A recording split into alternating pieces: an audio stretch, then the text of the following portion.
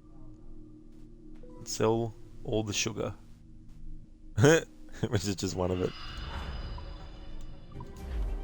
Lighted upon a bargain, I'll warrant.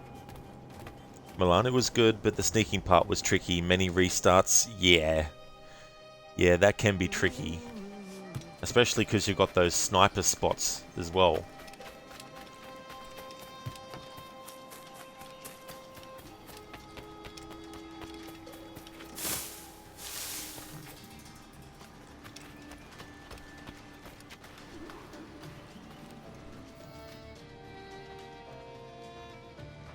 Morning, Kenway. Not a bad-looking tinderbox you got there. You sound a bit green, Hornigold. Is it envy? Because mine's bigger than yours. No, I reckon it's this Jamaican funk. I prefer the Spanish stuff. So, you've got yourself a fancy brig now. Fine. Well, I'm gonna teach you how to sail her right.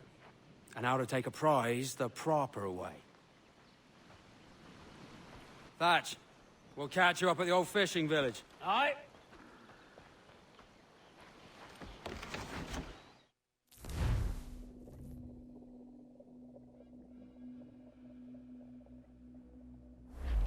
Where's your helmsman, Kenway? I take pride in piloting my own ships, Ben. Keeps me alert. Let's make some headway, shall we? I've no need for schooling. How many prizes did we take together as privateers? There's a chasm of difference between joining a raid and captaining one. We're looking out for merchants, boys! Them that's fat with cargo! There's a prize worth taking. Good! Take us in close. After you subdue a prize, project authority and demand respect that you would never give yourself. This weaves a spell over soft minds. For your victims must always have in the back of their minds the uneasy idea that you could snap at any moment and unseam them from prick to sternum. Fire what cannons you will, and land a few strikes if you must, but for God's sake don't sink her. It's no fun fishing cargo out of the sea. Although it can be done. Tumble up! Fire! On your swim us off the wind! Fire! Look, Captain! Put a shot right through there! She's disabled now and taking on a decent amount of water. So keep your cannons quiet. Take care not to sink her. Oh, she's dead in the water. Steer up alongside her.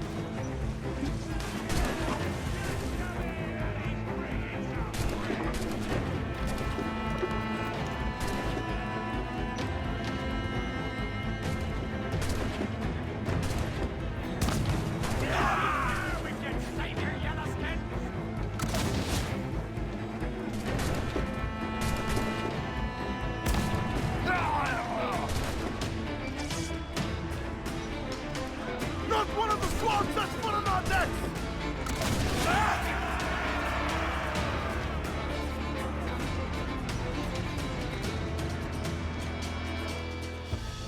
Que tengo un buen día, señor.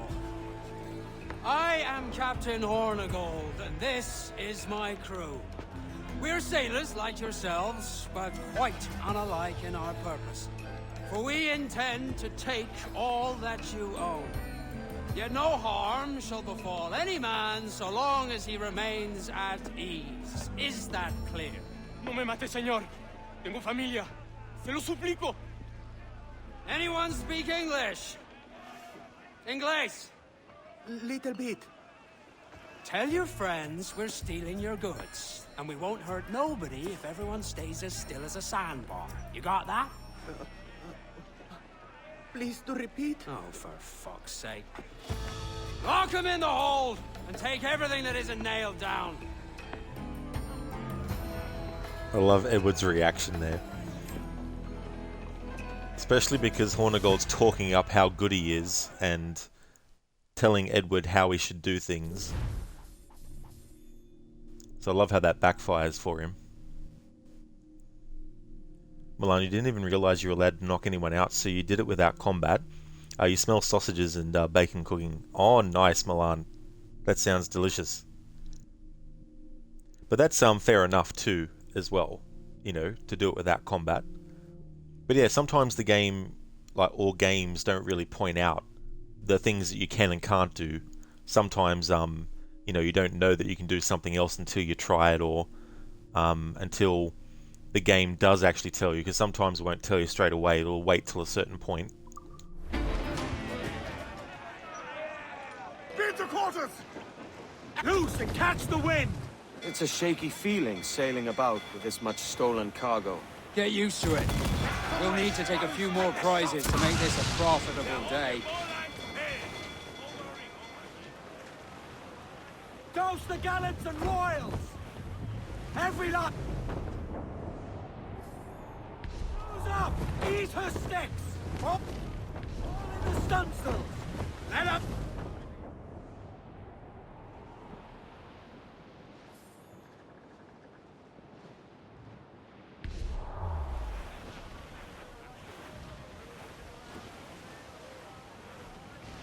Fire! There's a good shot to cripple out! Fire! By the grapples and board us, sir!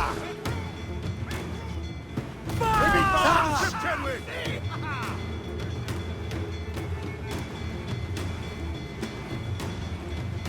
Fire! Ready to fire, sir! Fire! Look, Captain, well-placed shot there! Fire! They're all exposed! Take the shot, sir! Fire! She's vulnerable there, Captain! Fire! Fire! Fire! Look, Captain, well-placed shot there! Fire! Fire! There's a good shot to cripple her! Fire! Cannon ready! Fire! They're all exposed! Take the shot, sir! Fire! She's vulnerable there, Captain! Back off, monsieur! Fire! Look, Captain, well-placed shot there! Fire! Caution, Edward! Fire! Awaiting orders, sir! Fire! Fire! There's a good shot to cripple her! Fire! Fire! They're all exposed! Take the shot, Fire! sir! Fire! Ready to Fire! fire, Grace! Not too close, Captain! Get us away! That section is out of commission, sir!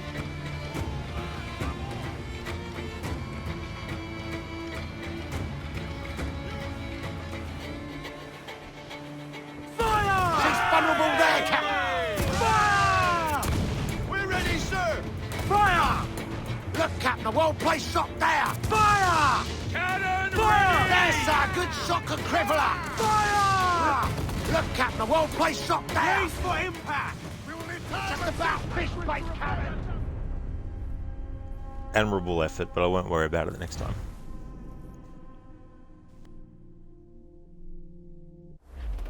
A good take today, Kenway. Half a dozen scores of that size and you'll be set for a year. Now let's sell this cargo and fix up your jackdaw with a few more trinkets. Sod a year. I'm looking for a prize that'll set me up for life. I'll be king of the West Indies then. We came to Nassau to get away from the likes of kings. Well, I'll be a man of property and promise anyway. Jesus, let that dream go, lad. Nassau is the place to be, not England. Do you ever dream of the big score? A ship so full of gold and silver, you just split it and sail home. Sure, but it's only a dream. Every man hopes to find a dozen chests of gold with no owners. They're as rare as an honest king.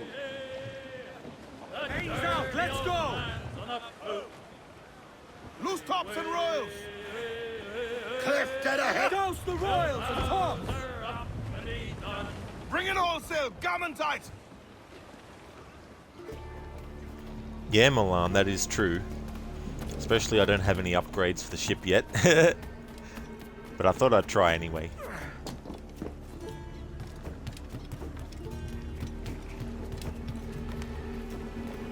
¿Qué le trae por aquí, capitán?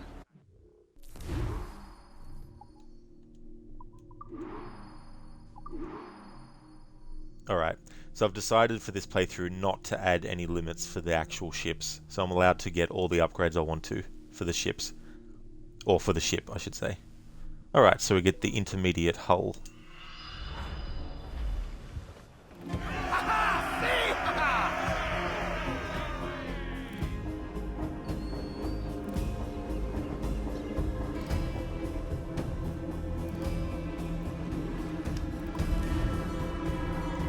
Okay, so that's complete. Prizes and plunder. Optional objectives done. Use the swivel to kill sailors and plunder 20 rum.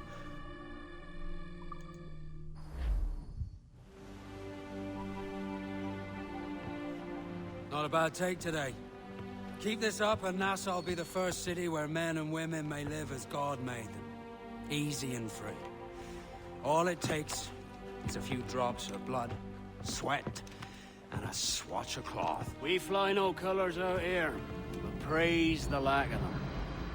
So let the black flag signal nothing but your allegiance to man's natural freedoms. This one's yours. Fly it proud. I will. A hand over the docket I lent you. If we're to keep our republic afloat, we'll need guns as well as gold. That means attacking the Navy. So long as they're flying King Philip's colours will not offend our own monarch.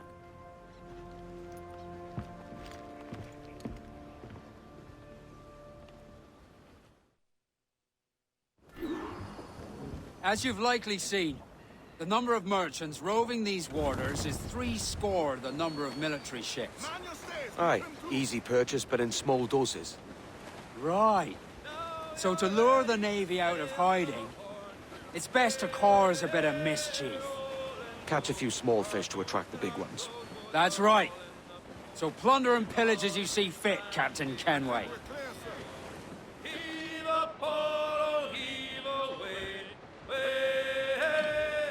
Sail ho!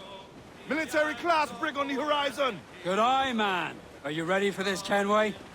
She won't go down without an honest fight. Who's up for taking that brig, lads? Shout aye! Aye! That's a sound I like to hear. Pipe to quarters! All hands to cannons! Careful around the Navy. They're as likely to ram you as fire a broadside. Let's test those powder barrels against them, shall we? Aye, good thinking. Milan 17th century frigates had up to 60 guns and could reach speeds of around 28 knots. They were dangerous opponents even for a 100-gun man of war. That's the thing, right, isn't it? You know, it's not always about how much firepower you have.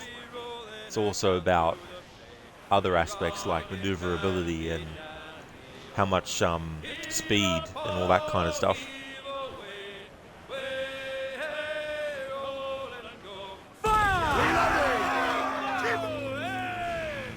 We're ready! Fire! On your mark! Fire! Brace yourselves! You will break us apart! Fire! Off target!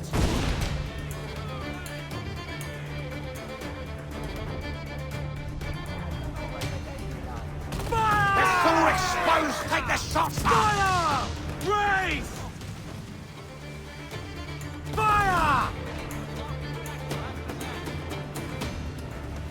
Fire! She's vulnerable there, Cap!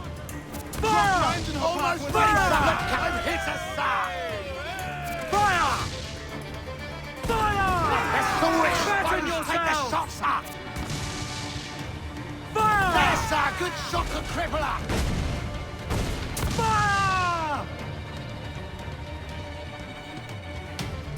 Douse the gallants and royals! She's vulnerable there, Cap! Fire! Ready to pop! Loose mainsails! On for a man! Trim to, lads! Alright, so when I'm in a memory and it's a ship-based thing, I'm only allowed to use swivel guns to kill the pirates on the enemy ship if that's an optional objective. But if it's not an optional objective, then I have to actually go on the ship and kill the enemies with the hidden blade. Over the top, lads! Kick him in the hams and give him a taste of British steel.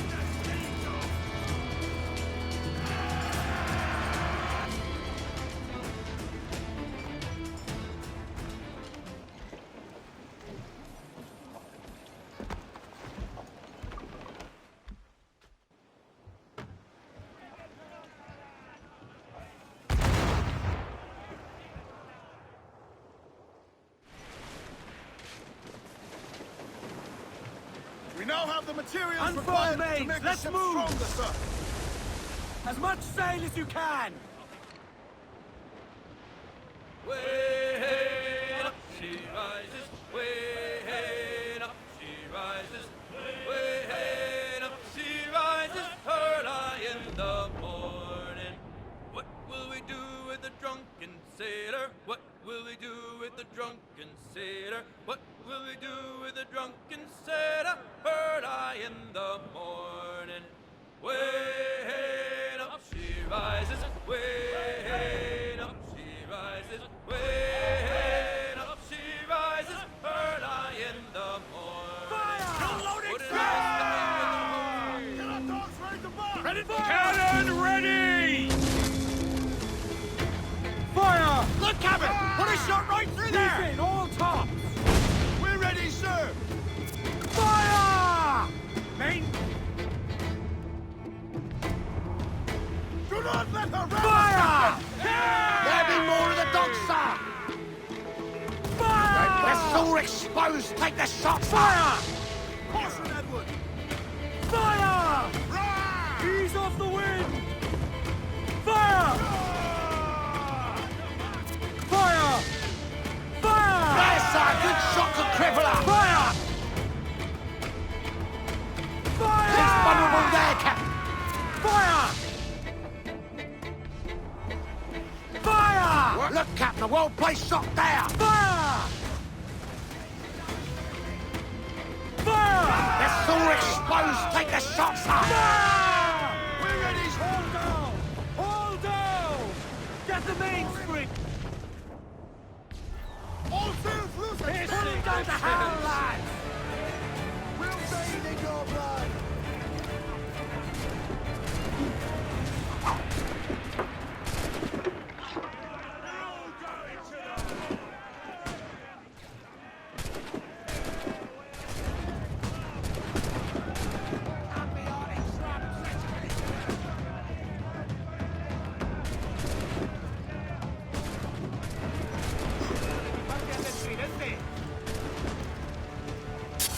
Keep my deck clear! We have a news! Keep them off our deck!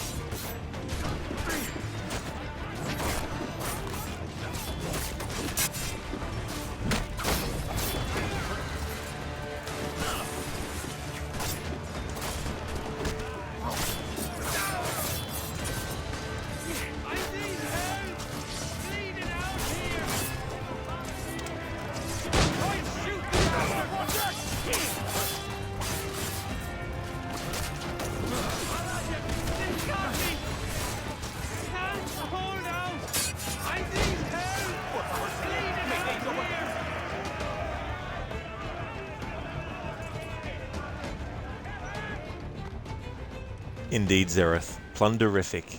Lots of plunder to be had on these ships. Milan, a 100-gun man-of-war would typically sail with 2 frigates, 4 brigantines and several smaller gunboats. The man-of-war was slower but packed a punch. That would have been the 17th century equivalent of a modern carrier fleet. Damn. What a lot of other ships to help back it up.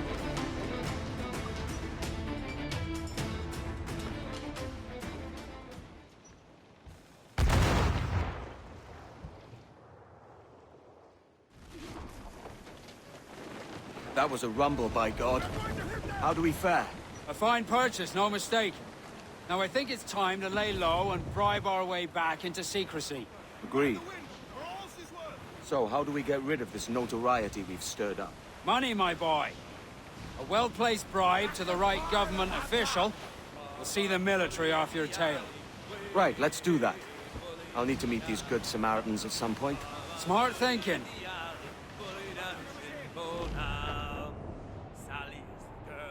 I love to hear the way, bully in the eye. Sally is the girl that I splice dearly. Bully down Shinpo now. Help, Bob, I'm bully in the alleyway. I think we've lost him, sir. Shorten sail! Get off the squall! Bully down Shinpo now. Loose and trim too! Get them aloft! Douse all sail! Furl all sail! Do you hear the news?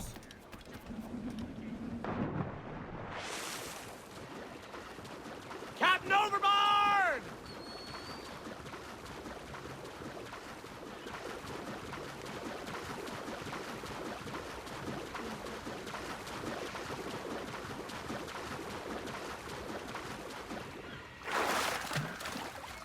I could help you lose the hounds, Captain. More satisfactory. Consider yourself vanished. For those wondering what he said hounds. I know it sounded a bit like hound, like without a D on. Seems you on could the end. use a little help disappearing, friend.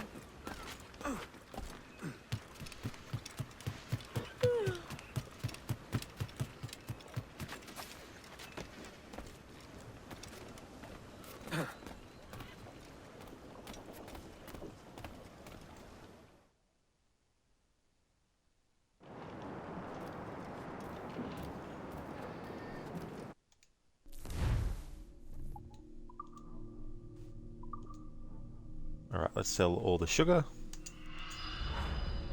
Because sugar and rum does not count towards any upgrade crafting. Breakfast is done, you'll be quiet for a bit, eat it while it's hot. Absolutely, I hope you enjoy that.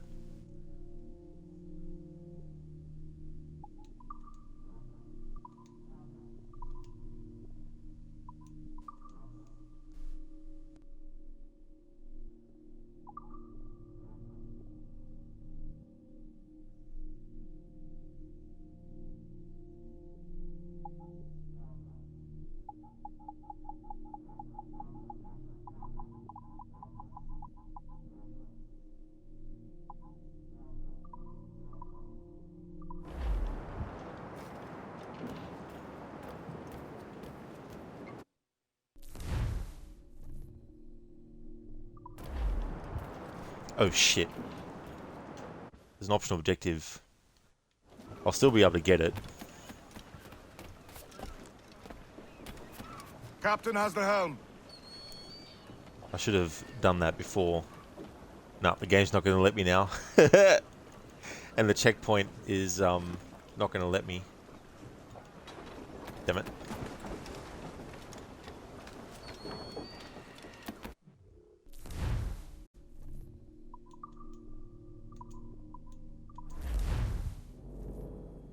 Zereth, consider yourself vanished. Done.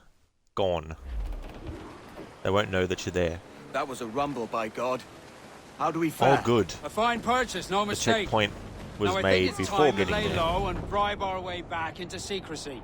Agreed. Alright, so I need to plunder a hunter So, ship. how do we get rid of this notoriety we've stirred up? Money, my boy. A well-placed bribe to the right government official will see the military off your tail. Right, let's do that. I'll need to meet these good Samaritans at some point. Smart thinking. Muzzle that duck, my trump! Loose! Forward, men! Sword sail! The wind! Get the mate! He's dead as a nail in the lamp room door, and we say so, and we know so, and he won't come worrying us no more. Oh, poor old man. We'll use the hair of his tail to sew our sails, and we say so, Fire! and we know so, and the iron of his shoes to make deck nails. They bring force, man! Cannon ready! Brace for impact! shock and crippler! Fire! Shorten sail! Get off the squall! Look, Captain, well placed! Fire! She's vulnerable there, Captain! Fire! Look, Captain, well placed shot there! Fire! Fire! There, sir, good shock and crippler! Fire! Fire! It's all exposed, take the shock! Fire! Fire! There, sir, good shock and crippler! Fire! Loose! Trim to! Fill those sails! Refit all tops! As much sail as you can! Fire! She's vulnerable there, Captain! Brace yourself! Ready to Fire! bark, sir! Fire! Look, Captain, a well-placed shot there! Clews down! Come on, you slugs! Man those ships! Bring them in for a steely kiss!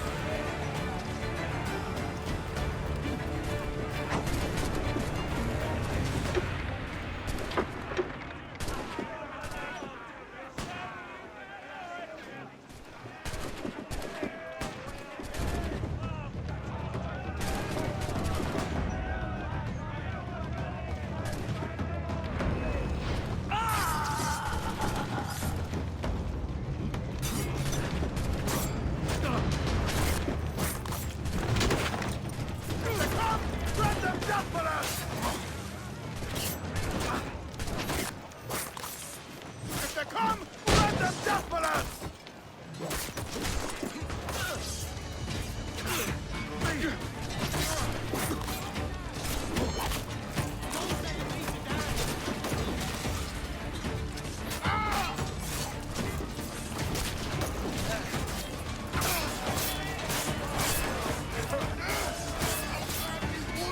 Defend our deck for us!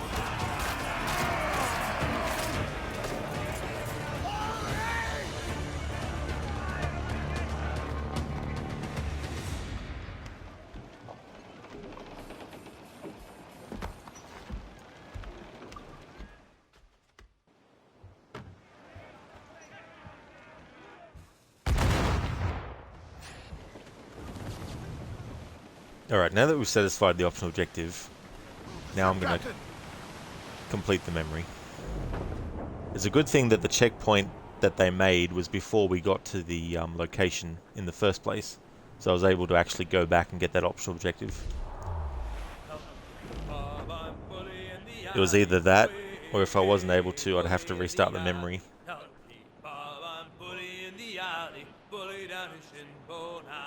The gallants and royals! Every last rabble! Royals, come! Eat her sticks! Let up! The yards off the wind! Help me, Bob, I'm bully in the alley, bully down in Shinbo now. For 7 long years I courted little Sally, way bully in the alley. All in the stunsail! Mainmast! Bring in the top half! Zereth, where's the cloak? Hey, I vanished. It's that simple. Works in all situations. Captain Salt in himself.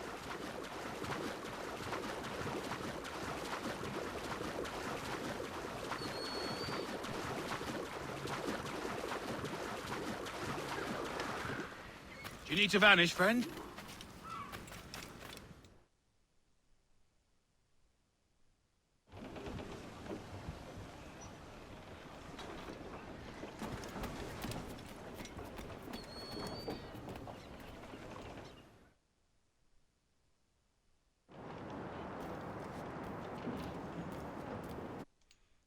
Alright, so let's upgrade what we need to upgrade. Broadside cannons.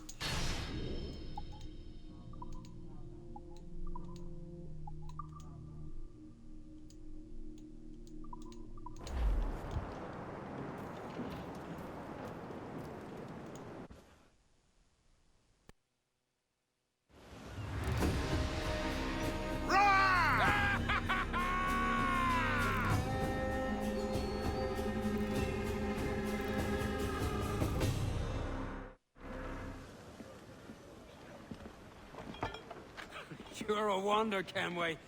You've a knack for this kind of work. It ain't work if you love it. Sarge. But I ain't doing this forever, lads. Only until I get enough coin to buy some land and influence back home. Jesus, will you listen to your tripe?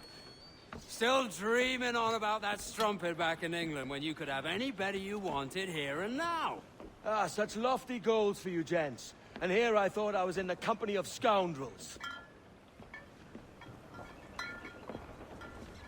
A fine purchase today. What's the crew's mood? All smiles and no teeth. And there's a few talking about meeting with Master Kid to steal from a nearby plantation. Plantation? That's ambitious. Profitable too, if we can manage it. Aye. It's a good idea.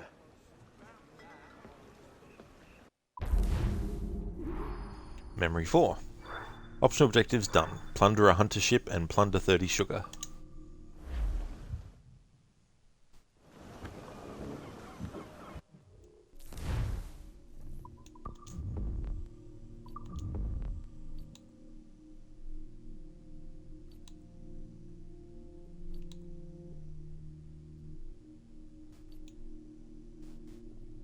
Alright, so we did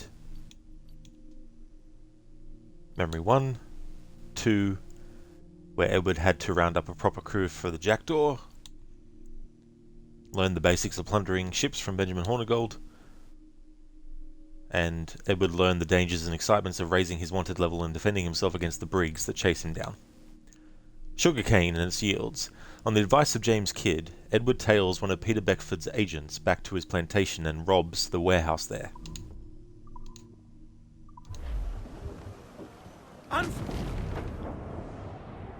Which is where we're going to next.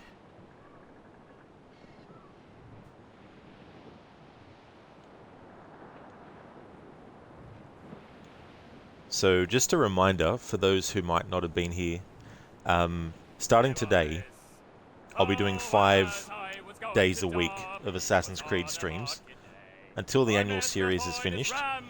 After I finish this game, I've got Assassin's Creed Unity, Syndicate, Origins, Odyssey and Valhalla to do. And then once those are finished, I'll be changing the stream days back to the usual Saturdays and Sundays only. Doing 5 days a week instead of 2 for my annual series run is going to get me through those games quicker, not because I'm in a rush because I don't like them or anything, but I do have a lot of playthroughs of other games in other franchises planned, as well as multiple playthroughs of this game to do to celebrate its 10th anniversary as well. So I need to have as many months up my sleeve as possible to cover that. He climbed aloft so full of him to stow the topsails tight. But halfway up he lost his nerve, he had an awful fright. That's a lie, that's a lie, that's a lie, lie, lie. One morning on the poop, sir, afore 8 bells was struck, he climbed up to the sky's yard and sat down on the truck. That's a lie, that's a lie, that's a lie, lie, lie. Ah, this wonderful O'Graham, sir, he tried a silly trick. He tried to jump the 5-bar fence and landed in a rick. That's a lie, that's a lie, that's a lie, lie, lie. This wonderful O'Graham, sir, it grew 2 odds of brass. One grew out of his shoulder blade, the other turned into a mast. That's a lie, that's a lie, that's a lie, lie, lie. The crew of the good ship Jack dies handsome, strong and brave. The finest crowd of sailors that ever sailed over the waves. That's a lie, that's a lie, that's a lie, lie, lie.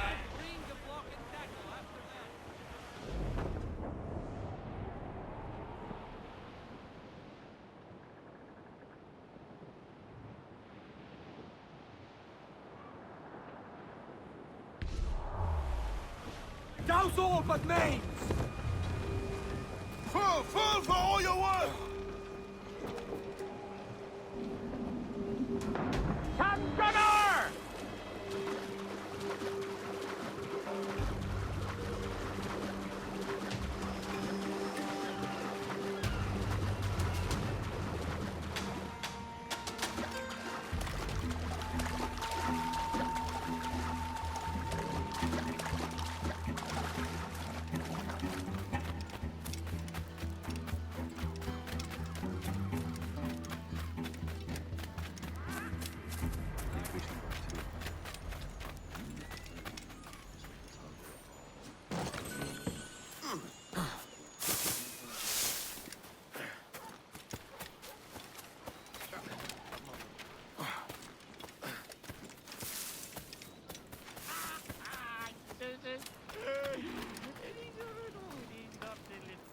Why, look! It's the bastard son of the late William Kidd. Still a mere boy, and yet 10 times the demon his father was. Fancy seeing you here, Kenway. Still looking sleek and mean. Did you steal that costume from a dandy in Havana? No, sir. I found this on a corpse. One that was walking about and talking shite to my face only moments before. Huh. So, what's this I hear about a planned raid on a plantation? Not keeping secrets from me, are you? Not very well. Every day, schooners packed with sugar sail past, coming from plantations nearby. Most times they stop here, sell off a few crates. There's one man visiting today that'd earn you a fine profit. So if you'd like to rob his plantation, I'll point him out. I would.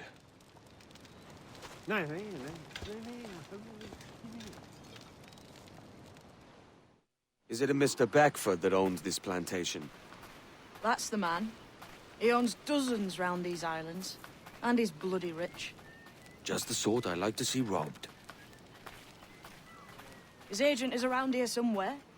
Find and follow him, and he'll lead you straight to your prize.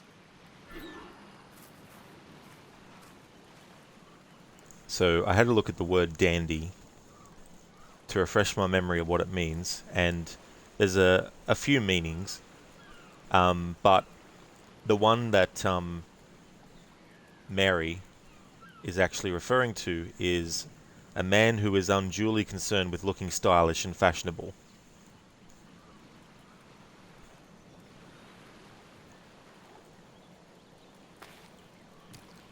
But there's more, of course, to her comments about Edward's outfit, because obviously, being an assassin, she knows that he's wearing an outfit that belongs to an assassin.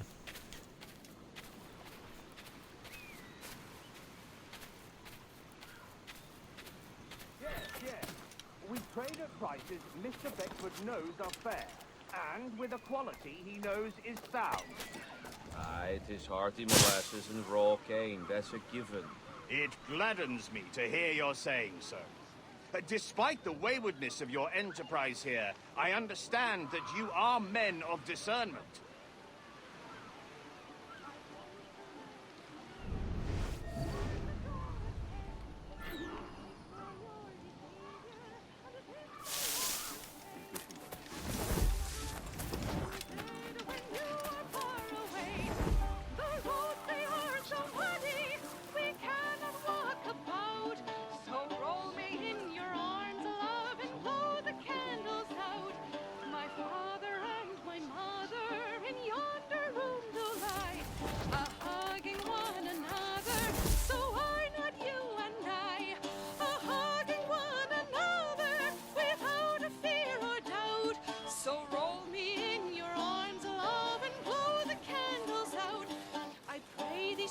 Softly of what we have to do, lest that our noise of talking should make our pleasure rue.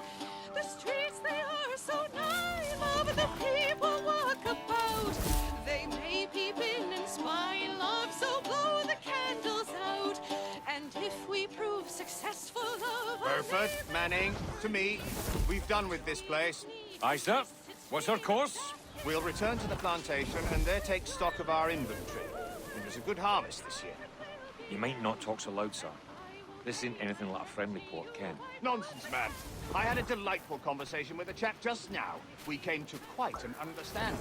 As you say, sir. All up and unfurl, boys. We're going home.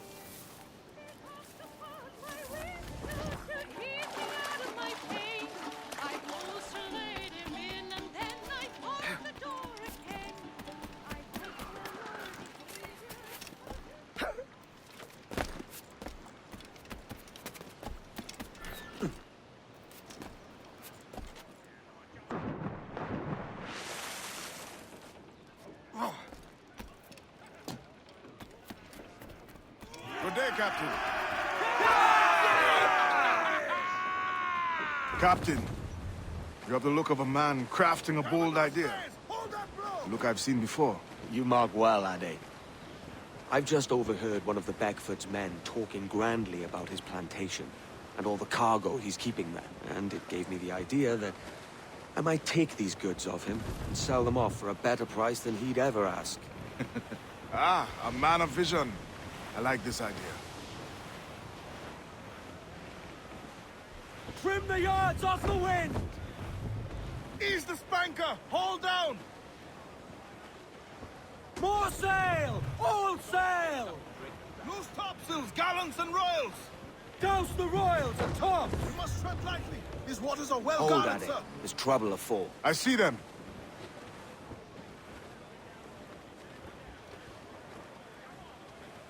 Loose all and trim sharp to the wind! Aloft, lads! Check those royals! Race! Reef in all tops! 4! Hold up all but Loose all, let's move! Close down! Man your sheets! Reef the topsails and gallants! As much sail as you can! Hold! Hold! Hearty now, my trumps! I'd not haste. Crowd it all on! We're clear, Captain.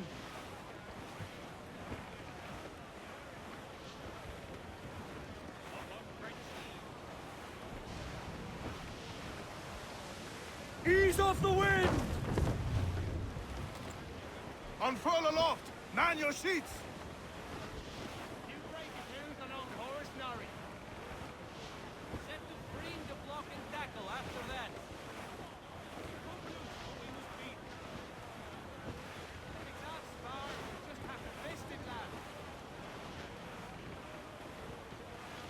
Clues up! Ease her sticks! Douse the gallants and royals! All sails! She'll take it! Gallants and royals! Shorten sail! Get off the squall! Crowd on every inch of sail! Stunsails! Let's ride the squall! This man's working for Peter Beckford's people. Do you know them? The Beckfords and their sugar empire? Aye. The Beckfords and the Draxes. I never worked their plantations, but I knew their names from hearing other men curse them. But you worked a plantation, no? A modest one, aye. As a striker in the boiling house. Boiling house? Was it water they boiled? Or something else? Cane juices. It's a hard process making sugar. Dangerous, too. Must be why it fetches such a dear price. What's it like? Toiling on a plantation day and night? Well, with the cane sugar cut and harvested, it's run between two metal rollers and crush the juice from the plant. After collecting the juice, it was time to boil away the waters from the sugar. This we did in thatches made of copper. But let me tell you, brother, boiling sugar is near the hottest thing on earth. Just a touch on the skin will stick like bird lime and burn on, leaving a terrible scar. Jesus. Trim the yards off the wind! Topsails, gallants! Loose and trim! Douse the royals and tops! Clew the foremans! Loose all, let's move! Quite the squall picking up, Captain! Ease off the wind! Damn it. June, looks like Milan enjoyed his breakfast, but you committed the cardinal sin of forgetting Guy a slice of bacon. You're getting looks from a cat. Oh no. The cat's like, hey, This man's working for Peter hey, Beckford's what about people. me? Do you know them? The I Beckfords stream and their hunters. sugar empire. Aye. The Beckfords and the What a Draxes. weird law conversation I never worked their plantation. between Edward but and I knew their Adewale. names from hearing other men curse them. But you worked a plantation, no? A modest one, aye. As a striker in the boiling house. Boiling house? Was it water they boiled? Or something else? Cane juices. It's a hard process making sugar. Dangerous, too. Must be why it fetches such a dear price. What's it like? Toiling on a plantation day and night. Well, with the cane sugar cut and harvested, it's run between two metal rollers that crush the juice from the plant.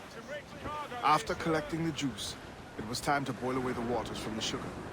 This we did in thatches made of copper. But let me tell you, brother, boiling sugar is near the hottest thing on earth. Just a touch on the skin will stick like bird lime and burn on, leaving a terrible scar. Jesus. All weather there, Captain! Ease off the wind! Haul in all sail! Douse all but mains! 4! Haul up all but main! All sail! sails! She'll take it! Loose and catch the wind! Dark skies and rough seas there! Haul in the stunsails! Unfurl mains, let's move!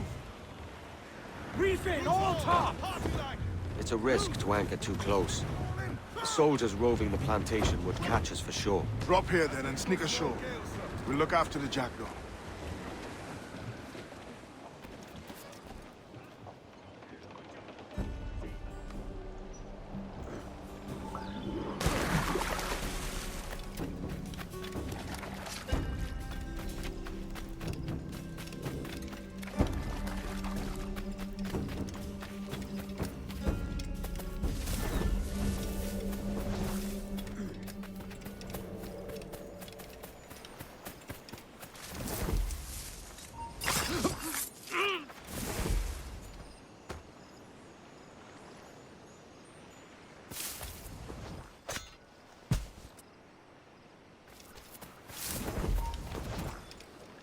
Interloper, raise the alarm! Be my guest, raise the alarm.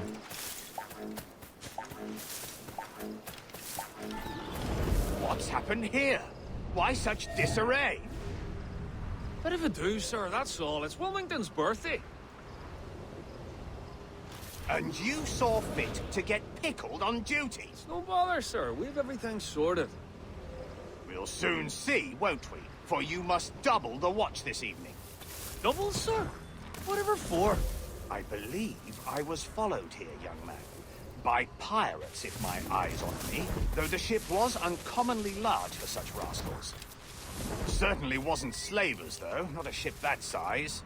In any case, double the watch. And keep your damned eyes wide for anything suspicious.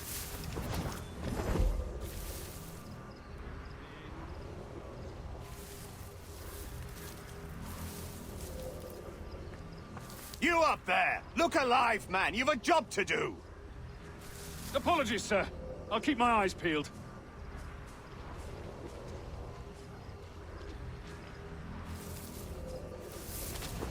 For God's sake, what the hell is going on here today? How do you suppose you'll be able to ring that alarm if you're pissed drunk and barely able to stand? Damn it. I hate when the dialogue doesn't trigger. That dude has funny dialogue in response. It's an annoying glitch. It doesn't ruin the game or anything, but I like hearing the dialogue he says. I'd like to speak to the man in charge here. I require entrance to the warehouse. Which of you dogs has the key to the warehouse, huh? Milan, breakfast was spot on. Here? Fetch me the warehouse key, if you please. Bacon, sausages, fried tomatoes, mushrooms, black pudding, and hash browns. Lovely. June's frying up a slice of bacon for Gaia now because she felt guilty about making her watch you eat while licking her lips, lol. Well, that's great. I'm glad that you enjoyed that breakfast. It does sound like it was delicious as well. And Gaia will be able to experience that too.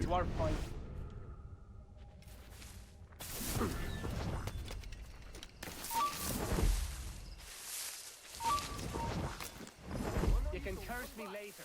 Now you Hold.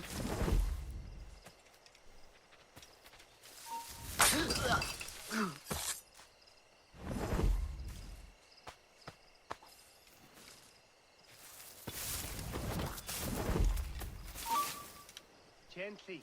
The master won't take kindly to broken goods. Feed the pace. We all want to get to our points.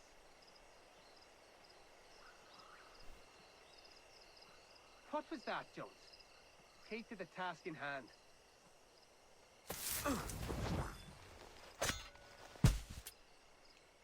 Alright, that covers those optional objectives.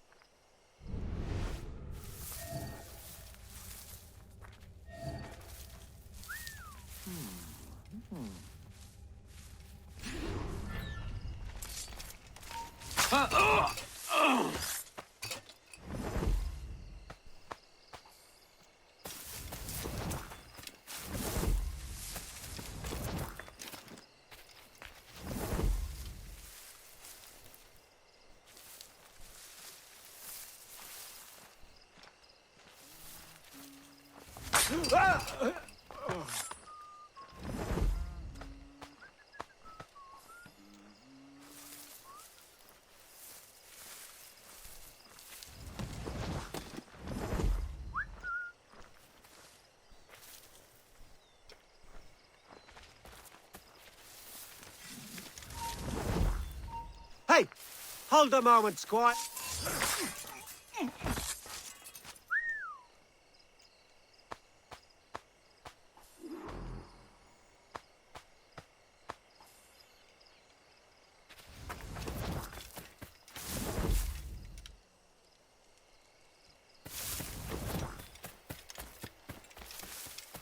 What was that, Jones? Keep to the task in hand.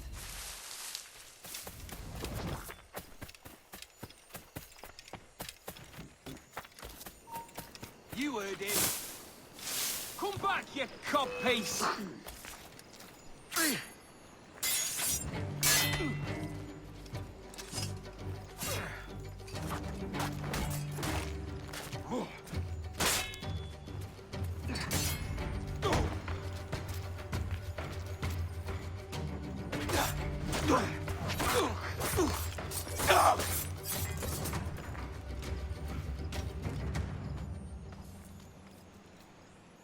Milan, you are now a fully fledged member of the Anti-Campanology Society. Campanology. I haven't actually heard of that before.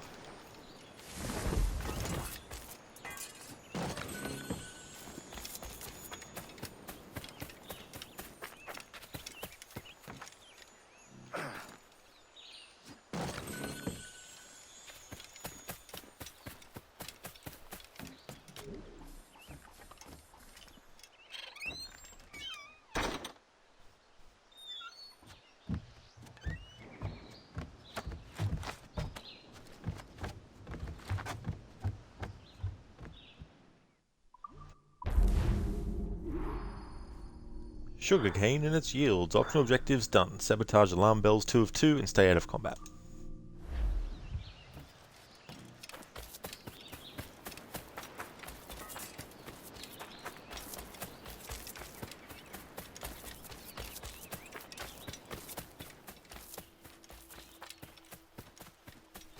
Oh, is it really? Campanology is the word for the act of bell ringing. Interesting.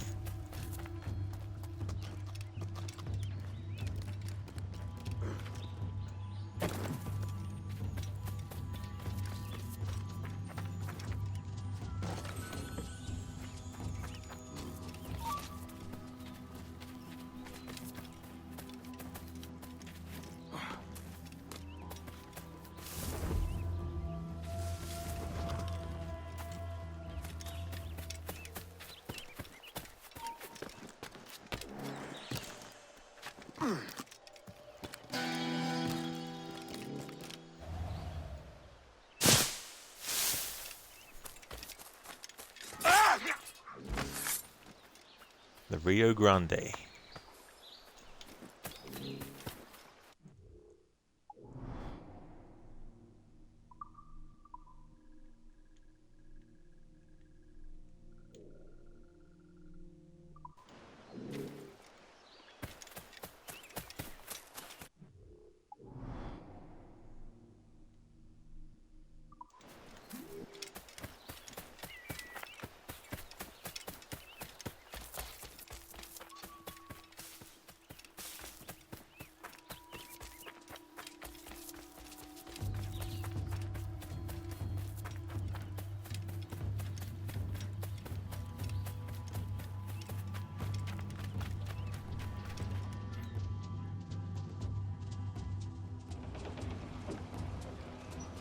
Mains out, let's go!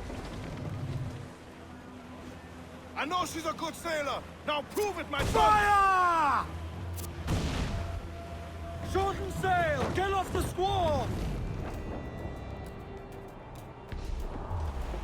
Douse the royals and tops!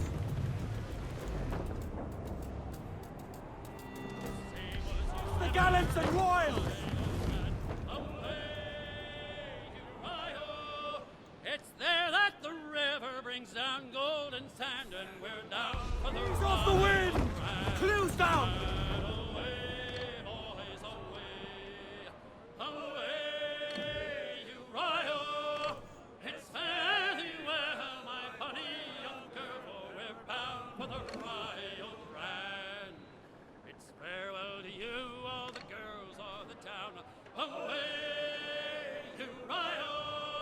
You got our half pay for to keep you around, and we're bound for the royal grand.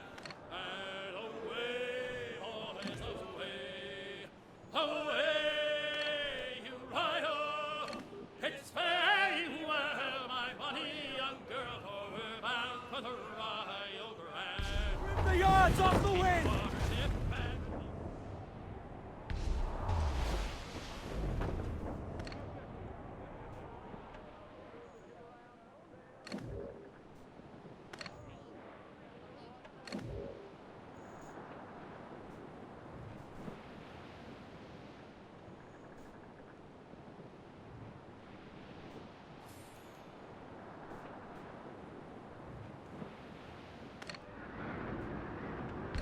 Shorten sail! Get off the squall!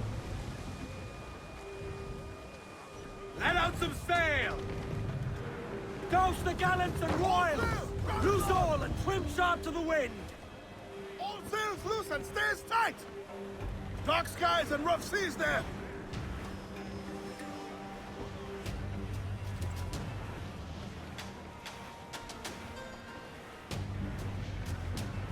Milan campanologists, bell ringers. Oh, sorry, already. Oh no, hang on. Campanologists are bell ringers. They really dislike it when you cut their clappers out. Yeah, they're like, of all the things to have to happen while I'm trying to use the bell, some idiot had to get rid of the clapper. Reef the topsails and gallants! Furl the mains! Reef those gallants! Hey there, Feebler. I'm doing really good, thank you. How are you? Nice to see you playing Black Flag now. That's exactly right, yeah. Finally up to this game in the series. Douse the royals and tops! And this won't be the only playthrough this year that I'll be doing as well. Get the mainsails into the I'll be wind! doing other playthroughs to celebrate its 10th anniversary. Loose tops and royals! That clout got us square! Reef in all tops! More sail! Give me more sail! Brace! Loose! Close up! Eat her sticks! Muzzle that duck, my trumps! And I've been doing really good, Feebler. Starting today, Assassin's Creed streams on the channel will be Saturdays, Sundays, Mondays, Tuesdays and Wednesdays. Only for the annual series though. Once I finish the annual series, then it'll go back to being just Saturdays and Sundays.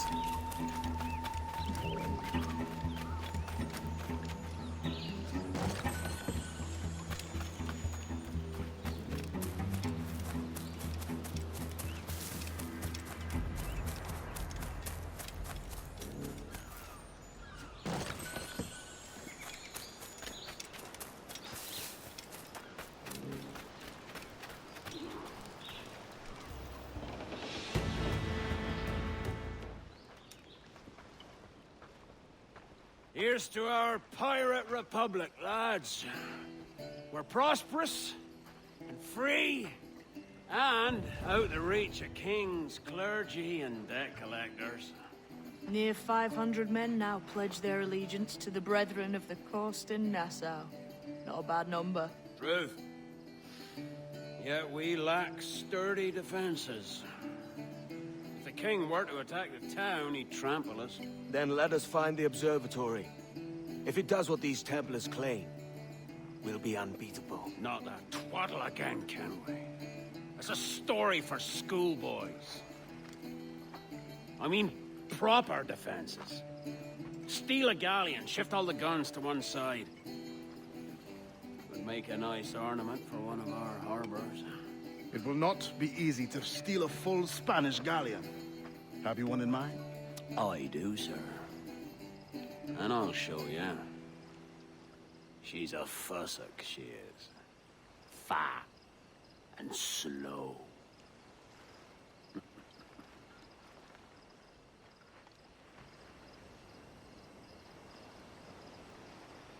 Mark Bonnar, who plays Black Flag, he also is in Valhalla as two characters. He plays King Ceolwulf, and he also plays Cunan.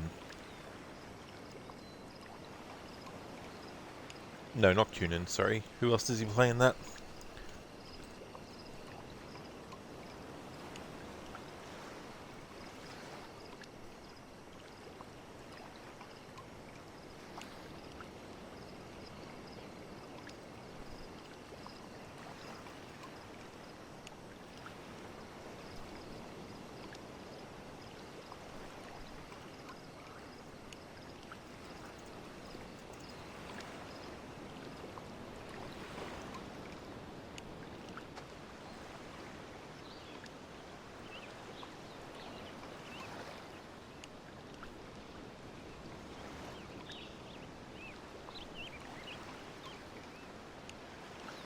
Oh no, he does, yeah.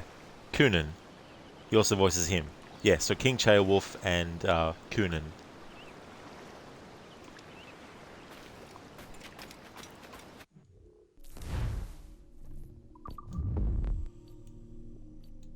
Proper defences. Edward, Ed Thatch, and James Kidd track a Spanish galleon to its moorings and discover a strange surprise. Milan has a little cannon he made on the front of his boat. It fires black powder apparently, but he's never fired it since you first fired it since you met him. It's quite cute looking because it's tiny but looks like a ship's cannon. Oh, nice. So the attention to detail was really good then to make it look like an actual proper one. Jackdaw handles nice. Pinched her from the Spanish, was it? Aye. In the midst of a hurricane.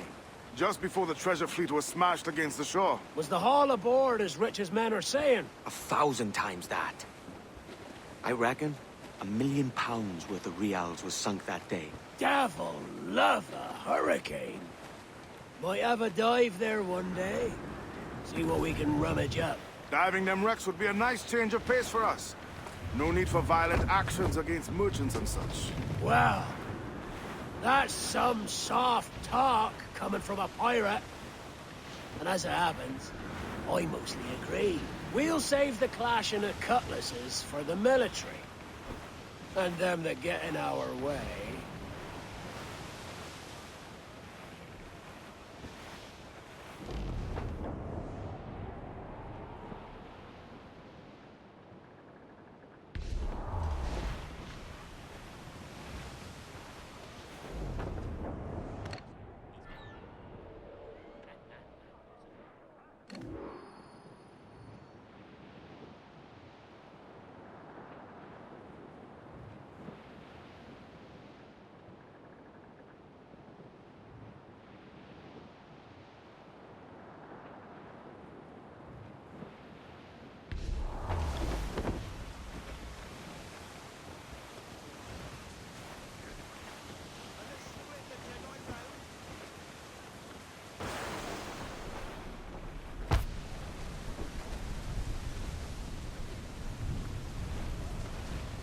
That ship's a monster. Look at the size of her. Aye. And we'd not last long face to face with her. Hear that, Kenway? Keep your distance. We'll strike when fortune favors us. Under cover of darkness, most likely. Aye, it may come to that. Off the wind! And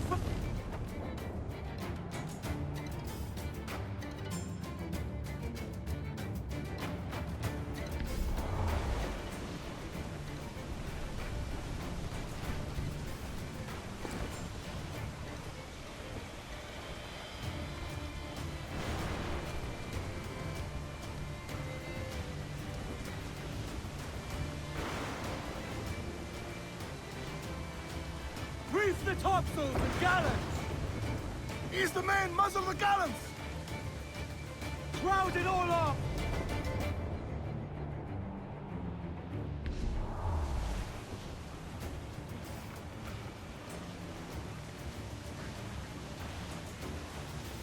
Douse the gallants and royals! Ease! Close down! Man your sheets! Douse all but mains! Douse those More sail! Trim the yacht!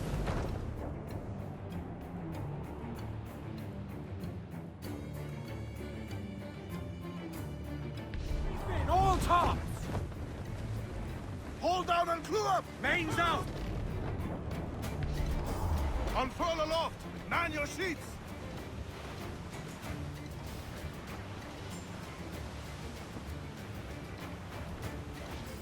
Shorten sail! Get off the squall!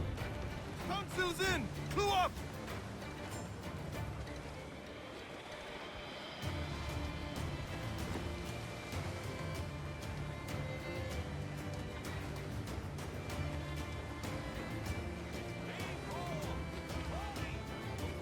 Studs out! Let's get moving! Aloft, lads! Check those royals!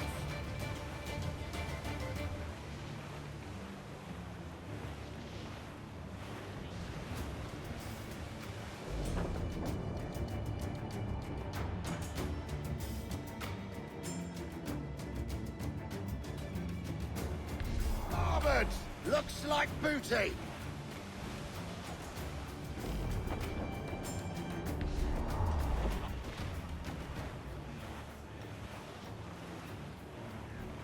To larboard, sir! Cast away! Think he's alive, sir? Man that down, Bristol line.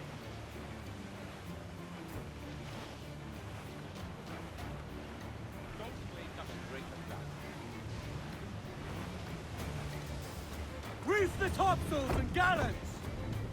Reef the mains! Clue up gallants! Charles Vane. He's as reckless as they come. An old friend of yours? Not a man I'd call a friend. But we've been doing this kind of work for so long, I can't help but respect the man.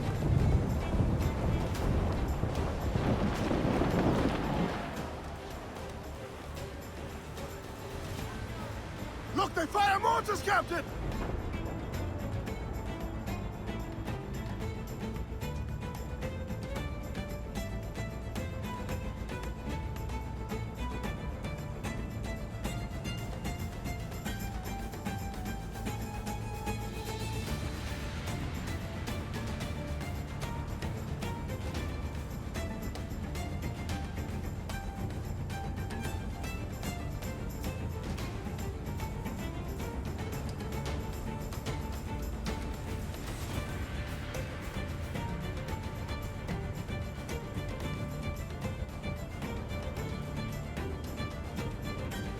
Charles Vane, slinking off with his tail between his legs. That's good news for us. Douse the royals and tops! Let out!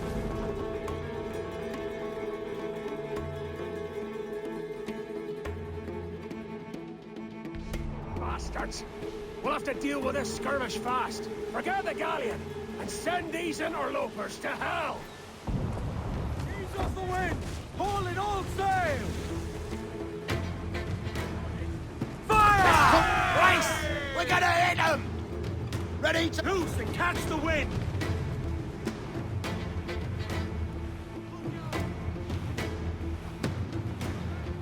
Here it comes!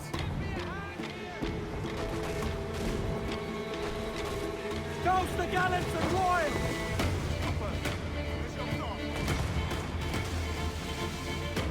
Get the main! They are firing, sir! Douse all but mains! Loose! Yards off the wind! Look! Ease her sticks! They are firing, sir! Fire! Get the mainsails into the wind! Taking damage here! Fire! Good cabin! Put a shot right through there! We're ready, sir! Haul in the stunsail! Fire! They are firing, sir! Fire! Main...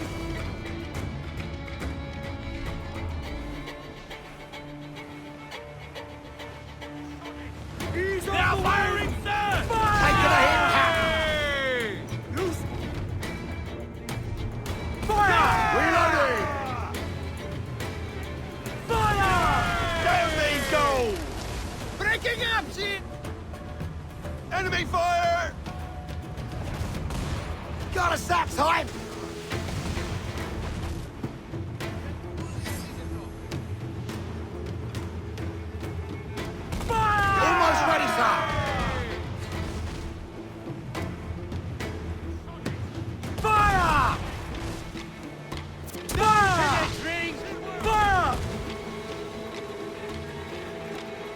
to ball, Fire! Fire! Down to the drink! Brace yourselves!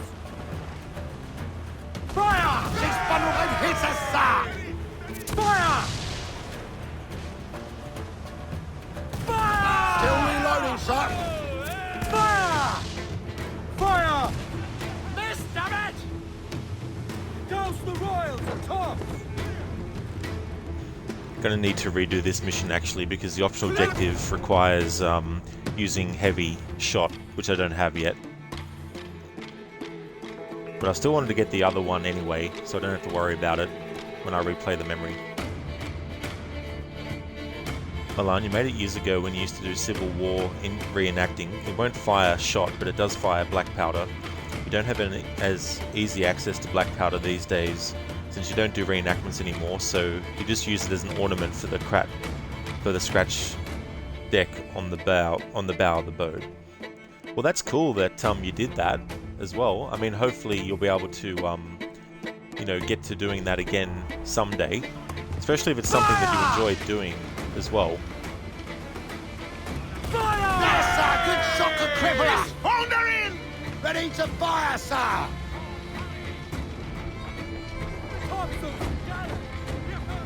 Reloading! I won't play shot Settle down! yourselves! Awaiting order!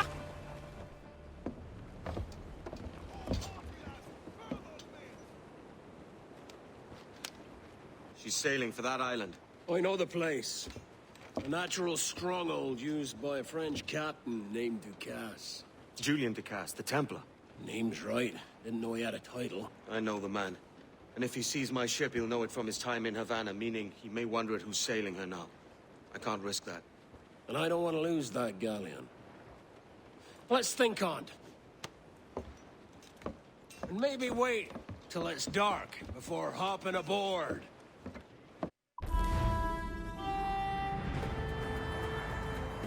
Alright, so we got the use one broadside to sink 2 boats optional objective, but I need to redo the memory and get the second one, use heavy shot to sink ships. Need to actually go and upgrade the ship to be able to fire heavy shot.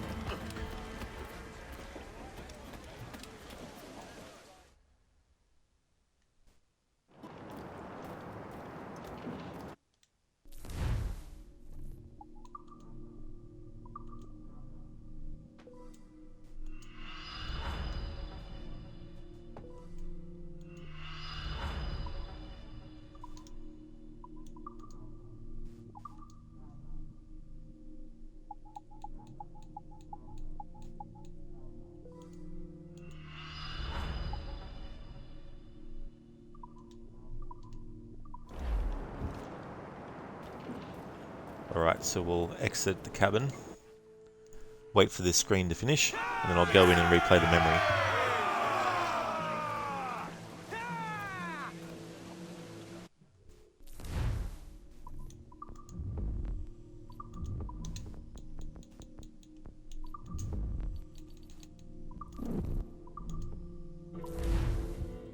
Zereth, kill Micah. You're near America, so... Micah, if you're looking at the year that this game's set versus the year that Red Dead 2 was set, there's quite a while before he's born yet.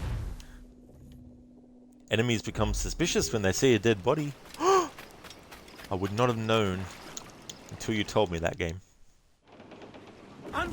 Your jackdaw handle's nice. Pinched her from the Spanish, was it? Aye. In the midst of a hurricane. Just before the treasure fleet was smashed against the shore. Was the haul aboard as rich as men are saying? 1,000 times that. I reckon £1 million worth of reals was sunk that day. Devil love a hurricane. Might have a dive there one day. See what we can rummage up. Diving them wrecks would be a nice change of pace for us. No need for violent actions against merchants and such. Well, that's some soft talk coming from a pirate. And as it happens... That's true, Zereth. Yeah, we'll just have to wait a little We'll while. save the clashing of cutlasses for the military. And them that get in our way. Easy as she goes. No telling what you may find out here. Like staring through a waterfall. Don't soil your breeches, lads. I got this.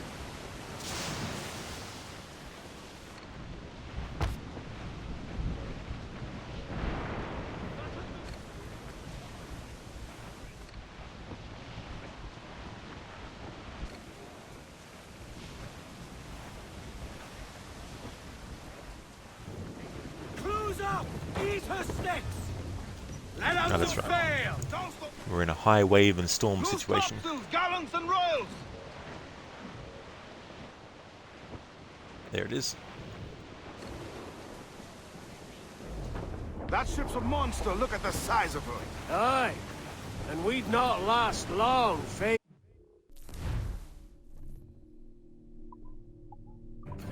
with her. You hear that, Kenway? Keep your distance. We'll strike when fortune favors us. Under cover of darkness, most likely. Aye, it may come to that.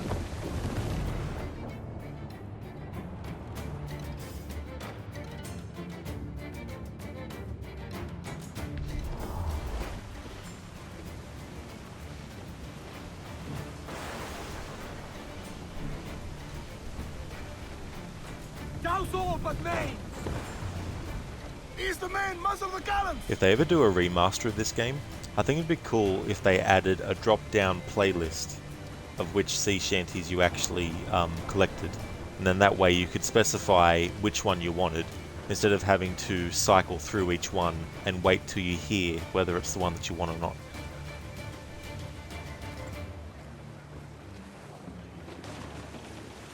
As much sail as you can! Loose tops and royals!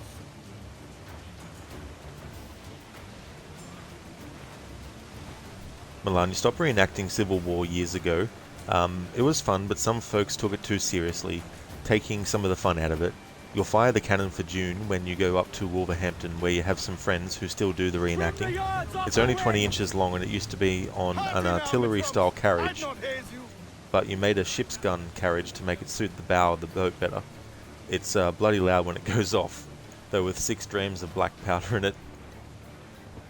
Well, that's cool though that you're able to find some way to still enjoy it, but it is a bummer when that kind of stuff happens. You know, there's always people that take the fun out of something and take it too seriously.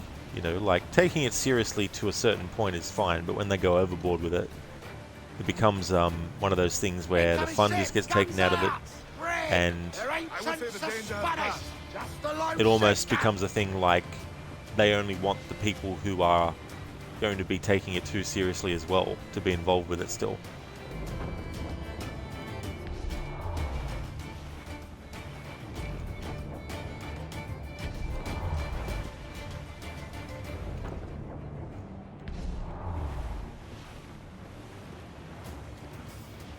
We're clear, Captain. Douse the gallants and royals! Haul down and clew up! Clue Give up. me some speed! Give me some speed. Every last scrap of duck on the wind! Every last scrub of duck on the wind. The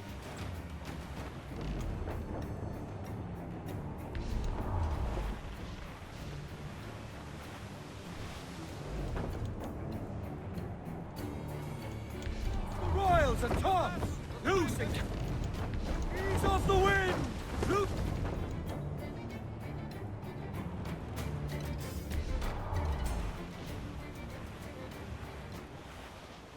Charles Vane. He's reckless. An old friend of yours? Not a man I call a friend. But we've been doing this kind of work for so long, I can't help but respect the man.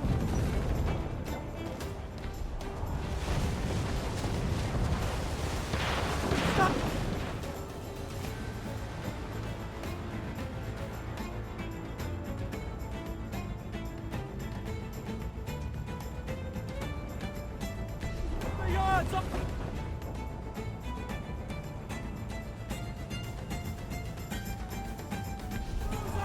Eat her sticks!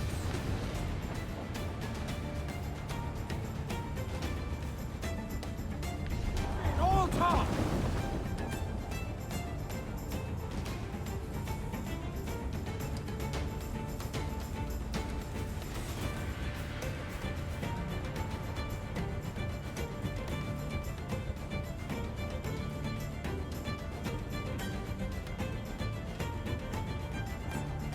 Charles Vane, slinking off with his tail between his legs. That's good news for us. deal with this skirmish fast. Forget the galleon, and send these interlopers to hell! All in the stunsail! Fire! Let up! Ready, Fire! sir! Down to the drink! Down they go! Alright, there we go. Now we've got the other optional objective. But I still need to play out the memory. Fire! Fire! Race! Fire! Incoming fire! Incoming fire! Fire! Down to planks! Fire! Taking axes! Down Fire! they go! Reef the topsails and gallants! Yeah! Fire! Incoming fire! Sail! Get off the wall! Fire! Fire! Down to planks! Fancy a wee swim, do ye? Off at me! Fire! There we go. Okay, game won't let me skip the cutscene, but we got the optional objective. I know it came up saying that I got both of I know them. the place. A natural As long as you get one of them, used by a French captain named Ducasse. it'll still remember that Julian you did, Ducasse, the Templar. even if on the replay you don't actually do that one again. I know the man. And if he sees my ship, he'll know it from his time in Havana, meaning he may wonder at who's sailing her now. I can't risk that. And I don't want to lose that galleon. Let's think on it. And maybe wait till it's dark before hopping aboard.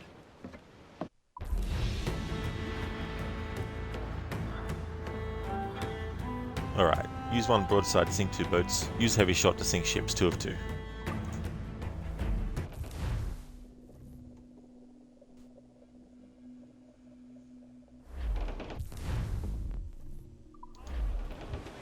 Haul them in! Get off the wind! Hold down and crew up! Furl those men!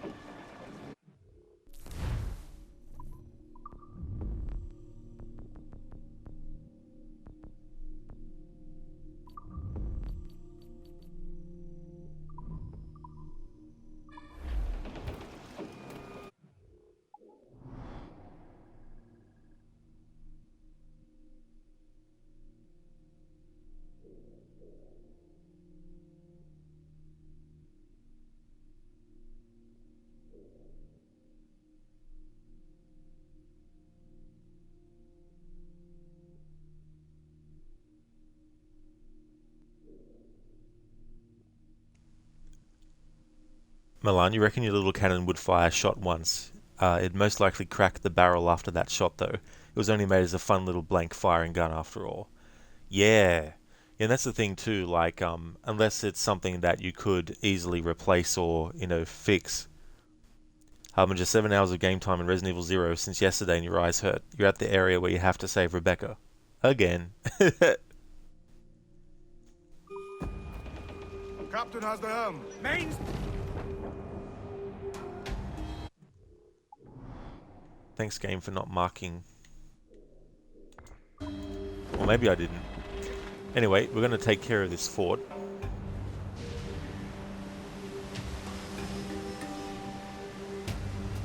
Careful, Captain! His waters are closely watched by our enemies. So you'll take a break. You don't want to get burned out. You have to play 6 to 7 Resident Evil games.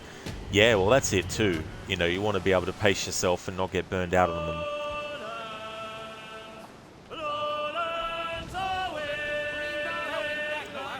In Assassin's Creed Syndicate, this song, Lowlands, a little bit of a tune from it is actually the tune that needs to be played to open the secret entrance that Edward set up in his mansion.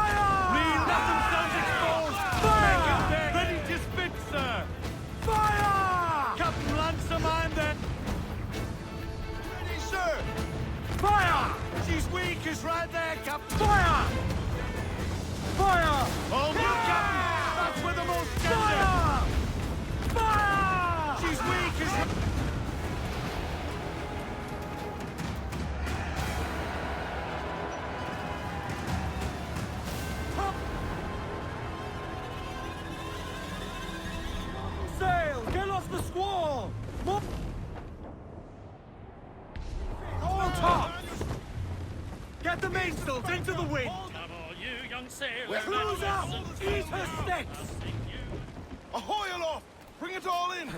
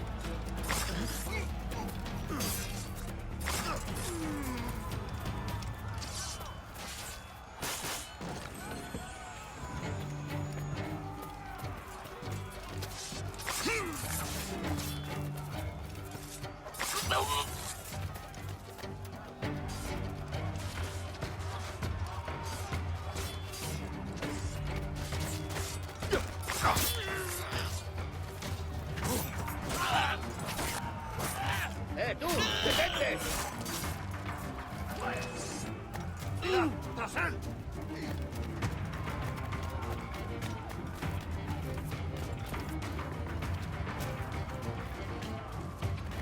Un momento.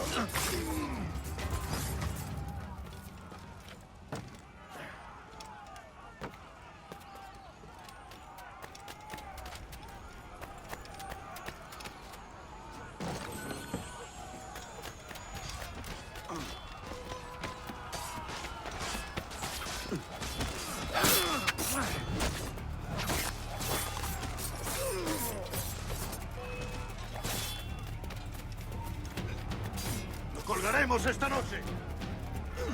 ¡Allá va una granada!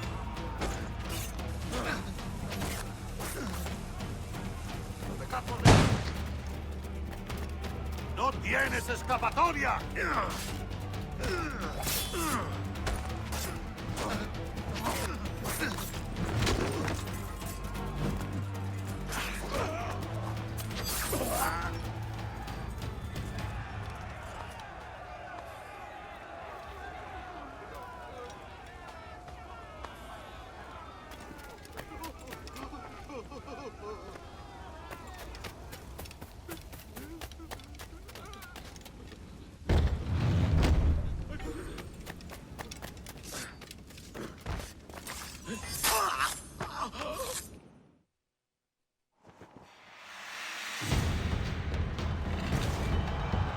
Harbinger, the worst parts of the game, aiming and having to play with 2 characters at once.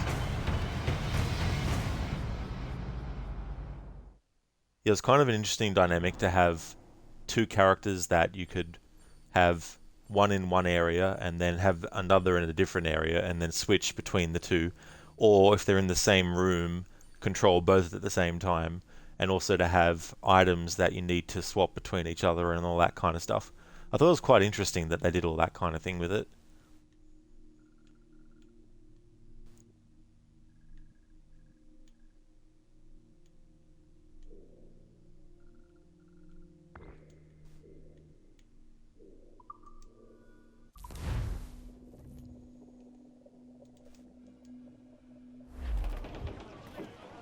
Loose!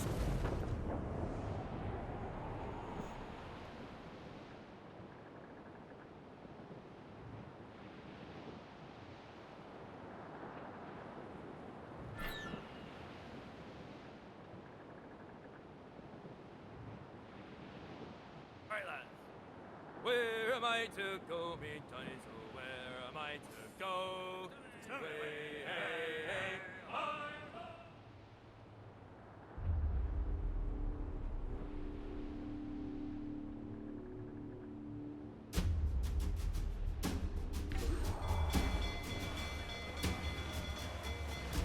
Fire! Right, boss. Let's all exposed. Take the shot, sir. Ready to fire, sir. Fire! There, sir. Good shot could cripple her.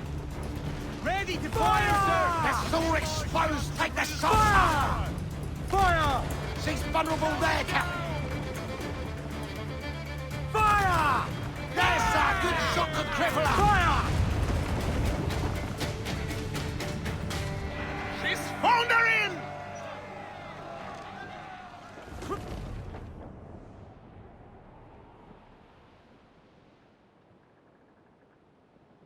The yards off the wind! Loose topsails, Clip gallants egg. and roll! Haul in the stunsail! Come rock and roll me over. Full for all you're worth! Yeah, Harbinger, that's Sean Pertwee.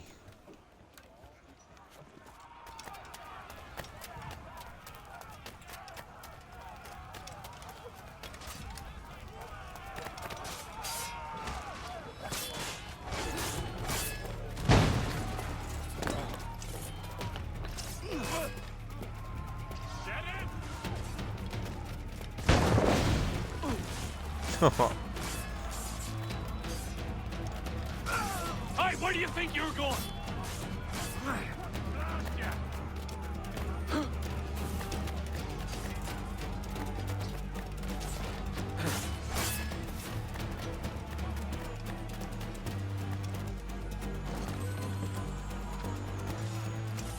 You don't remember who that is, you're the one with all the commands. But I don't actually have a command set up for that actor, but he's the son of John Pertwee. And John Pertwee was one of the early Doctor Who actors who played Doctor Who. And he's been in a lot of stuff himself. He's in the show Gotham as Alfred. He's been in a lot of movies too. I don't know every single movie he's been in, but 2 key ones for me were Event Horizon and Dog Soldiers.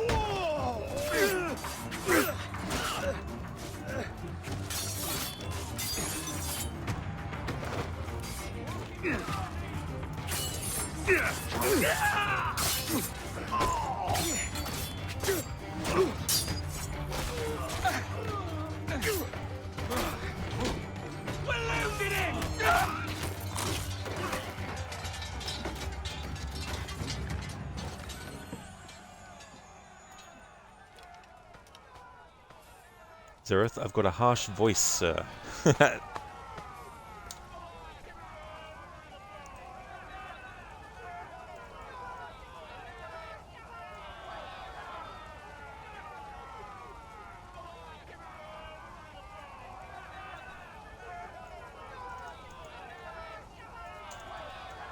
There's his IMDb.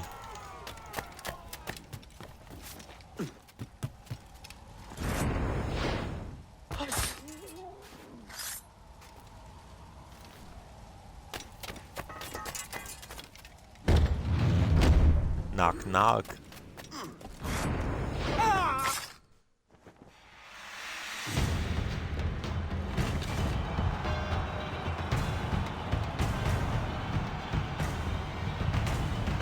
Hey there, Cyber. Is that the one with the scarf? I don't know if his version also had the scarf, but I think he's the third Doctor. The one before.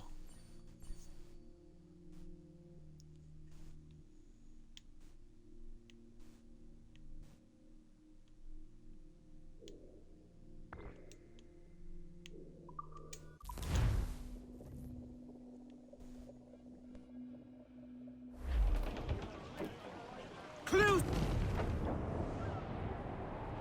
Hey, boys! Oh, don't just hear the old man say, goodbye, fare ye well, goodbye, fare ye well. Oh, don't just hear the old man say, hurrah, we boys, we're homeward bound. We're homeward bound to Liverpool town. Goodbye, fare ye well, goodbye, fare ye well. Where all of them duties they will come down. Not gonna bother with that Harbinger this playthrough. Don't have time. And when we get to the Wallasey gates, goodbye, fare ye well, goodbye, fare ye well. Oh, Sally and Polly for the flashmen do wait. Hurrah, me boys, we're homeward bound. And one to the other will hear them say, goodbye, fare ye well, goodbye, fare ye well. Oh, here he comes Johnny with...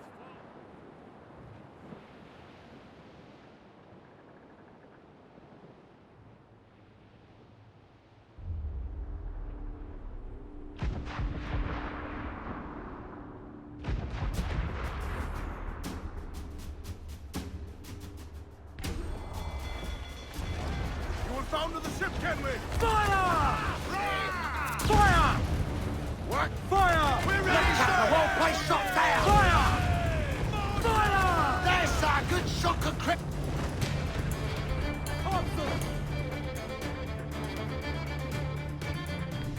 Royals and tops!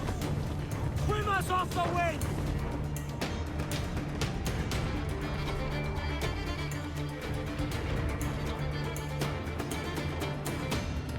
Off the wind! Get them!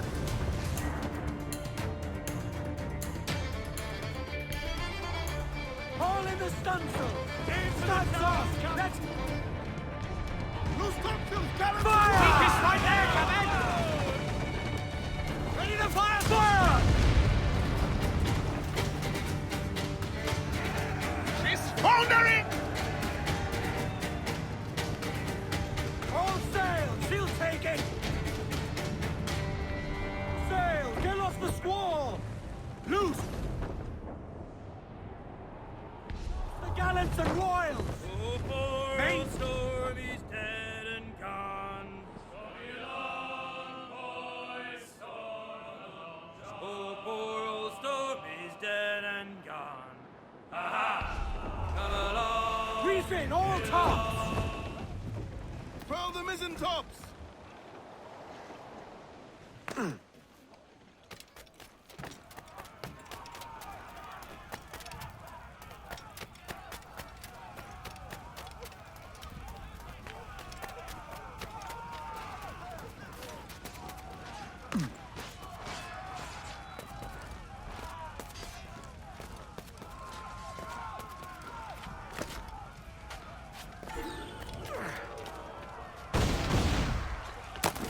Together!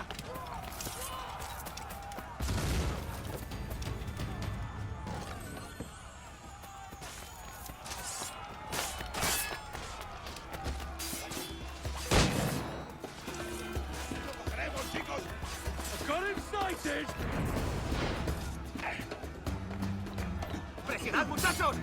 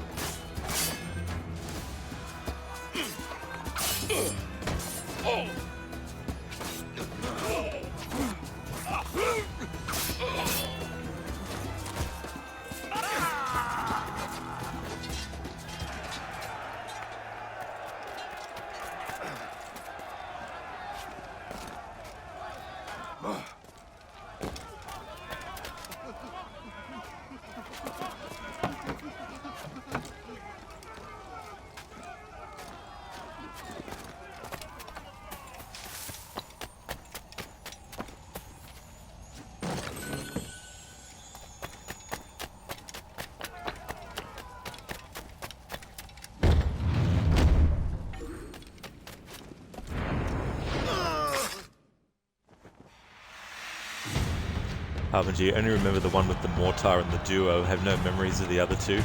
Yeah, there's a lot of the other ones, like the one that rams you, and you wouldn't think it'd be able to move fast, but it also moves fast as well.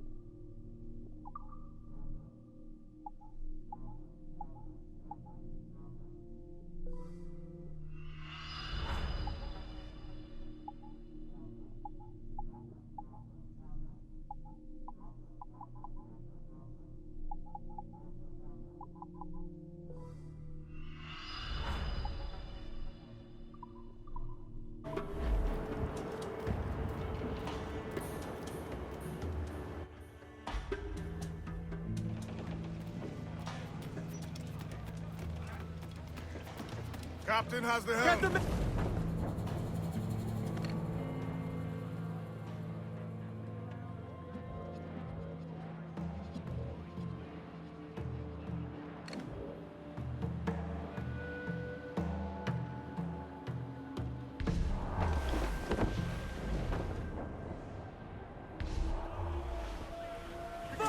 Almost ready, sir. Beat the quarters! Give the order, sir!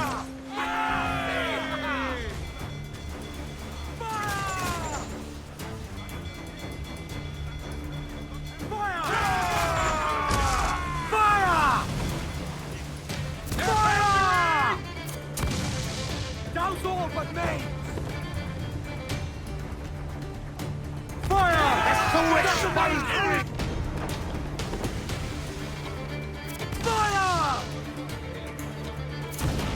Fire! Fire! Now firing, sir! Fire! Do we order now, sir? Come! Are you mad, Captain? Fire! Fire! Look, Captain, the whole place shot down! Who's up? Eat her sticks! Reach the men! Blew up gallants! Give me some speed! Douse the royals! Steer clear of the mines, Captain! Fire! Fire! Ready to board on your mark, sir! Fire! Shot the crippler! Crowd it all on! Ready to spit, sir!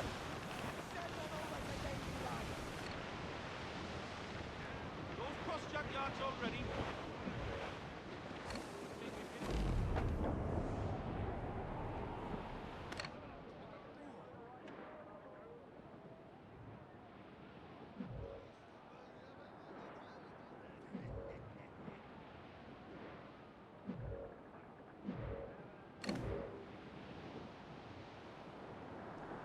Also, you don't understand why they had to force you to avoid sharks instead of fighting them. That the only thing that makes underwater areas difficult. Maybe because that's the reason. Yeah, they wanted to make sure that you couldn't just easily swim past a shark.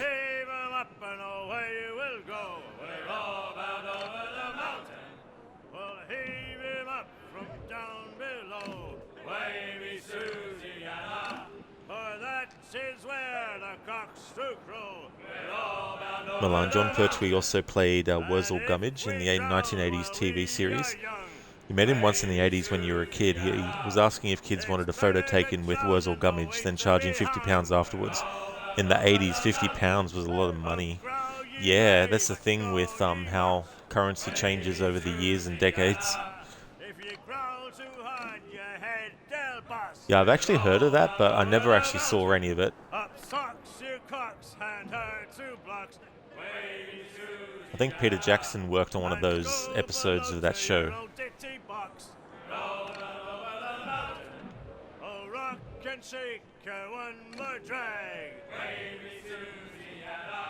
Oh, bend your duds and pack your bag. We're all down over the mountain.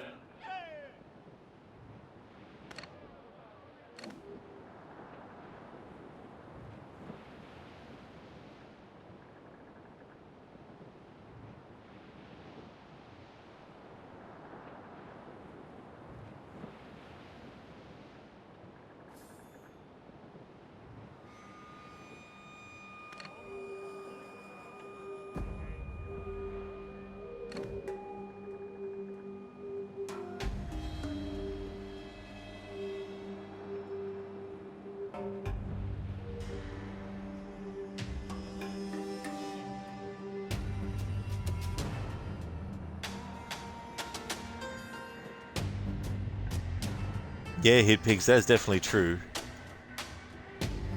And there's some that charge even more than that too.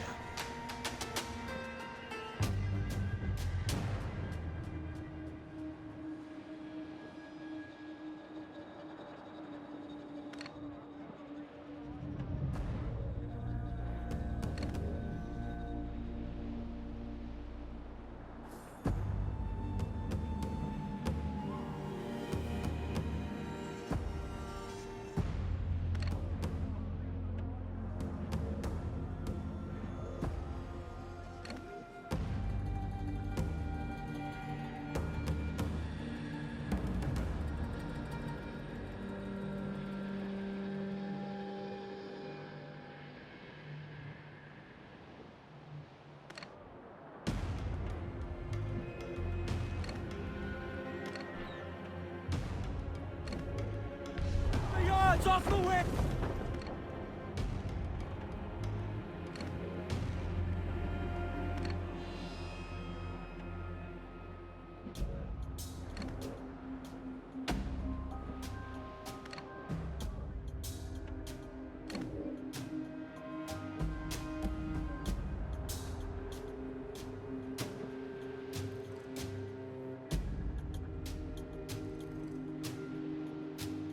Who's up?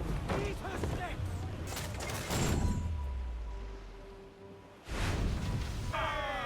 Last man cleans the bill! Ready to fire, Captain! Fire! Be careful, Captain! Fire! Fire! Awaiting orders, sir! Fire! Just vulnerable there, Captain! Enemy's firing! Let out some sail! Fire! Damage her by shooting the mine trucks! Fire! Fire! Ease off the wind! Haul in all sail! You are finished! Grappling hooks away! That's to the prize!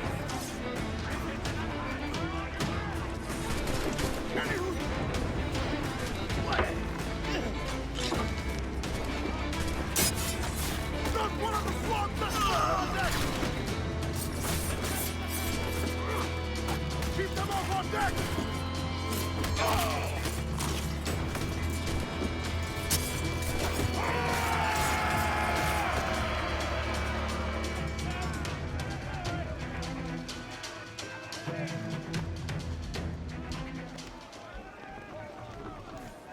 Hit Pigs, the best way to get a free photo with celebrities, get a picture of them, then Photoshop yourself next to them.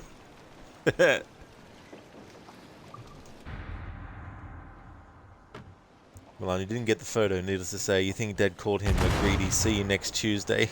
We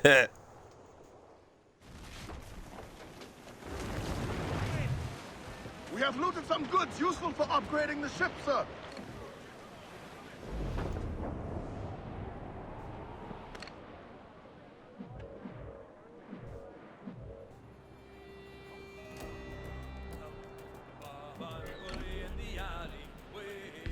All but me! Hold up all the things! Good, that's got metal on it. Hold down! Hold down and clew up! Furl those men! Loose in the eye.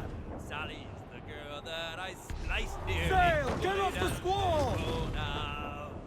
Help me, Bob. I'm bully in the alley. Way, bully in the alley. Help me, Fire! Bob. I'm Still bully loading, in the sir! alley. On your mark, Captain! Taking some shot, Captain! Fire!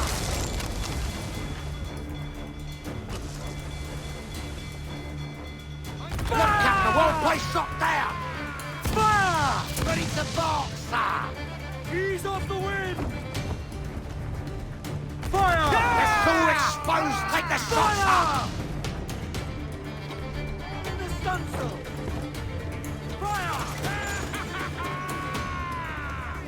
Reloading! Fire! We border now, sir! Blues down! Catch some wind! The pretty one's mine, Jack. Hello, Pull them in with the wearer!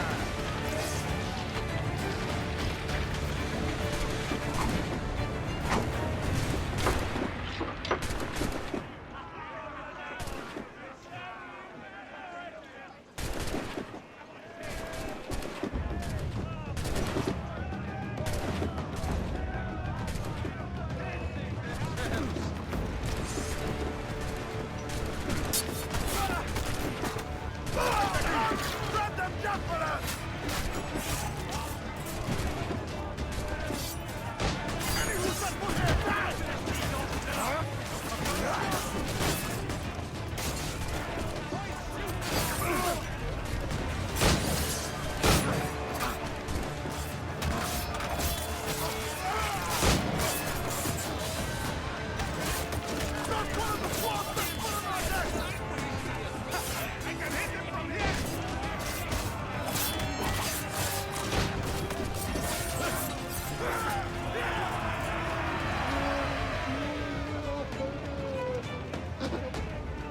Milan, back then Debbie's still a Royal Marine. You can trust a Marine to say it as he sees fit.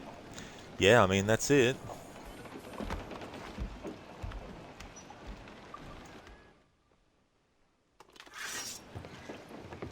I could use some good men.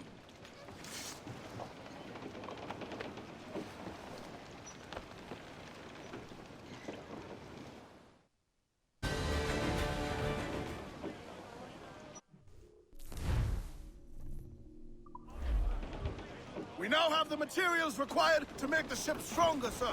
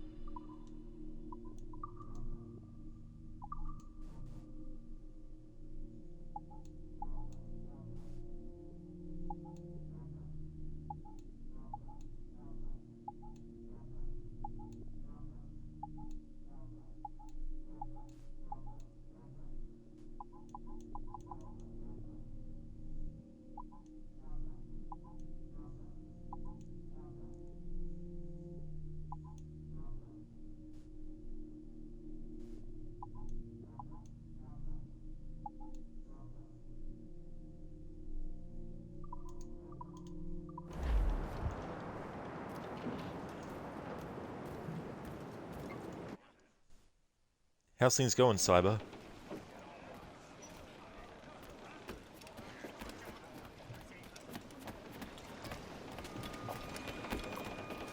Captain's home.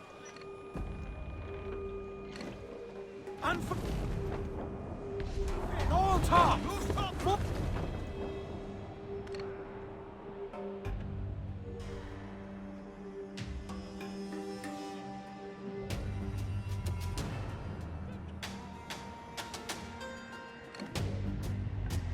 Milan, is there a difference between selling the cargo from the ship as opposed to selling it at a shop?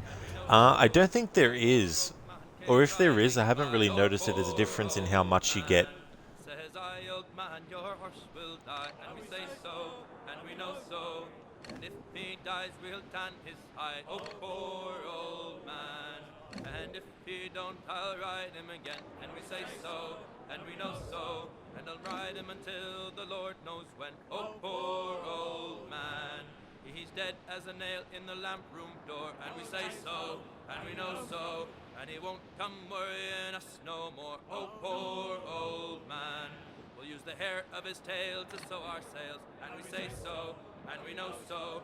And the iron of his shoes to make deck nails. Oh, poor old man. We'll drop him down with the long, long roll, and we say so, and we know so, where the sharks will have his body and the devil take his soul. Oh, poor old man.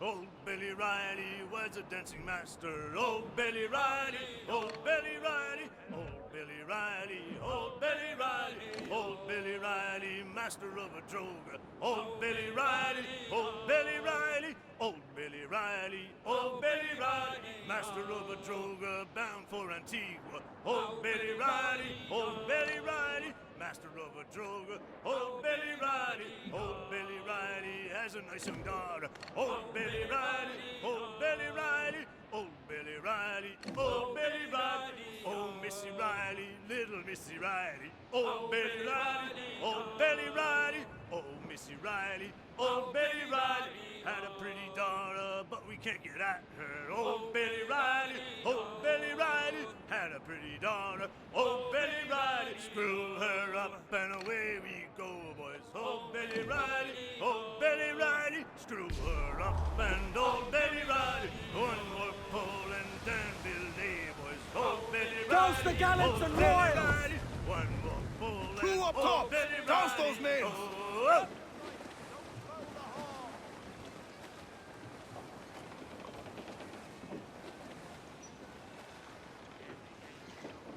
Mains out, let's go! Bring it all sail, gammon tight! Fire! Get in there, sir! And the right out! On your mark! Clue! The topsails and gallants! Brace! Don't lie Down about to it! the... Get to your seats and hold! Get the mainsails into the wind!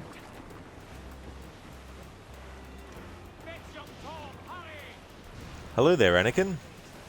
Your favorite game of all. Excellent. Yeah, this one is my second top favorite out of 3. Assassin's Creed 2, this game, and Origins.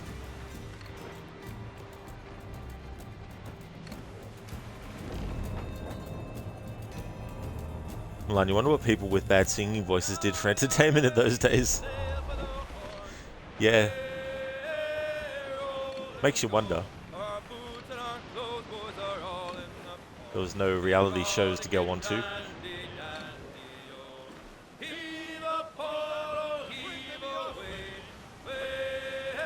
Douse the royals and tops! Wholehearted! Give me some speed! Trim the yards on the wind! Fire!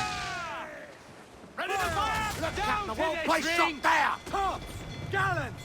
Royals! Studs! Haul in the stunsails! Topsails, gallants! Loose and trim!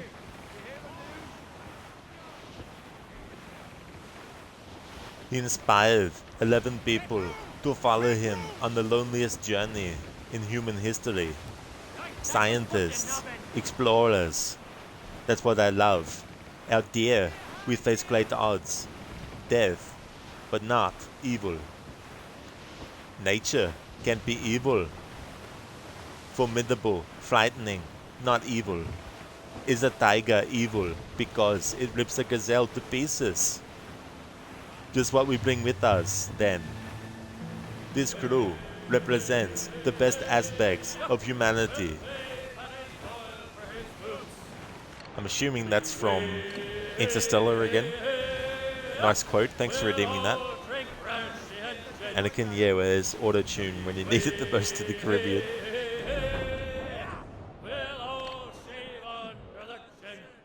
Like, audio-tune used to be the in thing, now it's lip-syncing. Why have actual talent when you can just lip-sync some other person's talent and pass it off as your own?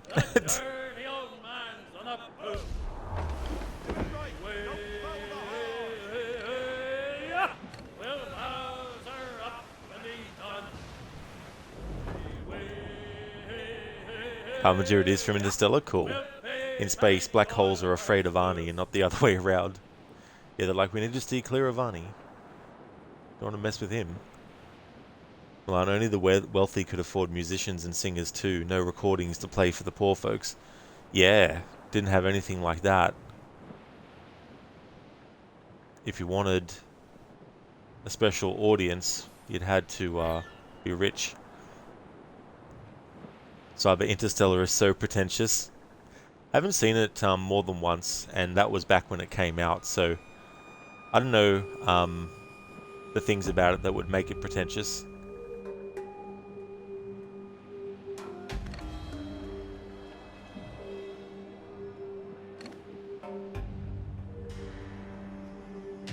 Anakin eats cherry tomato. Can you sing, Master Hobbit? It's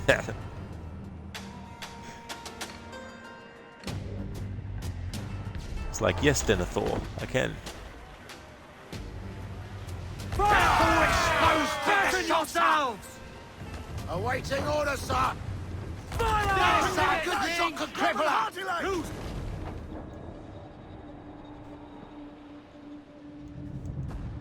Hey there, Sydney. Welcome on in. This is the best Assassin's Creed by far, in your opinion. Nice choice, Sydney. Yeah, this game is great. I really do enjoy it. And it's another one of those instances where I can't believe it's another game that's celebrating its 10th anniversary.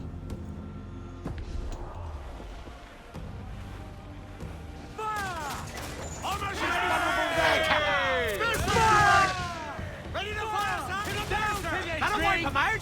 We're going to hit them ahead!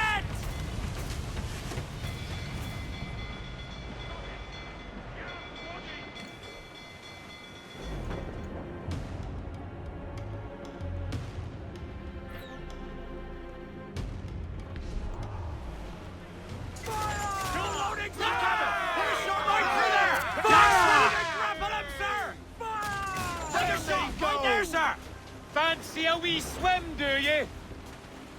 Down to the drink! Fire! Look, Captain, a well-placed shot there! Fire! Cyber pretends to be an intelligent sci-fi movie, but it's so dumb. Yeah, I mean, the other thing about that kind of stuff too is like, it's like if you don't have any idea about something, you won't notice things that someone who does actually have that knowledge would actually notice. Like, if you're someone who knows like physics really well, then you might look at something that uses that and think to yourself, nah, they've actually got it wrong. Cannon ready! Down they go! But yeah, I haven't seen it for a long time, so there might be some aspects of it that I'm just not remembering. To remember if there's anything that I felt was out of place or something. But then again, my knowledge of like black holes and all that kind of stuff is definitely low percentage level. haven't even studied it or researched it. Hey there, bro. Yeah, welcome on in, bro. How's it going? Good to see you in chat again. Fire! Reloading! Fire! On your mark, Captain! Fire! Look, Captain! Put a shot right through there! Fire! We will be dragged down to our deaths, Captain. Ready to fire, sir! They fire quickly, sir! Do not underestimate them! Keep on fire! Take a shot! Take there, sir! We're ready, sir! Fire! Working on it hardy, sir! They planted a hit, sir! Fire!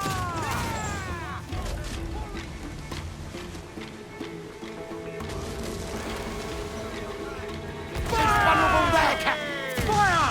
Three-quarter now, sir!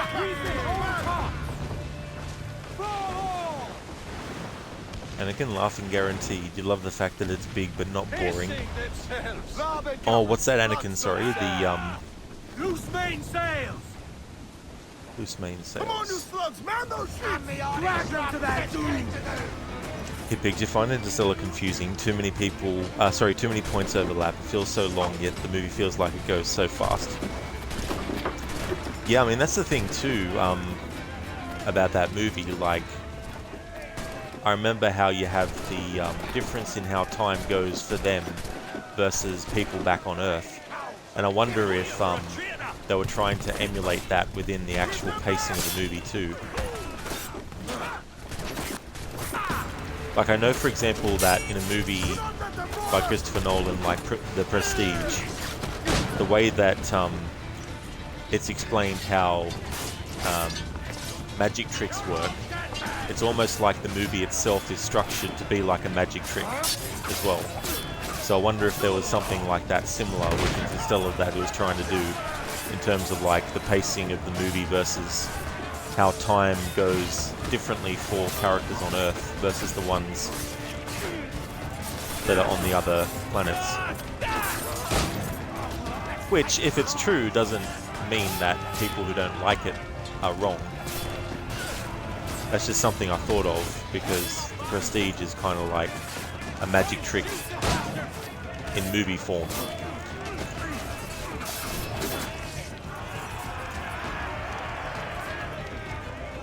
Sydney, you love the accents. Oh yeah.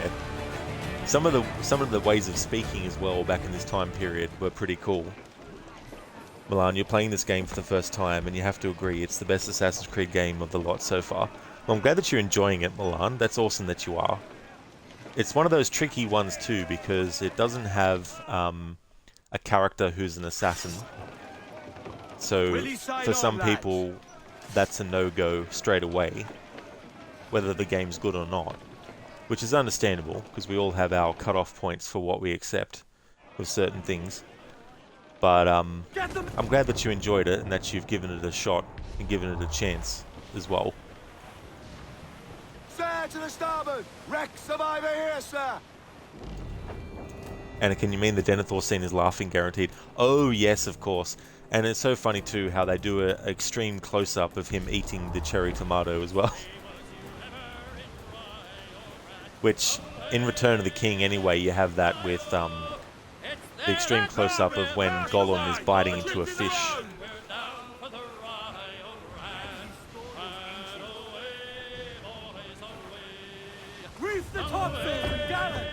So I guess there's a bit of a parallel there with an extreme close-up of Gollum eating the fish and an extreme close-up of Denethor eating the cherry tomato. And considering both characters are corrupted in their own way, Gollum's corrupted by the ring and Denethor's corrupted by the Palantiri that he's been looking in, or the Palantir.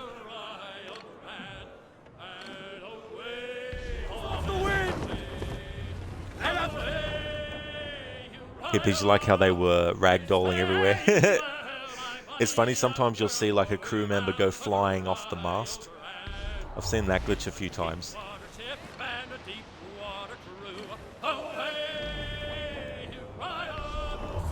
Yes, it is juicy sweet.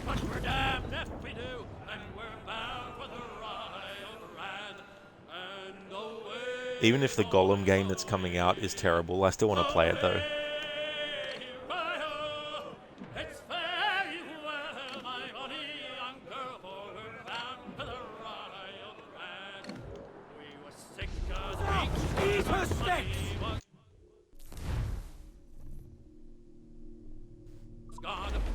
Almost have 200 metal.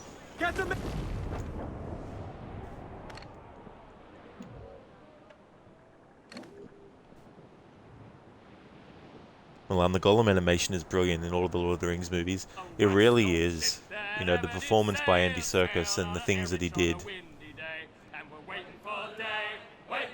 Hitpig, so does Black Flag take place during the American-Spanish War? I don't actually know that side of it, or that side of things, so I couldn't really tell you, sorry, Hitpigs.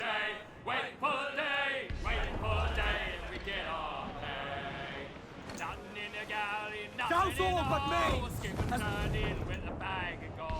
Gallants and warriors!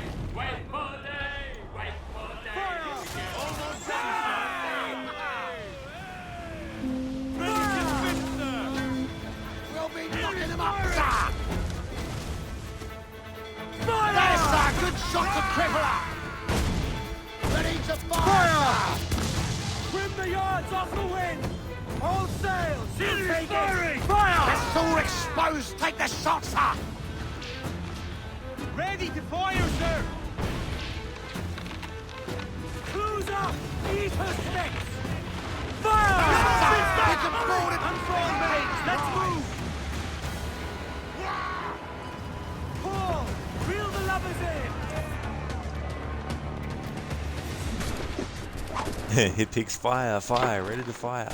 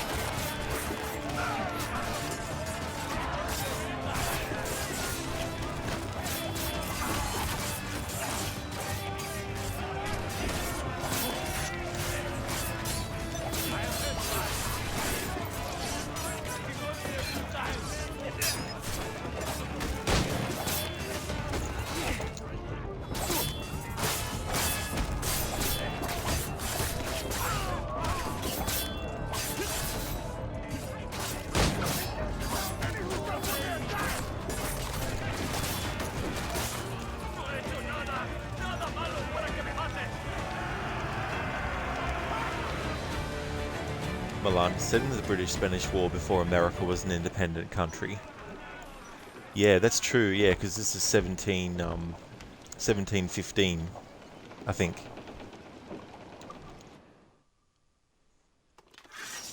Hit pigs, okay, thanks for the information at Milan. Or die. Anakin, bro, this is a brutal challenge, not even jackdaw upgrades. I can actually get the upgrades for the ship. Yeah, it's only Edward's actual upgrades for like his health and how many rope darts he can carry and all that kind of stuff. Reef the topsails and gallants! Get them! Now's all but mains! Bring them in for a steely kiss! Hey there, Mux. Welcome on in, dude. Thank you so much for the 2 years, 4 months, 23 days and 19 hours of followage. Thank you very much for that. As well as for the 22 days and 14 hours of watch time as well. How's things going? Hope it's going well, Mux.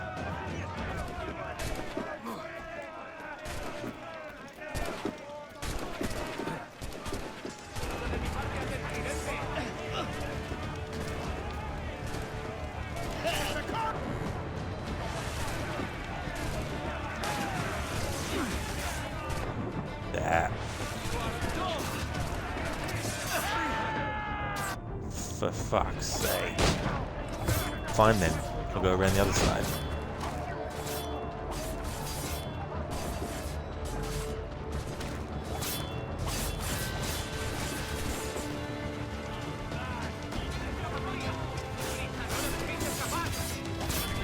Take the fight to them!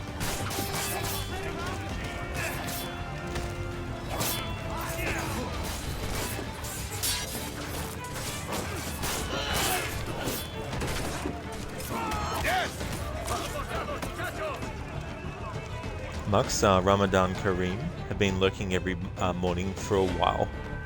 Well, that's awesome, Mux. And thank you so much for the lurking as well. I really do appreciate it. Thank you, Hitpigs, for the 14 days and 7 hours of watch time. Thank you so much, Hitpigs. Milan, he's on to your game, pirate. Exactly. He's like, you're not going to climb up on this side. You will never climb up on this side. Ease off the wind! That's where the most gender! Grapples and bold assassins! We're ready, sir! Haul in the stunsail! Fancy a wee swim, Don't do lie you? about! Get to your seats and haul! Come to plank!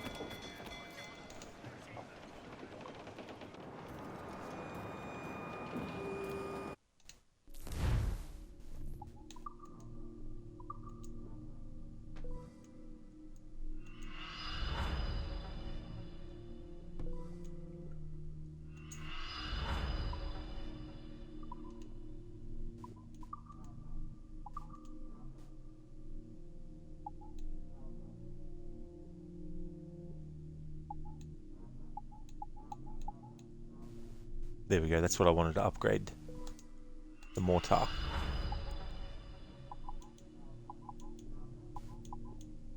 Alright, so that should do that for now. Before I actually continue on with the main story though, I want to go and take another break. And when I come back, we'll jump back into the main story. Hit Pigs, thank you so much for the 7 months, 25 days and 22 hours of followage. Thank you very much for that, Hit Pigs. That's awesome. Well, that Scottish sailor thinks that joke will be funny if he says it enough. Yeah, especially to the same crowd of people. You know, it's one thing to test a joke on one crowd of people and keep on saying the joke, but if it's not grabbing those people, you need to try and direct it somewhere else. Good morning to you, Lucinda. Welcome on in. Black Flag is going great. Things are going well. Just about to go on a break. And so far, haven't broken any of my challenge rules yet. So things are going well. How about yourself? I hope your Saturday is off to a great start.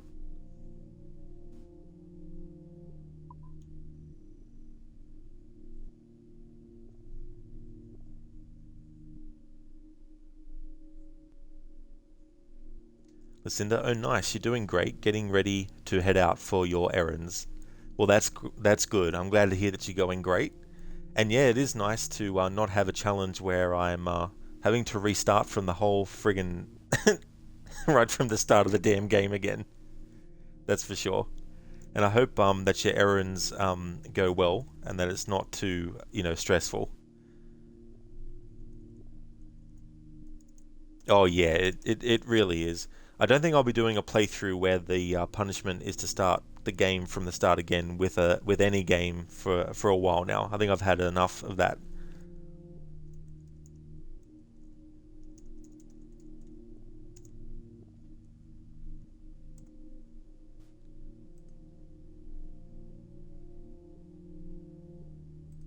Oh. Pin the message, that's what I want to do. There we go. So I'm going to go and take a break. I'll be back soon. Milan, do you fancy a wee swim, do you, in an Arnie voice? Yeah, if you redeem the Arnie impression, I definitely would be happy to do it. But if I just do it when people ask me to, then there's no point in having the channel point for it. Listen, they're completely understandable. Yeah, it really is, it takes a lot out of... Well, me especially. There's probably some people out there where it's quite an enjoyable feeling to have to restart the game all the way from the start if you die right at the end of the game, but not for me. So it's good to finally get it through. Be right back.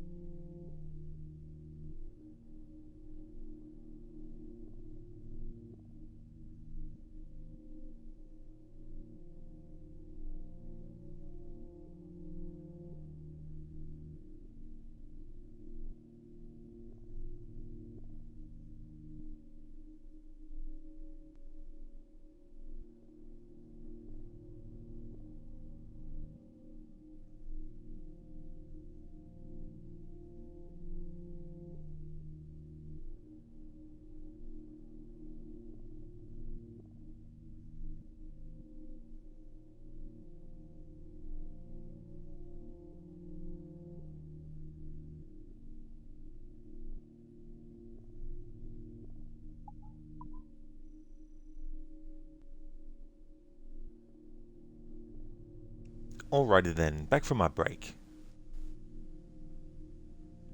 Thanks for redeeming that Arnie impression, Milan. Let me know if you're still in chat, and then I'll be able to redeem it, just so I make sure that you're able to hear it.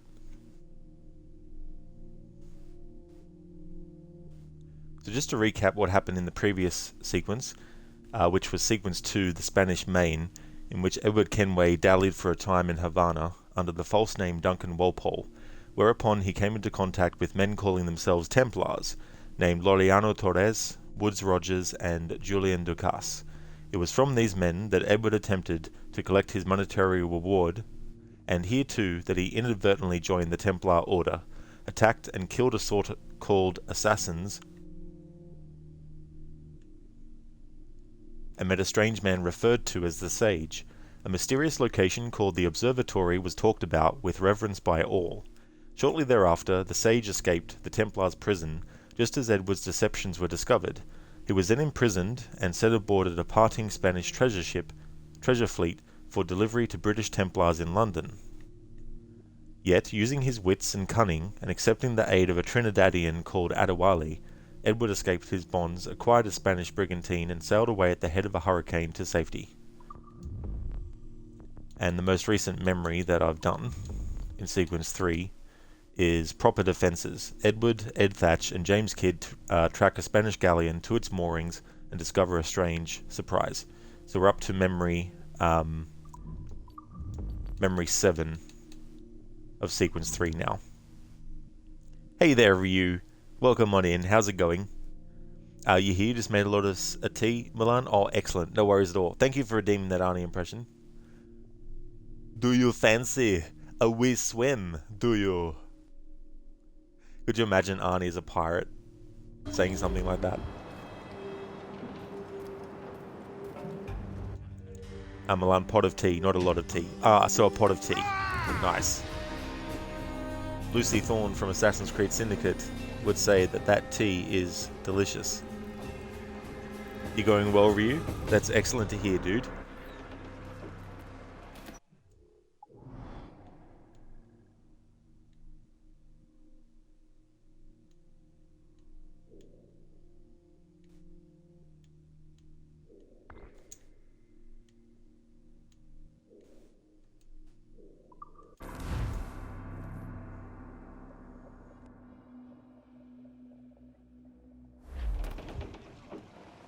Losing! As I rolled out one morning, hey boys, oh don't just hear. Oh, Billy Riley was a dancing master. To me, Johnny Parker, come rock I dreamed a dream. Oh, Bob, I'm bully in the alley. Down west, old ship that ever did sail. As I rolled out one morning, it is time. Sally Brown, she's the gal for me. Now you're ready to sail for the poor old man came riding by, and we say, oh, poor old Stormy's dead.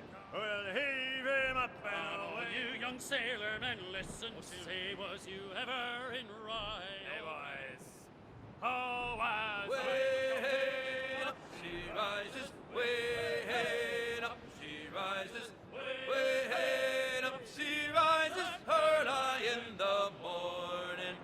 What will we do with the drunken sailor? What will we do with the drunken sailor? What will we do with the drunken sailor? Early in the morning. Way up she rises, way up she rises, way up she rises, early in the morning. Put him in the scuppers with the hose pipe on him. Put him in the scuppers with the hose pipe on him. Put him in the scuppers with the hose pipe on him. Early in the morning.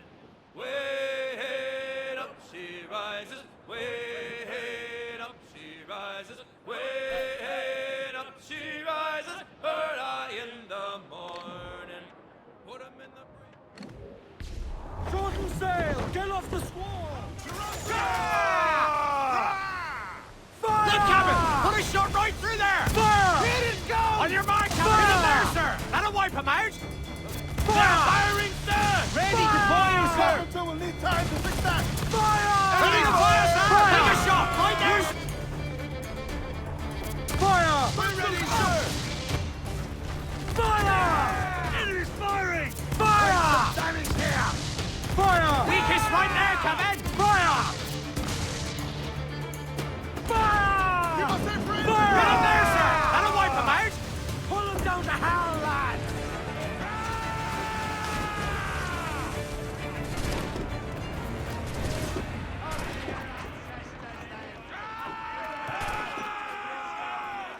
Should have struck your colours! Now ye all have to die!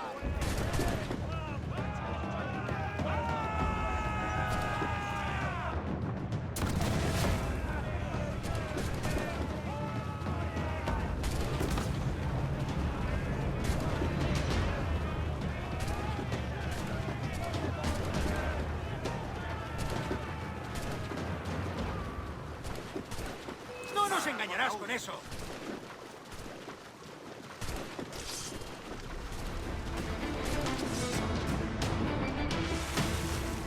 Do not let them board us!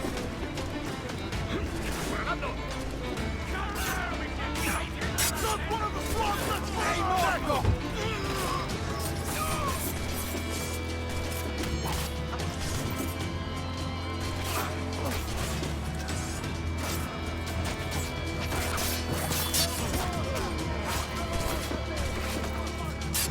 Take the fight to them!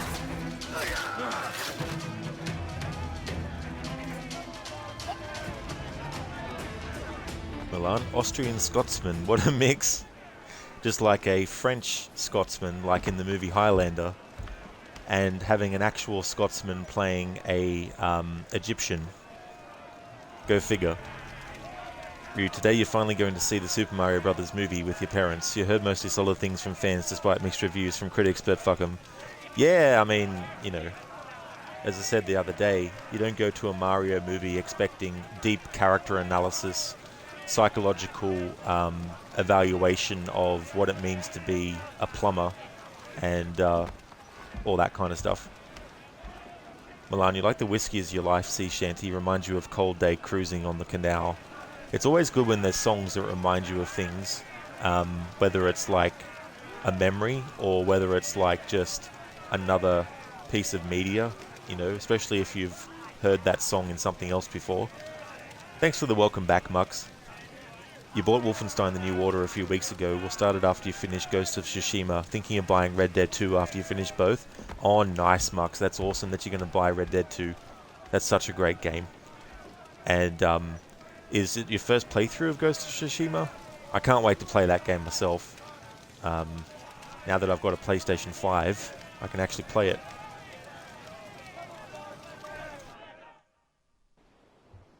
It is your first playthrough? Cool. Well, I hope you're enjoying it, because it does look like a great game.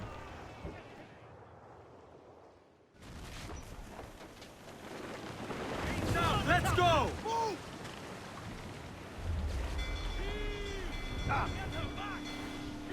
Fire! As fast as we can, sir. Look, Captain, the whole place shot down! Fire! Fire! Almost There's ready! a good shot could cripple her! Fire! Ready to fire! The sword exposed! Take the shot, sir! A piece of sir!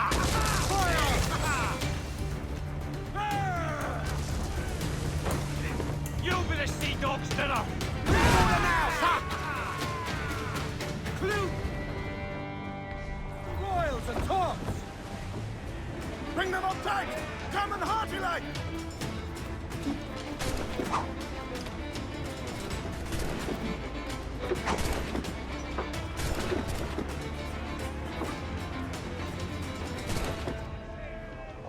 Mux, you're enjoying it. Combat is very fun and visuals are amazing.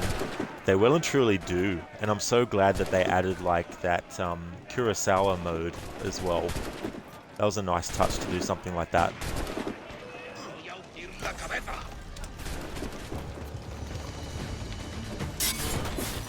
And then it's not just a black and white filter, but it's also crafted in such a way that it's stylistically reminiscent of Kurosawa's black and white movies.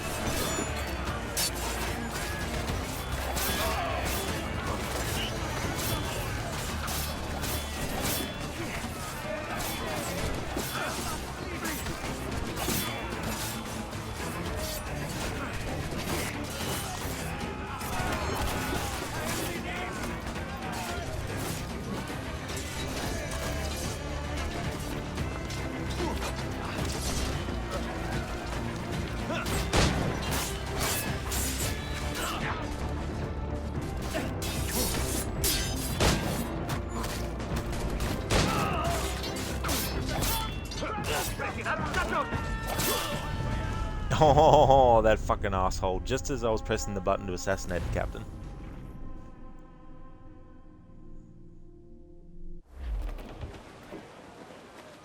Oh.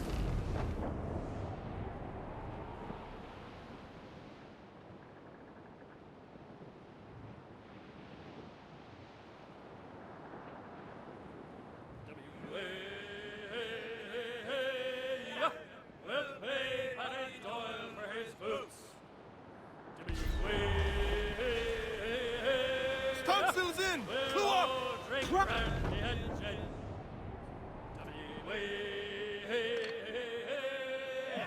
We'll all shave under the chin.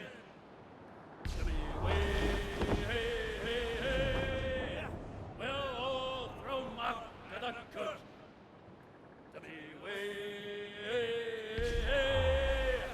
The dirty old man's on the boot.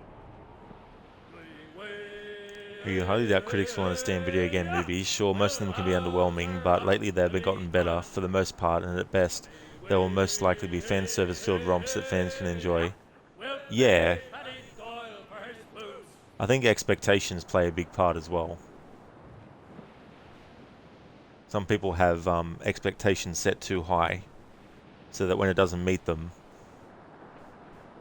All in the stunsail! if you go in with low expectations, you might be surprised, kind of thing. But it's very different, you know, you're taking something that people experience in more ways than just basically visually looking at the story, but when they're actually playing it too, they feel like they're part of it, so they expect certain things in the movie version.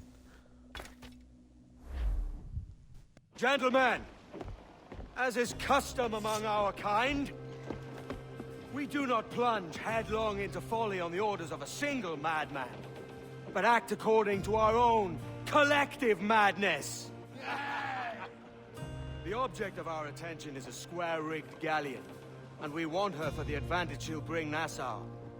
So I'll put it to the vote. All those in favor of storming this cove and taking this ship, stomp and shout aye! Aye! Those who oppose, whimper nay.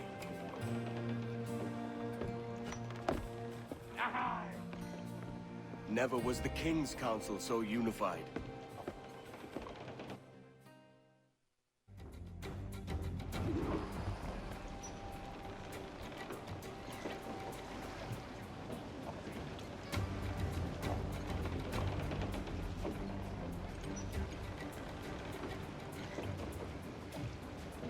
Alright, so there's a link to a YouTube video that is actually an award that this game got back in the day, and they actually took that cutscene we just saw of Edward speaking to his crew and changed the audio so that it's actually in the context of the award, which was quite well done. So I just wanted to post that in chat. Captain Salt in himself. Yeah, the best you'll get, definitely flicks like Mortal Kombat and Sonic the Hedgehog. Yeah, and I think there's also movies that are based on games that non-gamers will enjoy. Like, there's a lot of people who are fans of the Resident Evil movies that never played the games before. And so when they're playing the games, they don't like the games because they're not like the movie. Which is understandable. You know, if you like the movie version and then you don't like the game version.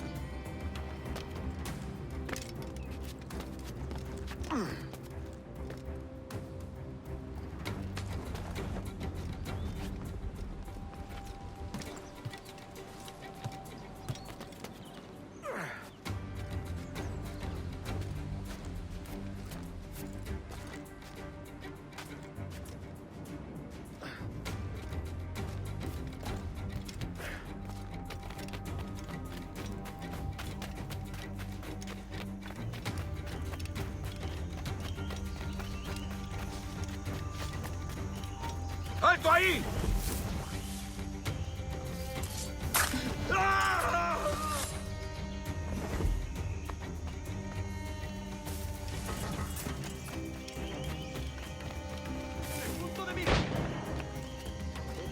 Si sientes curiosidad, ¿por qué no miras tú?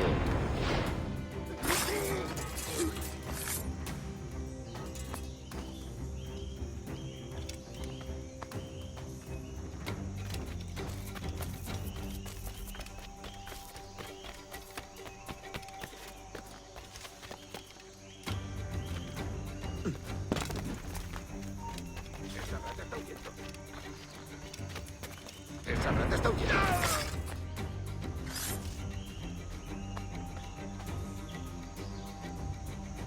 The first Resident Evil was okay on its own, but the rest, yeah.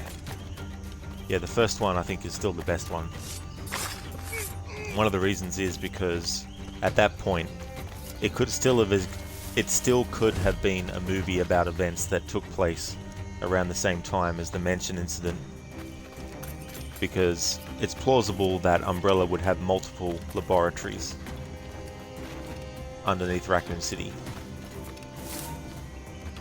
But once they brought the video game characters into it and then ignored their experiences that they experienced in the source material and also changed their personality, that's when they could no longer say that they existed in the game's universe.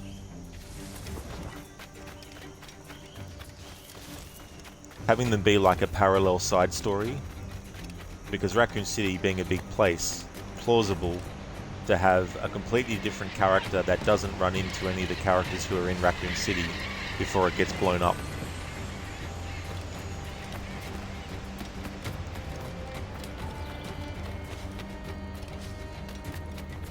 Or they really could have made it an adaptation of the first game, because the thing about the first game is it's set in 1998 and the movie that they made came out in 2002. So it wasn't like it was 10 years after the events of... Sorry, it's not like it was 10 years after the game's events that they would have to have set the movie. They could have just moved the year that it took place in from 1998 to 2002, because there wasn't really much of a big technology change either from 1998 to 2000 at least. So they could have fudged the year a little bit. But it is what it is, and that was years ago now, so life goes on. Lo veo directamente.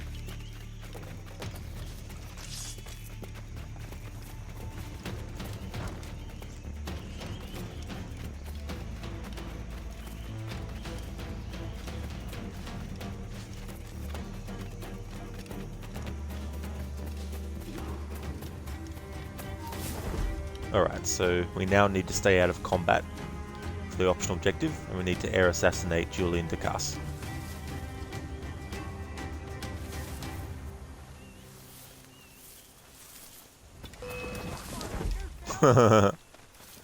It saw me straight away. Oh well, reload the checkpoint and we should right be there. A single madman, fearing that Julian Ducasse has spotted and recognized him in the Jackdaw, Edward decides to kill the Templar.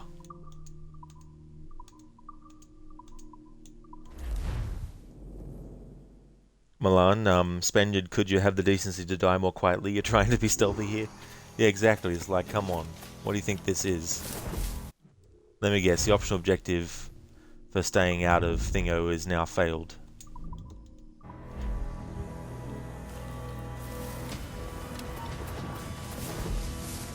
Let's see. ¡Quieto! ¡Baraja ese! The door is failed.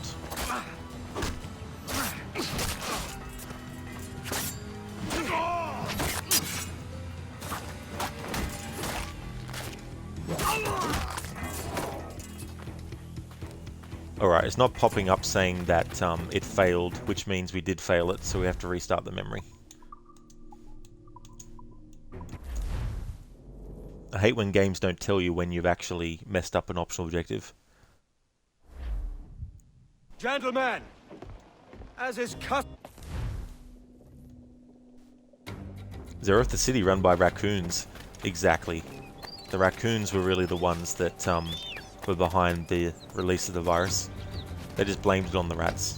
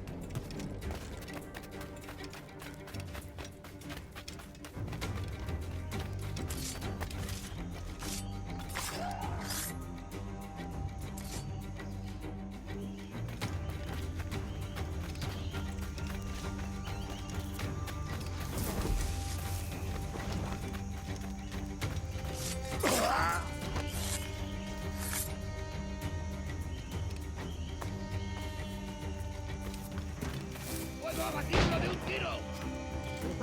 Si sientes curiosidad, ¿por qué no miras tú?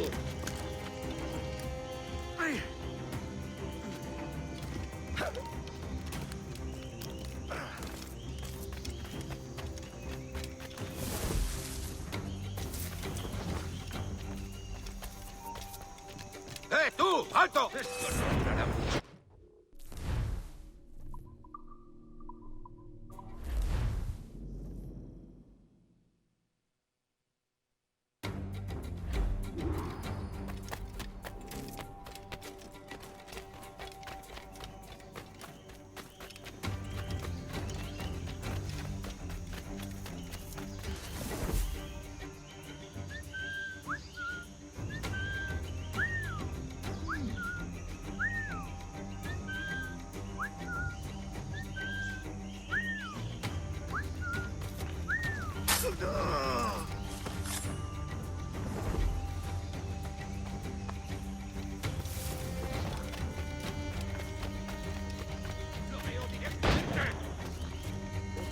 Si sientes curiosidad, ¿por qué no miras tú?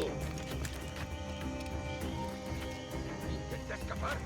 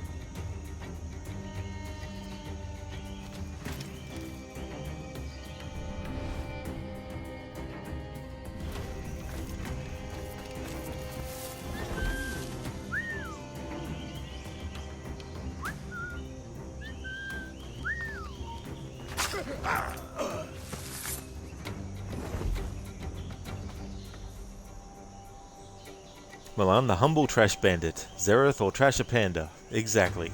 Same difference. The Mortal Kombat reboot is fine, it has problems, you don't think it's better than the 95 original, despite some things it does better, but considering how badly the lore has been butchered lately, it could have been much worse. Exactly, it really could have been much, much worse than what it was. That's for sure. Hey there, Mauler, good day to you, dude. How's things going, buddy? Hope you're having a good Saturday so far.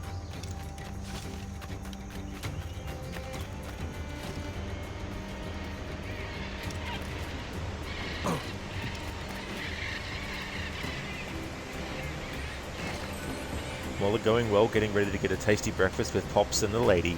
Oh yeah, that sounds awesome. That's great, Mola. I really hope that you have a great time and also enjoy the breakfast also. Yeah, it's going really good. It's good to get back to this game again. I think it's pretty much been, well, I think it's been almost a year since I played it last time. But because the game is celebrating its 10th anniversary and I'm going to be doing multiple playthroughs this year for it, I thought I'd wait until my annual series run to play it again next. And here we are.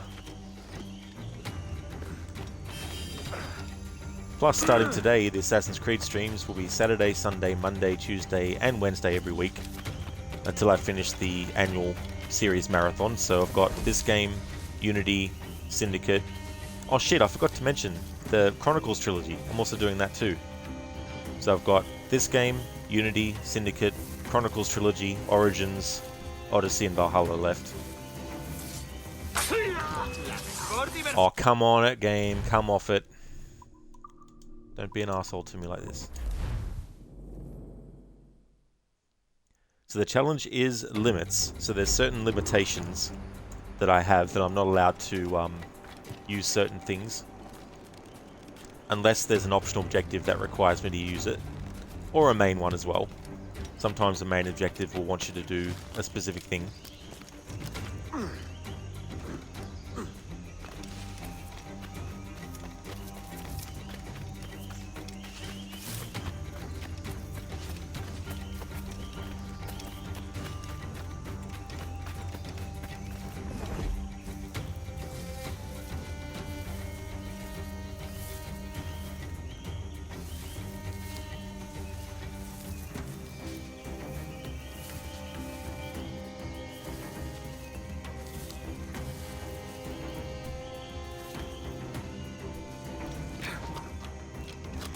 ¡Alto!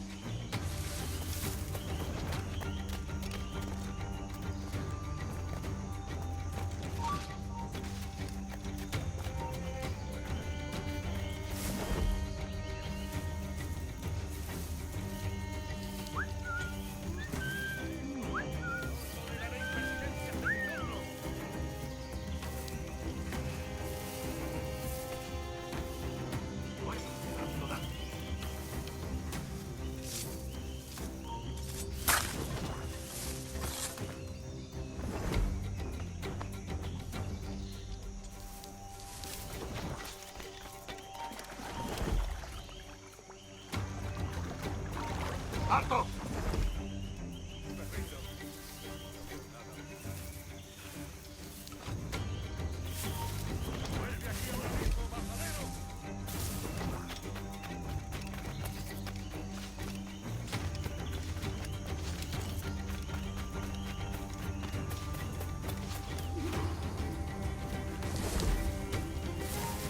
¡Detente!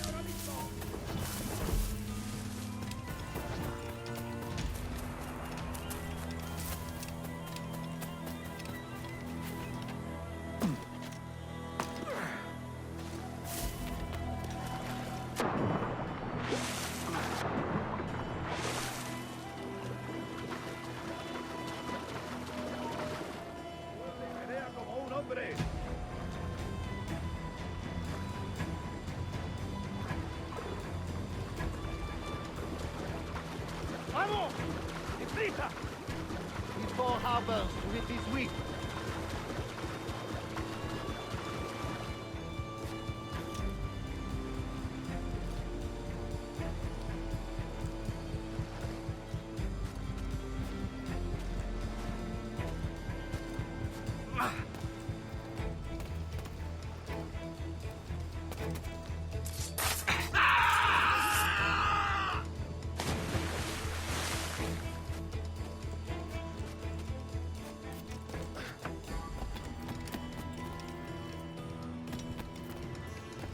We'll weigh anchor before dawn.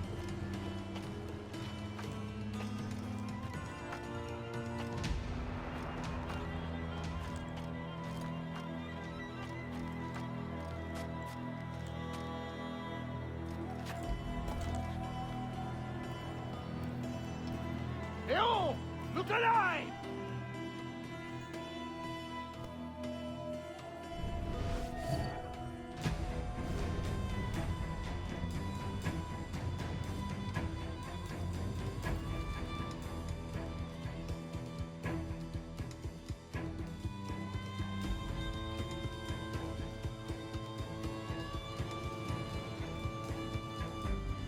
Hey-oh! Look alive!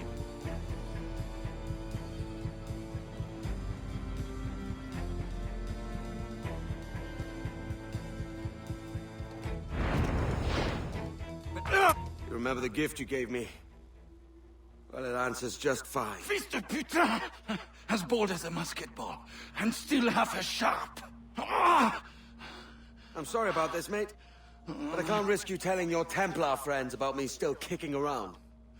I pity you, Boucanier. After all you have seen, after all we showed you of our order, still you embrace the life of an ignorant and aimless rogue. What's this? Is petty larceny the extent of your ambition? Have you no mind to comprehend the scope of ours? All the empires on Earth abolished, a free and open world, without parasites like you. Que l'enfer que tu trouveras soit le fruit de ton insouciance.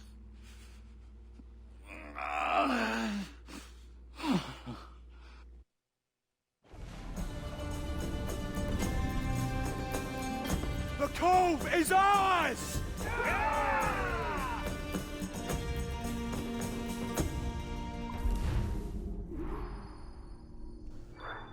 Alright, so that was Memory 7, a single madman. Optional objective, stay out of combat and air assassinate Dukas.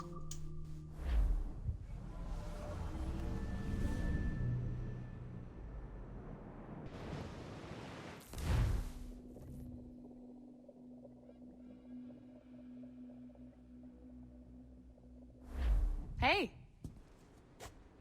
I just saw you were logging out, so I thought I'd stop by and give you something. A little welcome gift.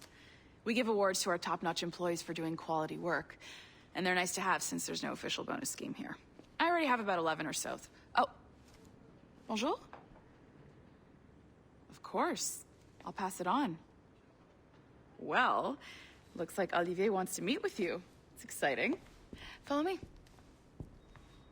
It's on the top floor, so it's not hard to find. But the rest of this building can be confusing to first-timers, so we had the tools team whip up a great map application. Check your communicator. I added a waypoint to Olivier's office. Should be easy to find.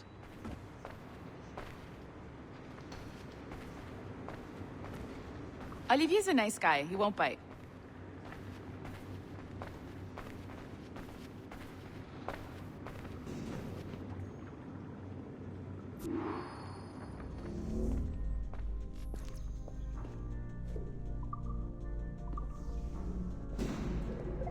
Hello?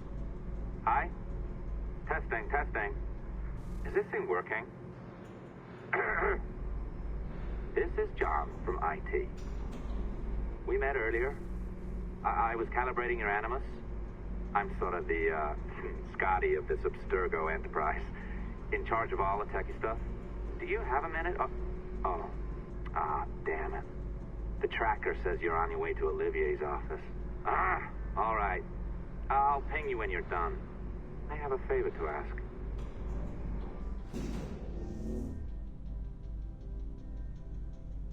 Afro, this modern day is awful. You don't want to meet Olivier. Please leave me alone. Yeah, it's definitely not my favorite present day. I like the information you can discover in it, but overall I think because they didn't know what they wanted to do with present day, this was like a stalling kind of present day story. Milan, you gave me something to gather dust. Oh, thanks loads. Oh yeah, exactly. That's the thing, right? No official bonus scheme, but here, have these statuettes. It's like, yeah, thank you. Can I sell them? How much would I get for them? Thanks for redeeming that, Harbinger. Zereth, he won't bite much. What they don't know is he's actually a vampire, so he bites quite a lot.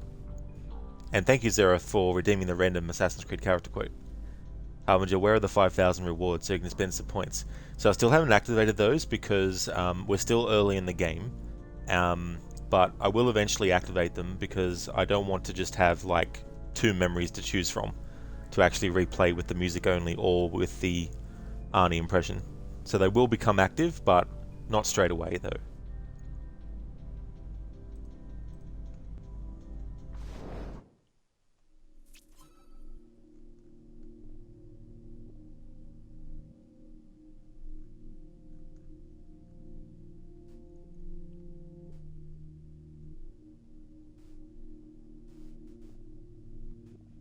Alright, so I've got a scene to reenact with the Arnie impression. This dog is off limits to civilians. I'm terribly sorry. I didn't know. If I see one, I shall inform you immediately. Apparently, there's some sort of high-toned and fancy to-do up at the fort, eh? How could it be that 2 upstanding gentlemen such as yourselves did not merit an invitation? Someone's got to make sure that this dock stays off limits to civilians. It's a fine goal, to be sure, but it seems to me that a ship like that one makes this one here seem a bit superfluous, really. Oh, the Dauntless is the power in these waters, true enough, but there's no ship as can match the Interceptor for speed. I've heard of one, supposed to be very fast, nigh uncatchable. The Black Pearl. Well, there's no real ship as can match the Interceptor. The Black Pearl is a real ship. No, it's not. Yes, it is. I've seen it. You've seen it. Yes. You haven't seen it. Yes, I have. You've seen a ship with black sails that's crewed by the damned and captained by a man so evil that hell itself spat him back out. No, but I have seen a ship with black sails. Oh, and no ship that's not crewed by the damned and captained by a man so evil that hell itself spat him back out could possibly have black sails. Therefore, couldn't possibly be any other ship than the Black Pearl. Is that what you're telling me? No. Like I said, there's no real ship as can match the Interceptor. So that's from Pirates of the Caribbean, Curse of the Black Pearl.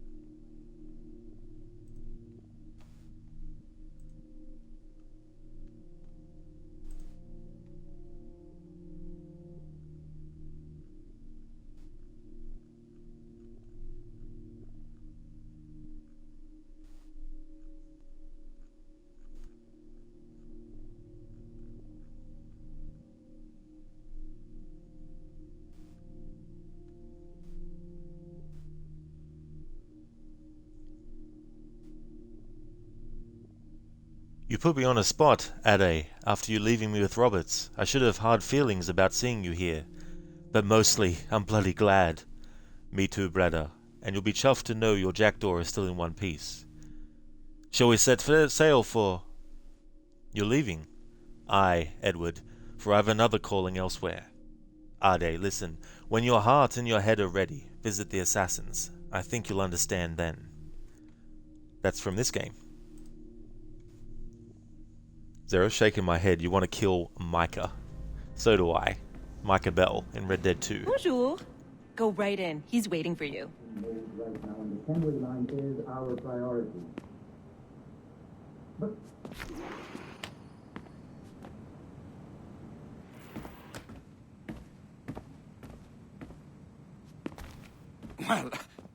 Well, unless you are specifically ordering me to abandon it, I won't jeopardize our flagship project. Edward Kenway is the... But this is how Hollywood got its start, right? With pirate movies. Douglas Fairbanks, Errol Flynn, and now we have access to the real deal.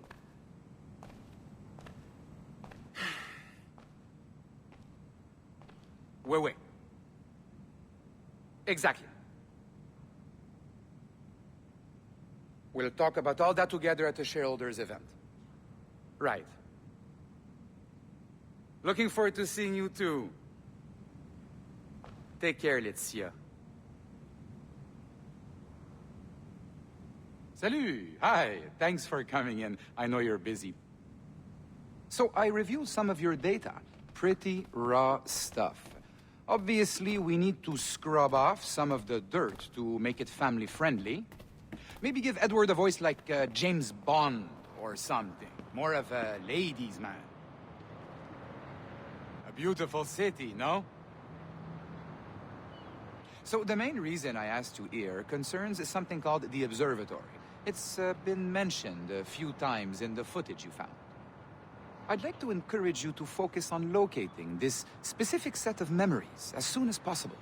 If it were up to me, on s'en crisse. I wouldn't bother. But some bigwigs at Abstergo Industries have been hounding me for days. So, follow whatever leads you find, and hopefully we can... Oh, incoming call. I have to take this. We'll keep in touch. Bonne journée. Alan, bonjour. Oui, tout va bien. Naturellement.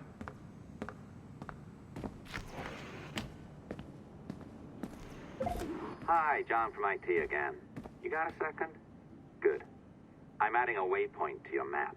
So, a colleague of yours left for vacation this morning and forgot to send a video file she promised me. Since I hate just about everyone else on your floor, I was hoping you could help me. Could you transfer the file from her computer and deliver it to the courier when she comes? It'll be easy. You just wander over to their Animus, log in, and transfer the file. Easy. And please be snappy before I find a reason to hate you, too.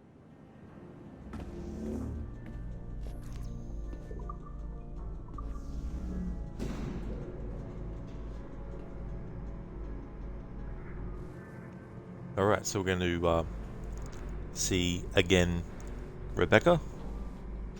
But this time we're going to see Sean as well. And it's so funny that the security at Abstergo Entertainment is so poor that two assassins that would be top priority targets for the Templars to kill are able to not only infiltrate Abstergo Entertainment, but still use their actual names and speak those names aloud.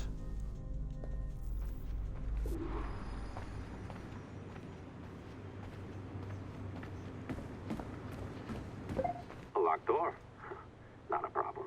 That's the advantage of me having level 1 security clearance. Now, you do too.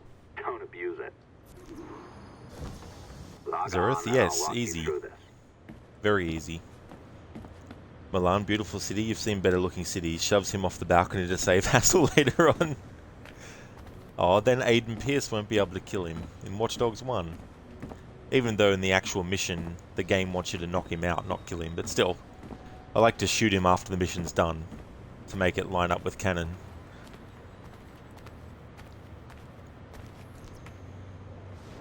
Now, you need to bypass the core to find the data inside. Once you reach it, your communicator will download it automatically. You need to find your way around the core to reach the data inside.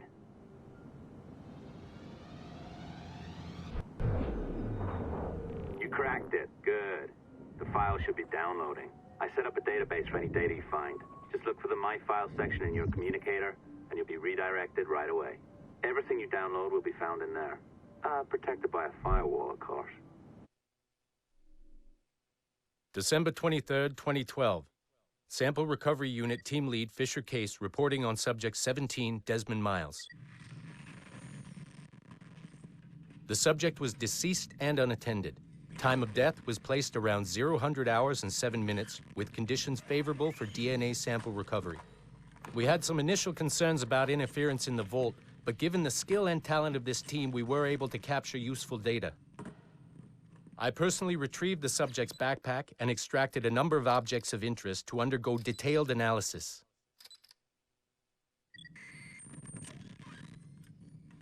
The subject displayed burns to the right hand, severe enough to fuse the bones, indicating some kind of spontaneous, intense burn trauma. Honestly, we've never seen anything like it before. Head, neck, and torso remained in good condition. I hand-selected recovery agents to retrieve fluid samples, blood and saliva. We then commenced material extraction and were able to preserve several exemplary samples. Data analysis and sequencing is already underway, and I'm told proceeding with exceptional ease. Thanks to the cloud database and the work of Abstergo Sample Recovery Unit 3, the legacy of Subject 17 will continue uninhibited as Sample 17. Fucking Templar butcher cunts. Oh, you're better at this than I'd hoped. Now zip on down to the lobby, come on. See that file you acquired? I wouldn't recommend watching it. I mean, you could, but it's unpleasant. So once you hand it off, just pretend this never happened, okay? Otherwise, you'll just go to bed feeling sad. Anyway, the courier should be waiting downstairs.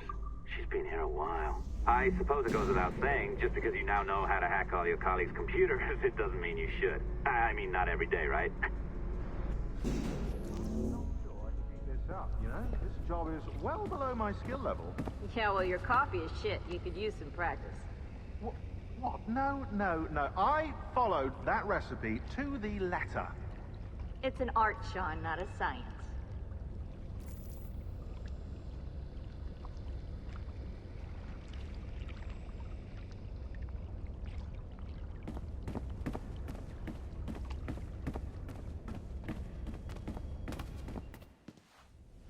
Oh, look who's here. So you didn't forget, after all. You're just incredibly rude and made poor Rebecca here wait for nearly 30 minutes. You limey. Be nice. Sorry about him. He's high on his own supply. So, how should we do this? Data transfer? Great. That should do it. We'll email you the receipt. Till next time. Take care, Sean. Bye-bye, yes, bye. And don't expect any more free coffee. Arrogant. She's great, isn't she? Hey, I just got word the courier has come and gone. Wonderful, you're a miracle. No, that's an exaggeration. You're not a miracle.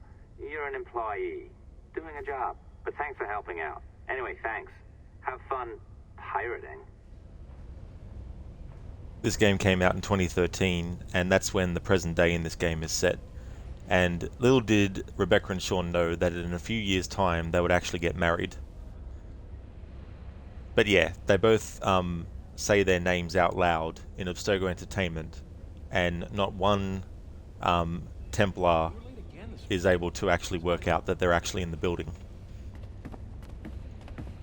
There's actually a comment that Sean makes in either Assassin's Creed 2 or Brotherhood about a coffee stall or something similar, and here he is in this game at a coffee stall. Loves his coffee. I don't blame him though. Coffee's awesome.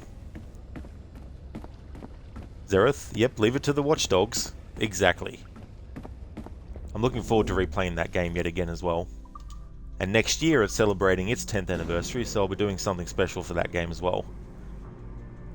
Person unalived, that's true.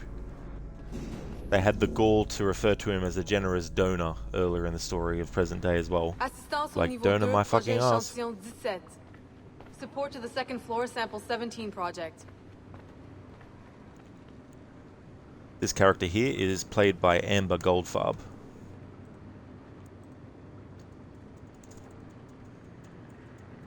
She's another Assassin's Creed acting veteran of the series.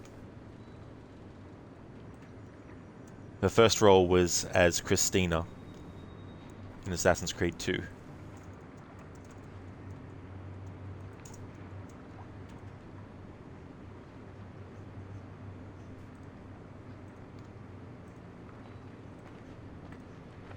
Ryu, how bad are the Templars? I was trying to say bad and are at the same friggin' time for some reason. How bad are the Templars? Even Nazis were Templars. Yeah, exactly. That's the thing, right? Like, Assassin's Creed 2 confirms that Hitler was actually a Templar as well. It's Johnny Cage and Sonya written correctly, besides 1995. Yeah.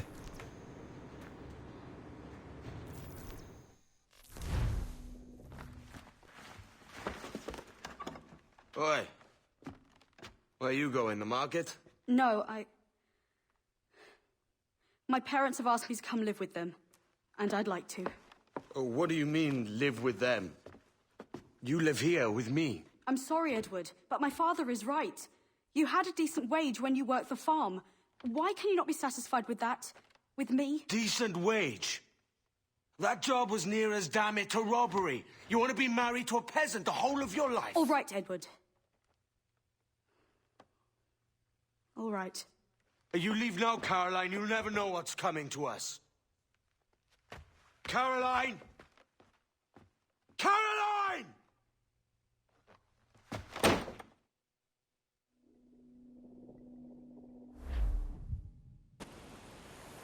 Oh. Kid. Wake up, Kenway.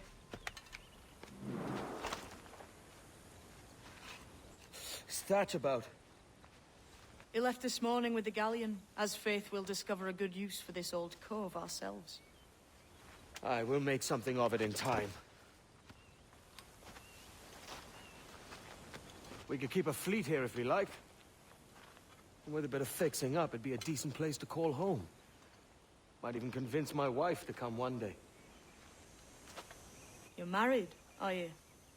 In God's eyes, I am. She left me some time ago. Even so, keep that fact hid away. Most of these pirates don't respect a man with higher commitments than rum and plunder. Upon mine honor. Let me know if you find anything.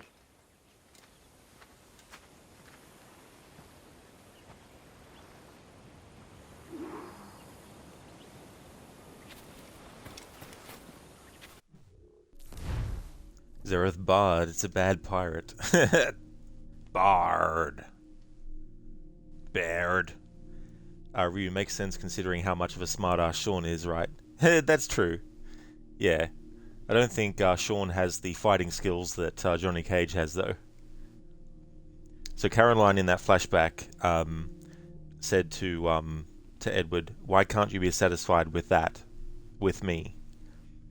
And if you notice, Edward completely ignored the part of her question which was with me, as in, why can't you be satisfied with me? And completely goes over that and speaks to the fact that he wants, you know, riches and all that kind of stuff.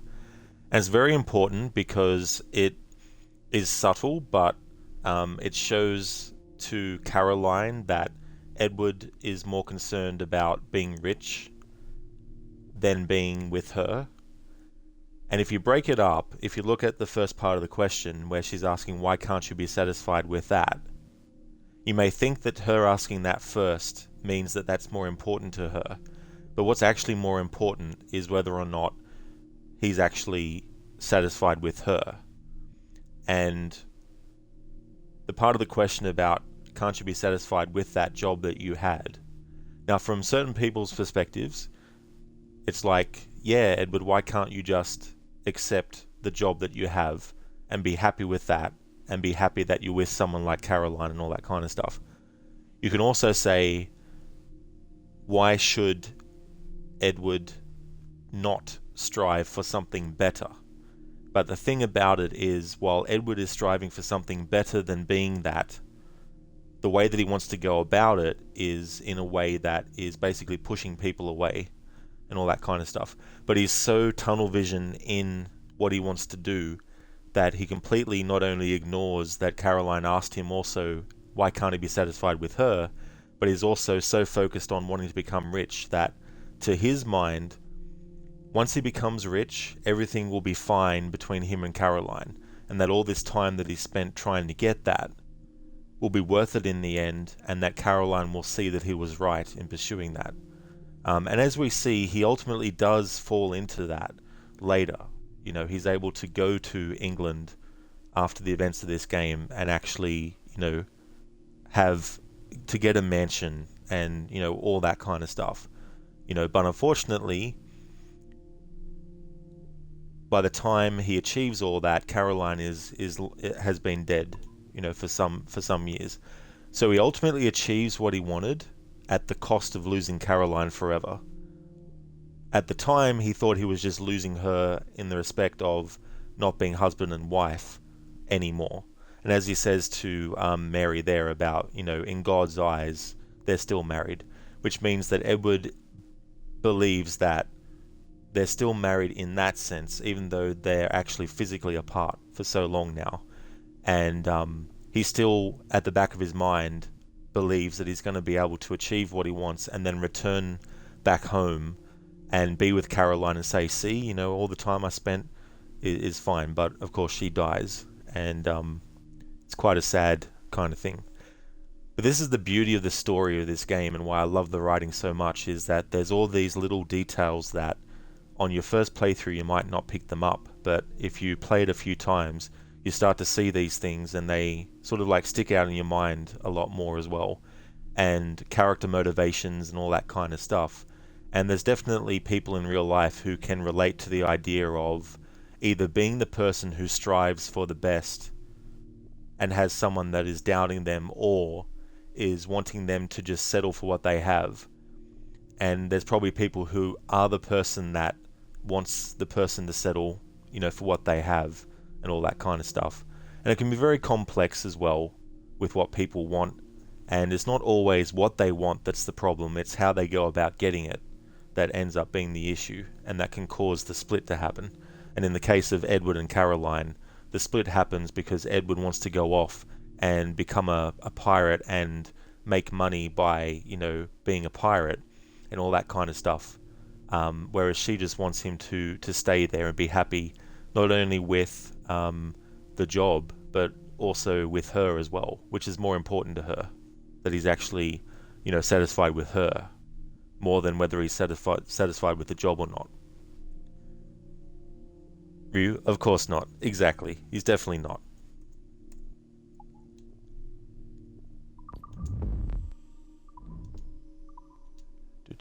Let me have a look at something for a second. Alright, it won't let me look at the previous sequence information, but that's okay. This old cove. Edward explores his new Great Inagua, hideout, and discovers more than a few strange secrets there.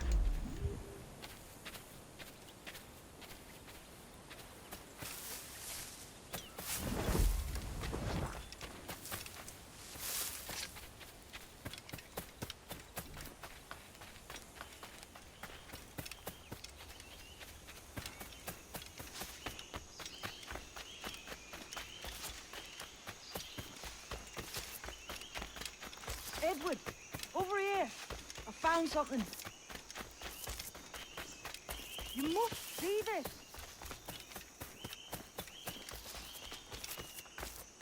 There's a great conversation coming up where they talk about eagle vision, and the way that they explain it, I love it in these games when you have the characters who experience eagle vision explaining how it feels to them when they're actually using it.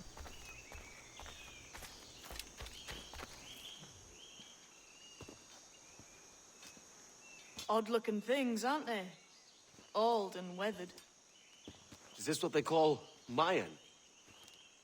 Or is it Aztec? Are you good with riddles, Edward?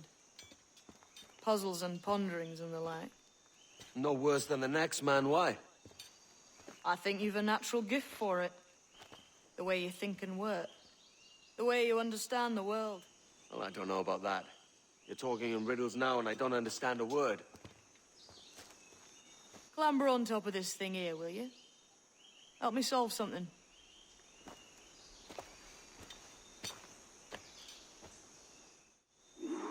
Concentrate and focus all your senses. Look past shadow and sound, deep into matter, until you see and hear a kind of shimmering. A shimmering? You understand? I think so. I've seen its like before, glowing like moonlight on the ocean. Ah, right, I know this feeling. I have since I was a lad. It's like using every sense at once, isn't it? To see sounds and hear shapes. Quite a combination.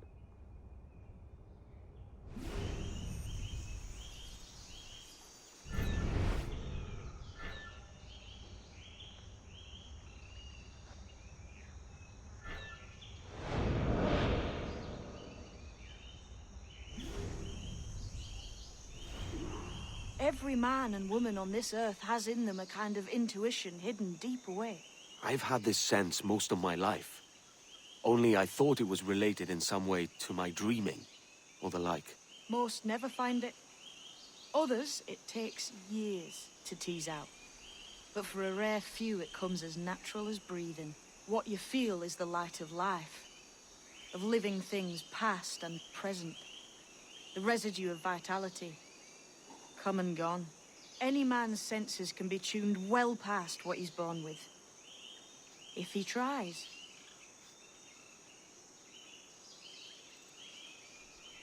Milan, thanks for the entertainment, Rod. See you soon. Gonna get some stuff done as the weather is nice. You're finally going to start painting your cabin exterior and roof.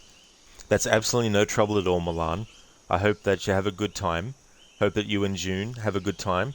Thank you so much for being here and for chatting also. And I hope the painting goes well too. Waffle! Hey there, dude! Coming in with the 38 months in a row. Holy shit, man. Thank you so much. That's awesome. I really appreciate that, dude. Welcome on in. How's things going for you, dude? We're up to Black Flag now in the annual series run, and there'll be multiple playthroughs this year on the channel of it because it's celebrating its 10th anniversary this year, so got a lot of playthroughs planned for this awesome game. How's things going, dude? Thanks again for the 38 months in a row. Where does the time go, huh?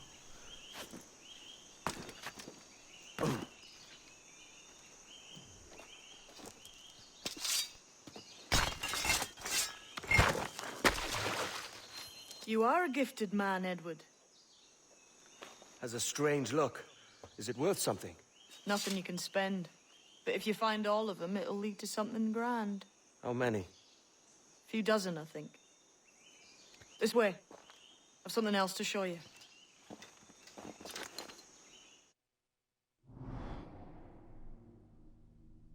Waffle, you bet, dude. Just waking up, have the weekend to yourself. Oh, nice. That's awesome. I hope you had a great rest, and that's awesome that you got the weekend to yourself, especially on a long weekend as well. For this playthrough, I won't be getting all these steely done. I found something else just here. I think you'll take to this secret much faster. Now this has the makings of a mystery. It's good, innit? Only wait till you see what lies at the end.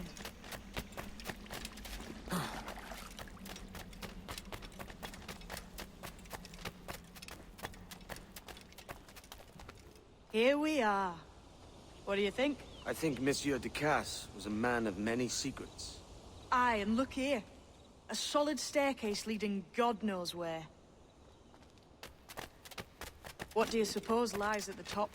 From what I knew of Ducasse, I wouldn't be surprised to find eclectic instruments of torture and villainy.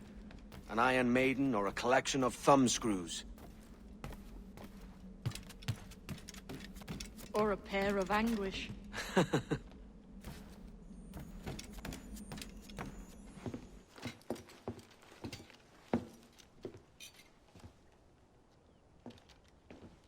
Not a nice way to kick off.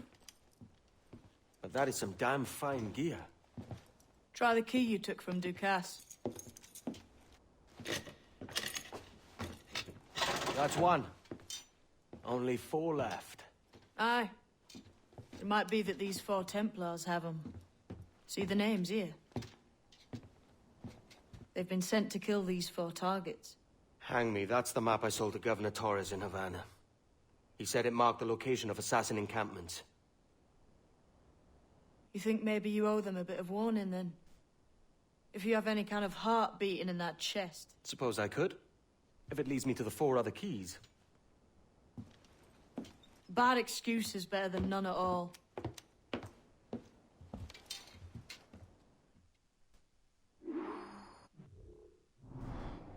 So Edward knows now about the Assassins and Templars. However, he doesn't know yet that Mary is actually an assassin.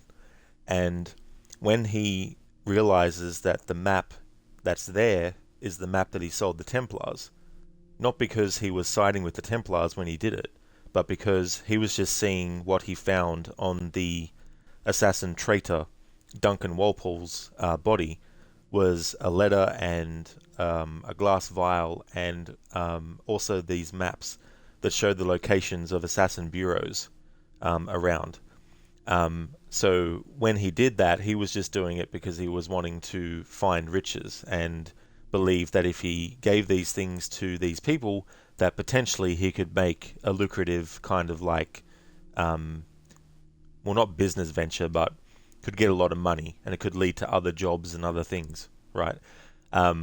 So when he actually realizes that this is the map that he sold, the reaction that Mary has, if you haven't played the game before, the reaction might not really register as a reaction based on the fact that she's kind of like, right, so you're the reason why the Templars know where the assassin bureaus are. But she doesn't want to reveal to Edward that she's an assassin yet, so that's why she bites her tongue, so to speak, and doesn't actually get angrier at him. And that's why she's like, you know, better to have an excuse than none at all. A bad excuse than none at all kind of thing.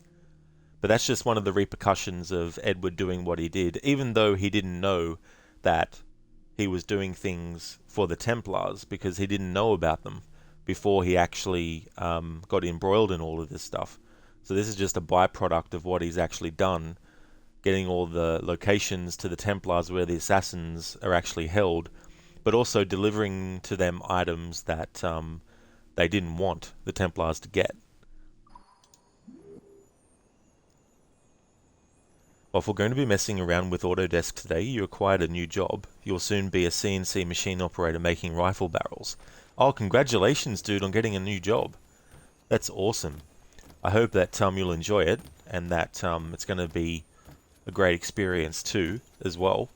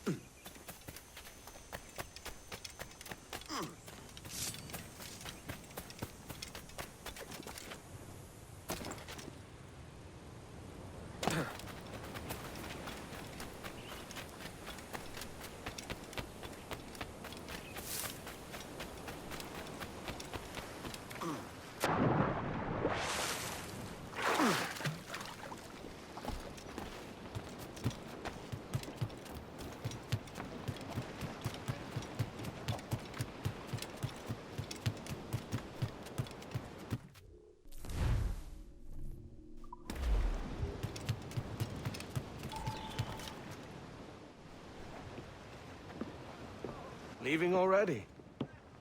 I think this cove suits you best, Edward. Better than that costume does. Oh, come on now. We're pirates, kid. We take as we please and become who we like. Self-made men. But that look ain't you. It's not who you are. Who am I, then? Hard to tell some days. All I know is you like dangerous prizes. Like the observatory. I think you know more about that than you let on in Nassau. You noticed that, did you? Meet me at 20 degrees, 3 minutes latitude, just off the coast of Yucatan. I'll have something to show you there in a few weeks' time.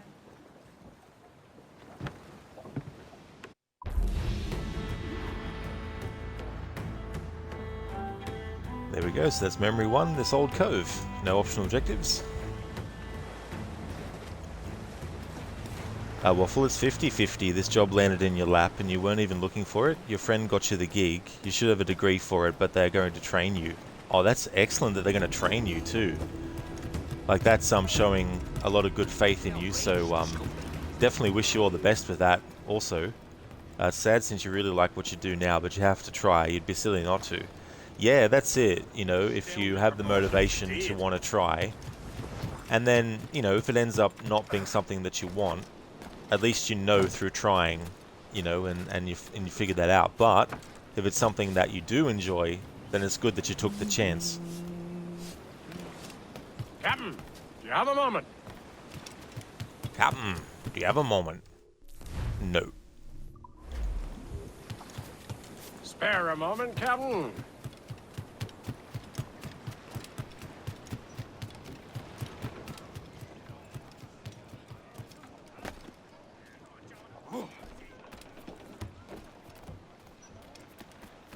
No trouble on the afternoon watch,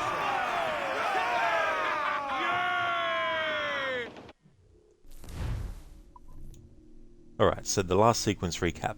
The Republic of Pirates, in which Edward Kenway, newly named captain, aboard his newly christened Jackdaw, set sail for Nassau, Pirate Republic, whereupon he reunited with old friends, Ed Thatch, Benjamin Hornigold, and James Kidd, and there, under the tutelage of his betters, learned the proper methods of captaining, seafaring, and pirating, and did ultimately cross paths with the Templar, Julian Ducasse, whom he killed out of caution, wishing not to raise the Templars' attentions against him, as he continued his own private search for the mysterious observatory, and the only man who knew its location, the Sage.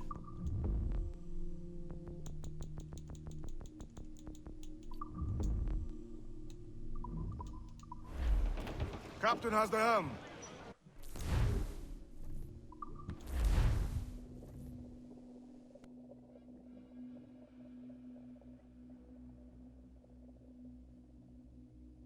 Ahoy, Captain. We found a trove of nautical maps and ledgers and the like, scattered about the village. You'll find them sorted in the captain's quarters of the Jackdaw. Quality stuff. Nautical maps and ledgers. Might come in useful. We decide to build up a fleet of our own. Exactly my thinking, Captain. Have a look for yourself and tell me what you think.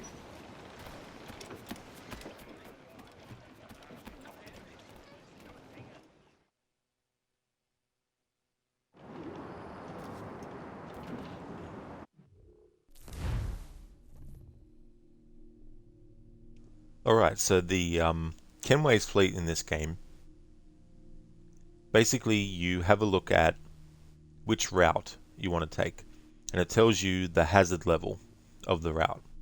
And to actually reduce it, you need to have a ship battle. So if you go, for example, to the Gulf of Mexico 5 and view the missions, it'll give you a more detailed rundown of what's available. So it'll tell you the hazard level, it'll tell you the initial travel time, and what resources to trade as part of that, and what rewards you get also. And it tells you a little bit of a story about what the actual mission involves. And it's real time as well. So if you do a mission that says it's going to take 3 hours, it'll take literally 3 hours of real time. If you're playing multiplayer or with friends, you can actually reduce that time apparently, but I don't know how much it reduces the time to. But it's one of those things where you can basically set it up and then go and do something different, come back a day later or whatnot. Because some of these are like, 18, 24 hours worth of real time. So you can just come back and then reap the rewards from it. So I'm going to do that for this playthrough, but only to keep afloat the amount of money that Edward has, so I can use it for ship upgrades and all that kind of stuff.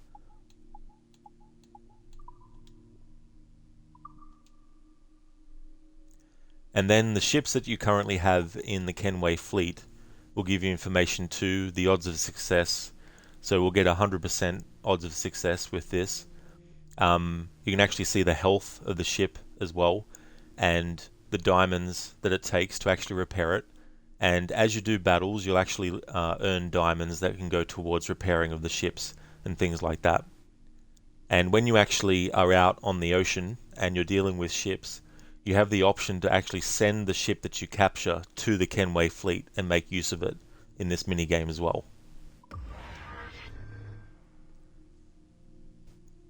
You can also shoot fire barrels if you have some, and for that you don't have to wait. You can pretty much do it as soon as the battle starts. Whereas with the other attacks you have to wait until the opponent actually makes their move before you will. But there's no point wasting the fire barrel there. And it tells you what you get as rewards, and then it reduces the hazard level.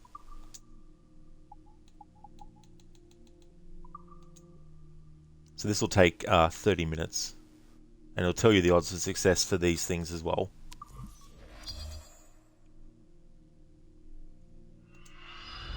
So I'm going to send that away in roughly about half an hour's time. I'll come back and check it.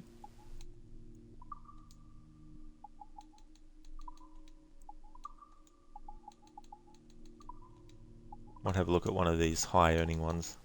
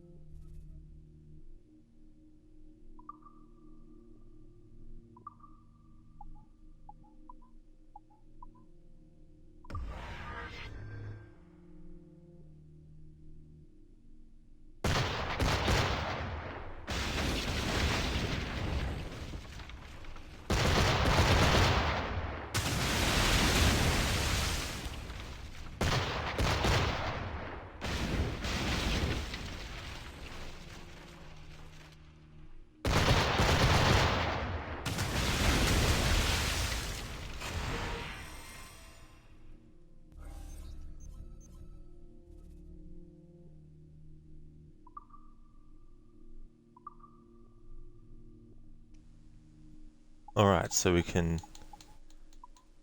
send more ships for these missions. So this one's going to take 10 hours of real time to do. And it'll also tell you whether you have the required cargo in order to be able to even do the mission. So I'll send this ship, the Ithaca, to do that. The reward for that will be 2,200 reals.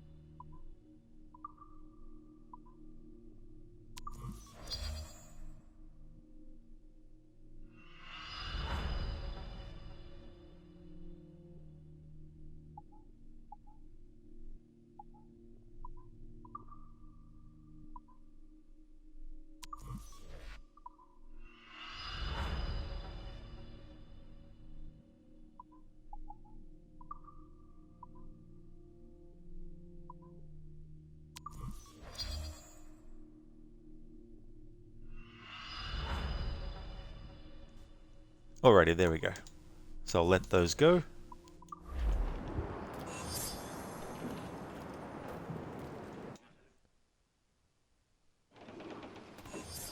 And that one that had half an hour on it, I may or may not even check it. It doesn't matter, because either way, by the time I'm streaming this again on Sunday for me, 10 hours of real time would have actually passed. And we'll get all the rewards for every single one that we sent away.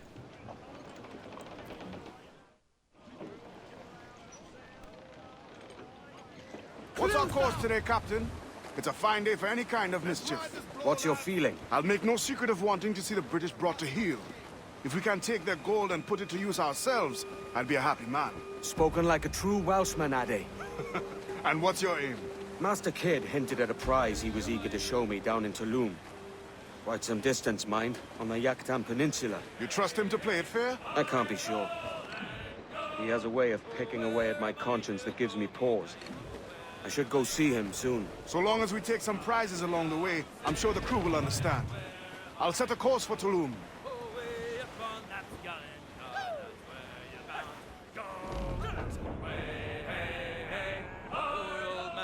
Riding by and we sang so high rolled out one morning. Sally Brown, she's the gal for me, boy. Bob, I'm bully in the alley. Old Billy Riley was a dancing master. Old time. Way up, she rises. Way up, she rises.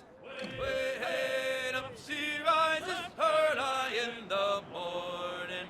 What will we do with the drunken sailor? What will we do with the drunken sailor? What will we do with the drunken sailor? Early in the morning.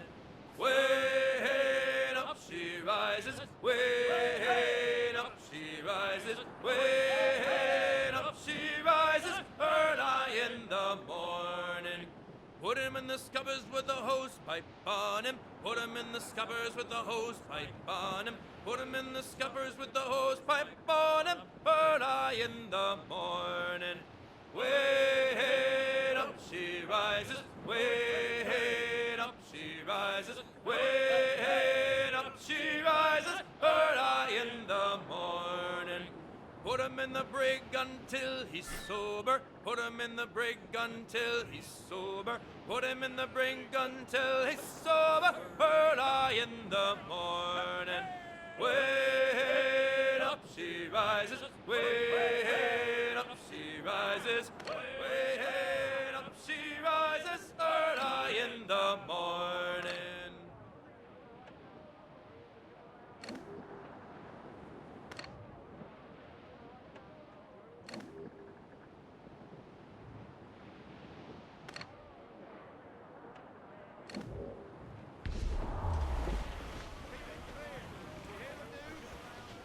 Yo ho, hoist the sails, precious. Gollum, Gollum, Gollum. Thanks for redeeming that, Zereth. Yeah, Waffle. Yeah, the song finished. Such a great song. I was saying earlier that if they remastered this game at some point in the future, it'd be cool if they changed it so that you could actually have a drop-down menu of all the sea shanties you've collected. So you could actually specifically pick which one you wanted to listen to when you wanted to listen to it. Because as it is in this game, you have to basically keep cycling through until it actually gets to the song that you want. As much sail as you can!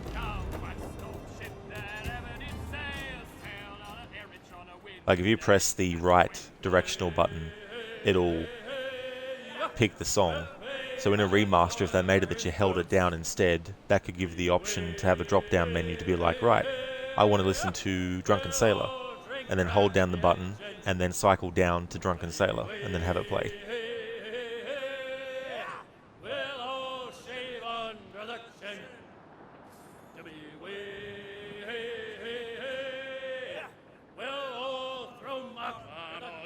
Sailor, and listen to me. I'll sing you a song.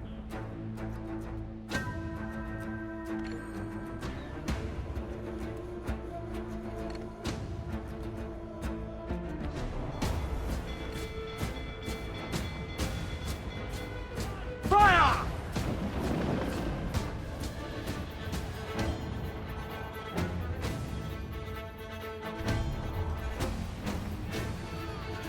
Fire! Weakest right there, Kevin! Fire! On your mark, Kevin! Fire! Look, Kevin! Put a shot right through there! Race! Working on it, Hawk!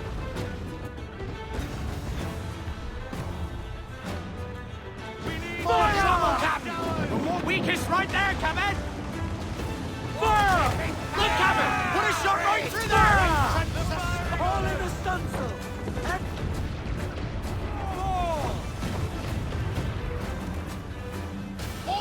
Fire! That's a good shot to cripple her! Fire! Fire! Fire! Ready to box, sir! Fire!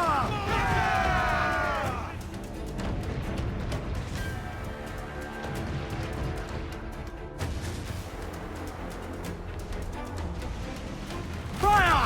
Weakest right there, Command! Fire!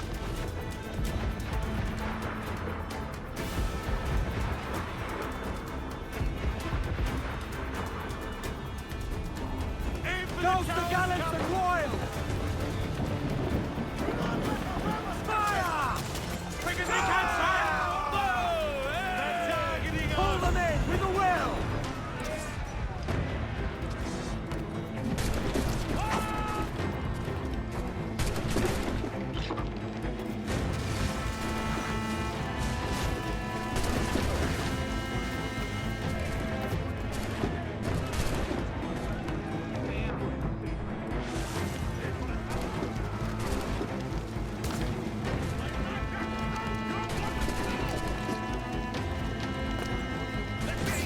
Do not let them board us!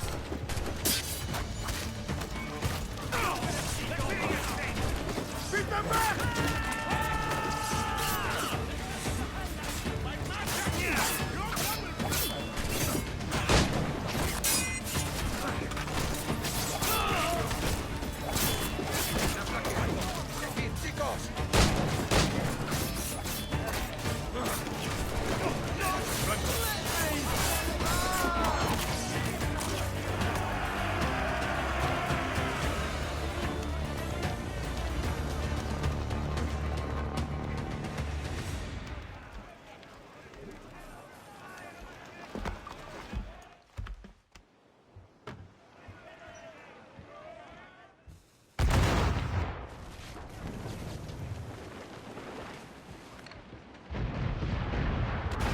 Trouble blowing in! Free! Ancient suspicious! Seems to be alone, sir! Awaiting orders! He's firing! Fire! Fire! Thanks to her! Negate her ability to Fire! Good cabin! Put a shot!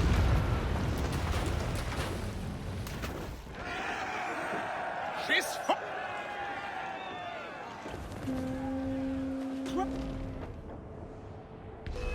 Sail! Get off the squall! Take a shot! Right there, sir! Fire!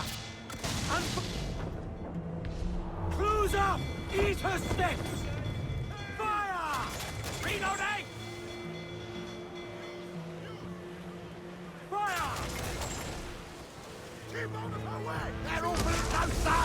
Fire! Fire! Miss, damn it! Yes, sir! Good shot to cripple her! Fire! Ready to box, sir! Look! The yards off the wing! All but mains! Let out some sail! Crowd it all on! Pull them down to hell, lads!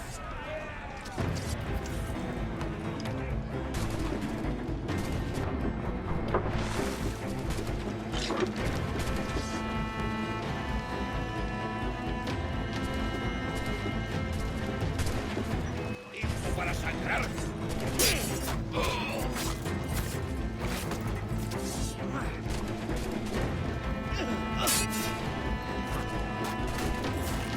Do not let them board us!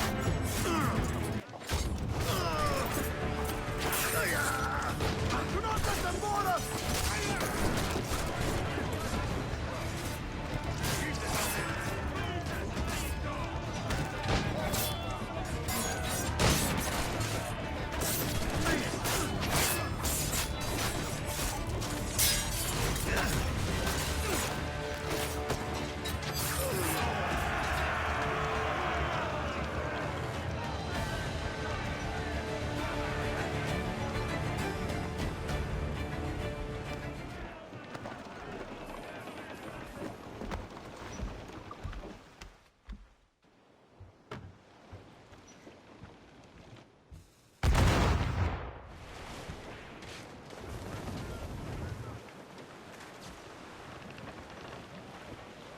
Ease off the wind!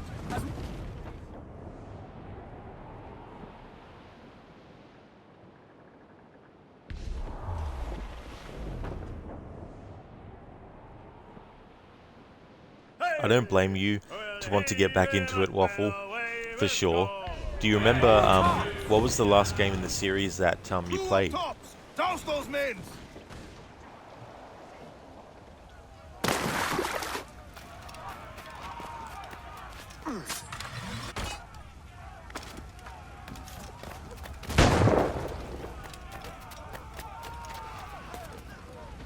AC3? Oh no, it was Brotherhood? Nice. Brotherhood was such a great follow-up to Assassin's Creed 2. ¡Esa rata está a tiro! ¡Vuelve aquí! ¡Maldita sea!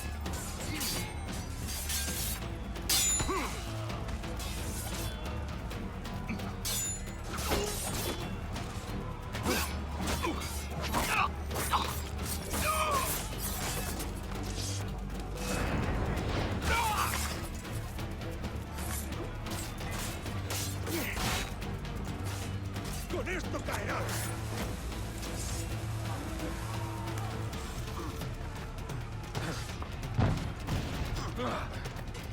¿Crees que puedes despistarnos? ¡Buen pie!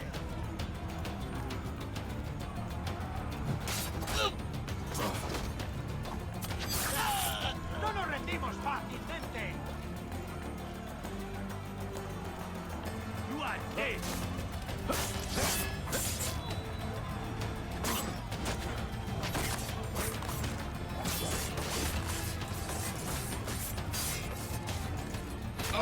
¡Por el gato!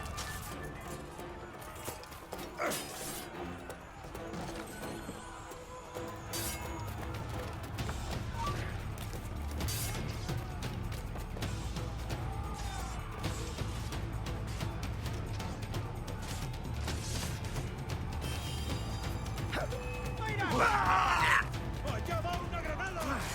¡Allí está!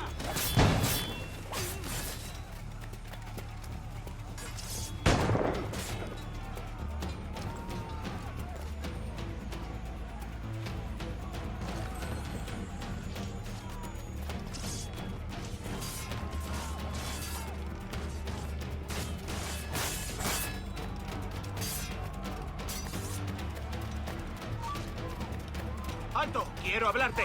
¡Saluda de mi parte al del tridente! ¡No te escaparás tan fácilmente, maldito!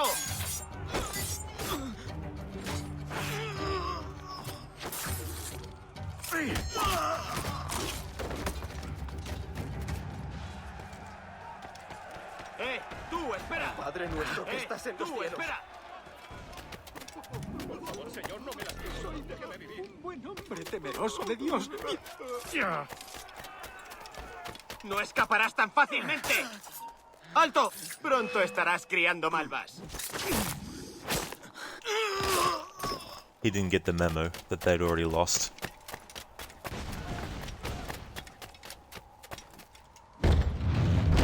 Knock knock.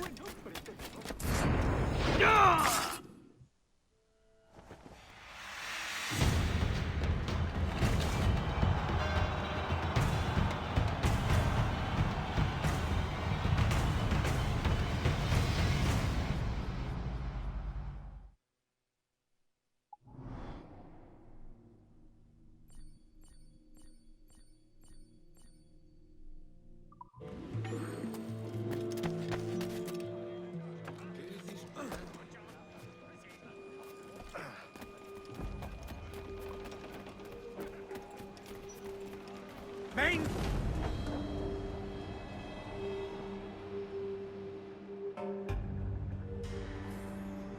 The royals and tops! Look! Men, all top! All down! The yards up! Down's all but men! That the river brings down golden The tops sand, of... and we're down for the Rio Grande. And away, boys, away. Ease off the wind! You Rio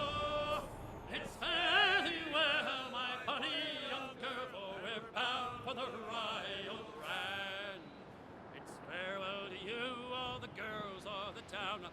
Away, Uriah! You've got our half pay for to keep you around, and we're bound for the Royal Grand. And away, boys, away, away, Uriah! It's farewell, my bonny young girl, for we're bound for the Royal Grand. She's a deep water ship and a deep water crew. Away, Uriah! You can keep to the coast, but we're damned if we do. And we're bound for the Royal Grand. And away, boys, away, away, Uriah! It's farewell, my bonny young girl, for we're bound for the Royal Grand. We was sick of the beach when our money was gone. Away, Uriah! And signed in this packet to drive her along, and we're bound for the Royal Grand. And away, boys, away, away, Uriah! It's farewell, my bonny young girl, for we're bound for the Royal Grand.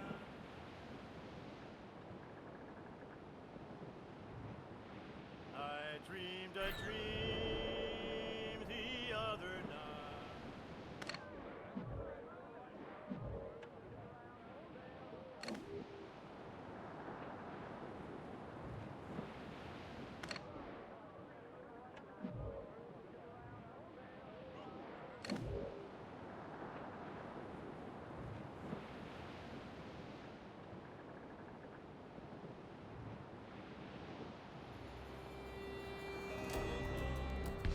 Shorten sail! Get off the squall! Hold tight, here they come!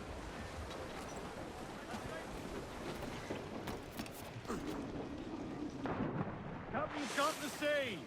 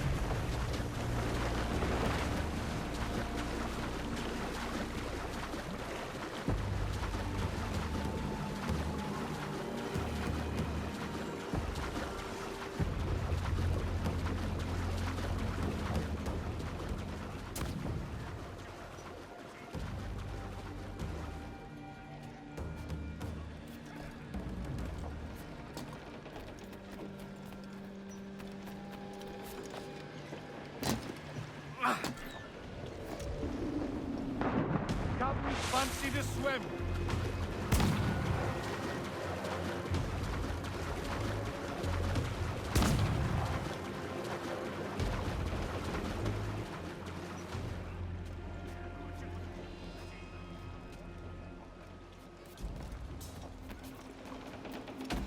Captain's at the helm. Loose! Fire!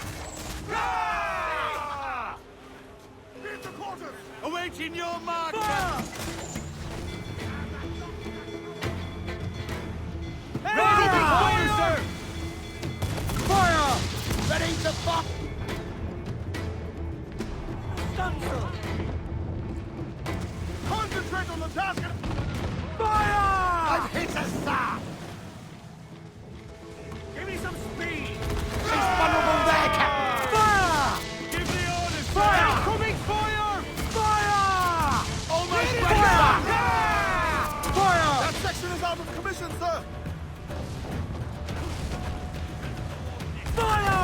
We've been touched! Fire!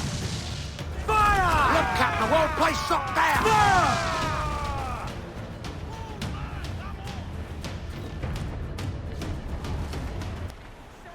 Incoming fire! Careful, Captain! She fires many volleys Random to their doom! Bring some bread!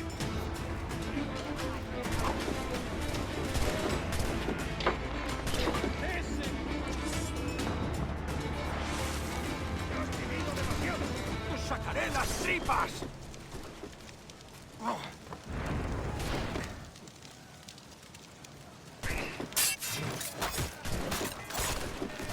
Keep right there clear! You hear the news? I'll have your gun! Grab them down for us!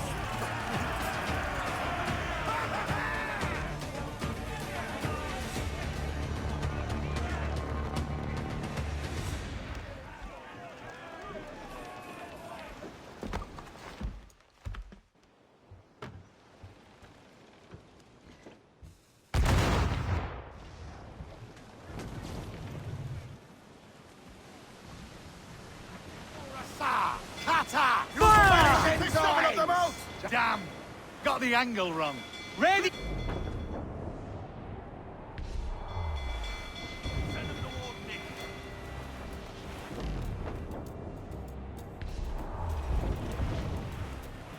Fire! The sewer explodes! Take the shots up! Aloft! Douse all sail! Grappling hooks away! Let's to the prize! Alright, so destroying the ship's powder reserves. I'm allowed to actually manually set them to blow up, but I can't use my pistol to blow them up with.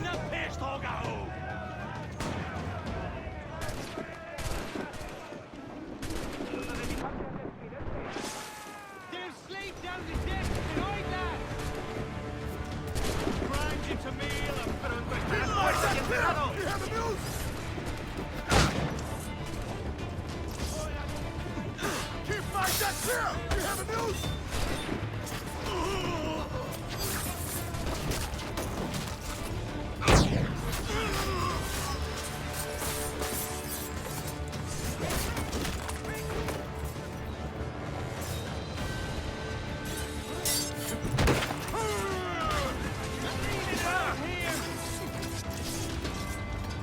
That's one of the swabs that's put on our deck!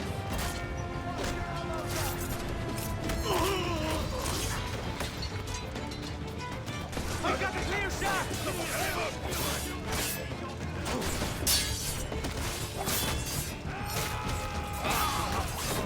Keep them back!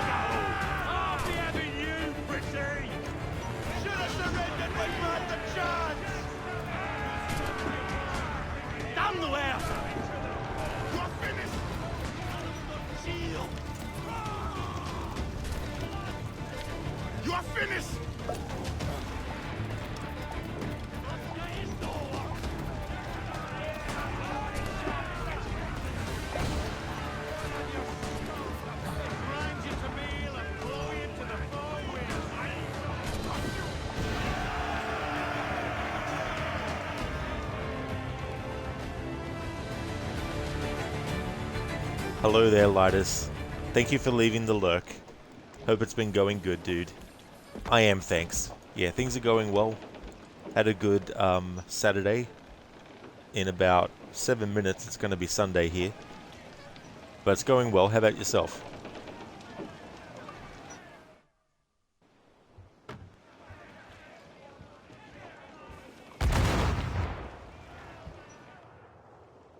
That's awesome, Lidus. I'm glad to hear that, dude.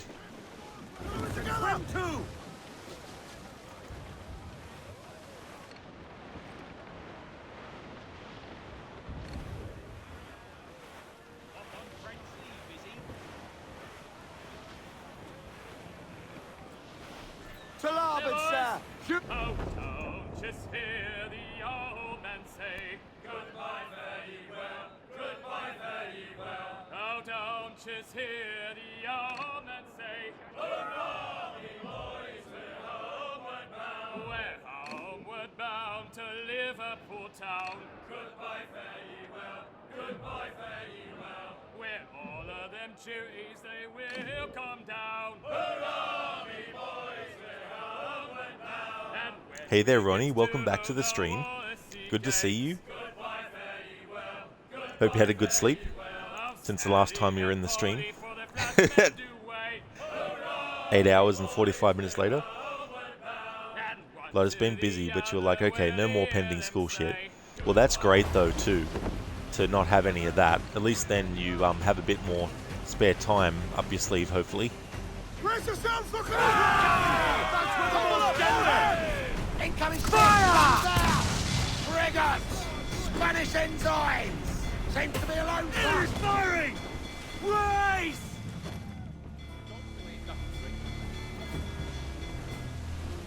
Fire! He's weak, he's round there! Fire! Fire! Fire! Awaiting your mark, Captain!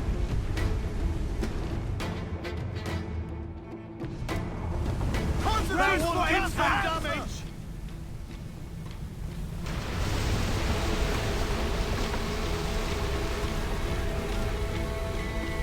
Fire! Lead up and run some there, she's gone!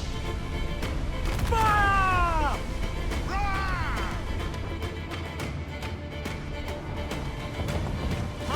Fire!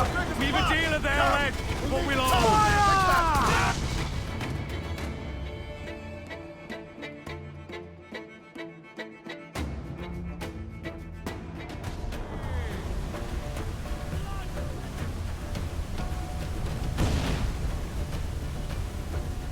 Enemy's firing! Be careful, Captain! We'll bathe in your blood! Another hit and we're to Davy, Captain! Incoming fire! Loose mainsail! Couldn't get to the ship to board it in time. Ronnie, you did sleep well. Your Saturday's off to a good start. Oh, that's excellent, dude. Glad to hear that you had a great sleep. Captain. It's a fine day for any kind of mischief. What's your feeling? I'll make no secret of wanting to see the British brought to heel. If we can take their gold and put it to use ourselves, I'll be a happy man. Spoken like a true Welshman, Addy. And what's your aim? Master Kidd hinted at a prize he was eager to show me down in Tulum. Quite some distance, mind, on the Yucatan Peninsula. You trust him to play it fair? I can't be sure. Right, how far away did that put us from where I want to go? Oh yes, that's He has a way still of roughly the picking same away at distance. my conscience that gives me pause. I should go see him soon. So long as we take some prizes along. I'm sure the crew will understand. I'll set a course for Tulum. There she blows! I'm back!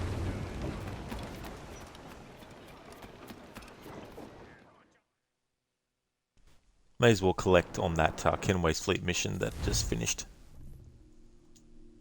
The other ones still have 10 hours or so left.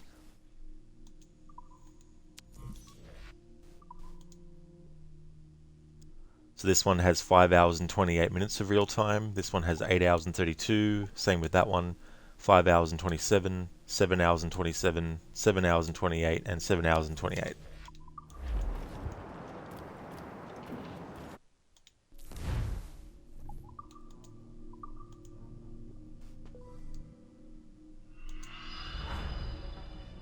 We'll sell all of that.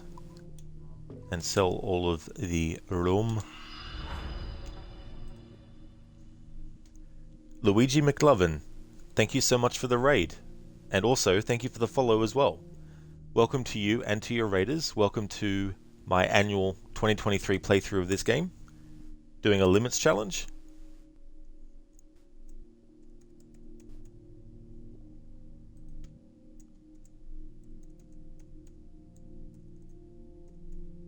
And there's the details of it.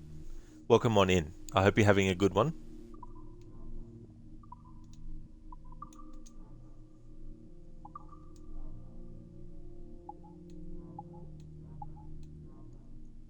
You got ram strength we can increase, round shot strength, chain shot.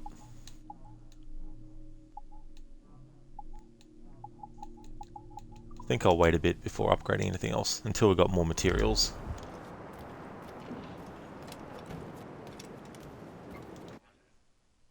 Edward having some trouble getting up those steps there. Captain's trick. Main!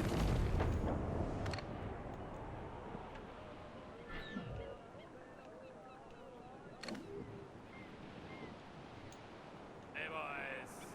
Now you're ready to sail for the To me, Johnny Poker, come rock and roll me over. To me, Johnny. Bob, I'm bully in the alley. Way, bully in the alley. Help me, Bob, I'm bully in the alley. Bully down in Shinbo now.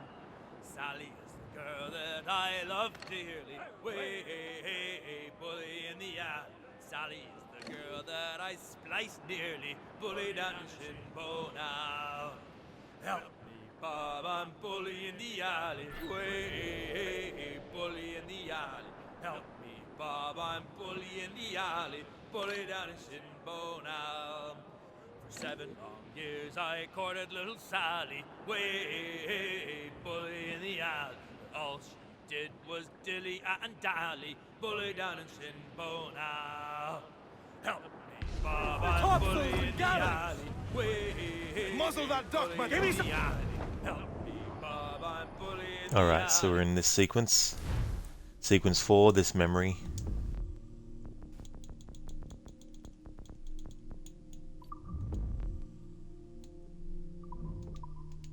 Bully down in Shinbo.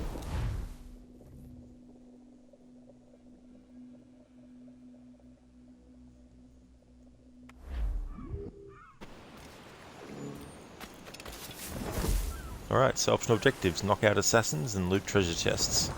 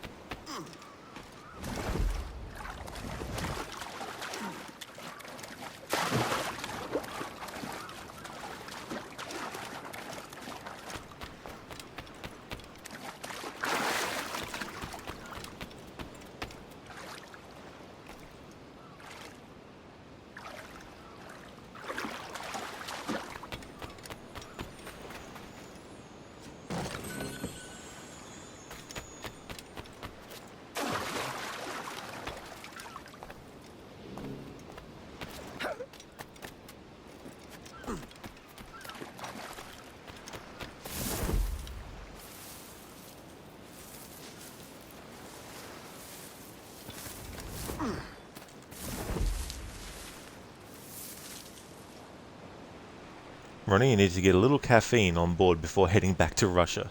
I don't blame you, dude. You're going to need it to get through the rest of that game.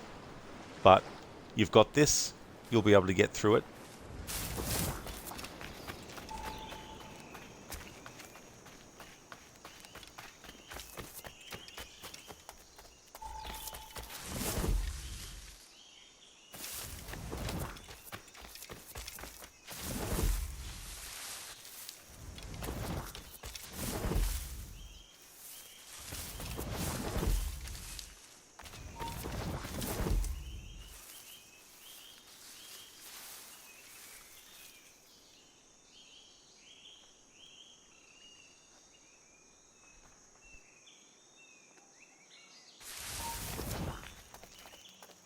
Ba'ash kubeti glesi wai sokano tustal ambi.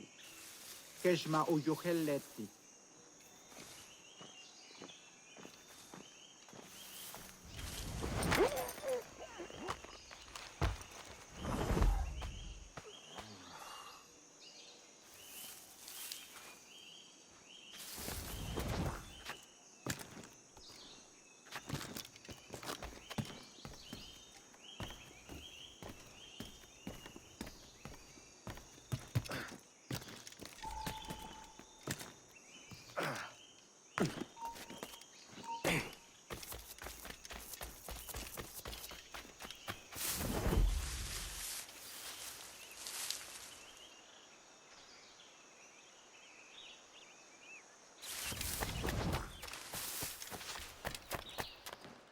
Untulak tutuus, kubukintikunok, untul winig suk, ukonik hel mashake, bukahu masuktal, yanwaltiletie.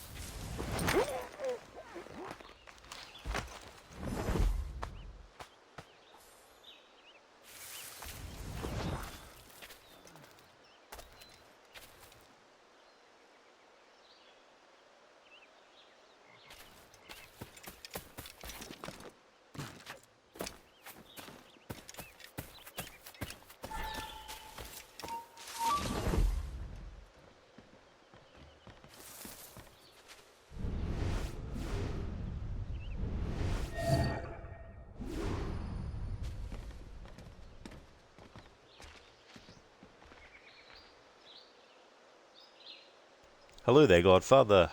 Welcome on in. How's things going?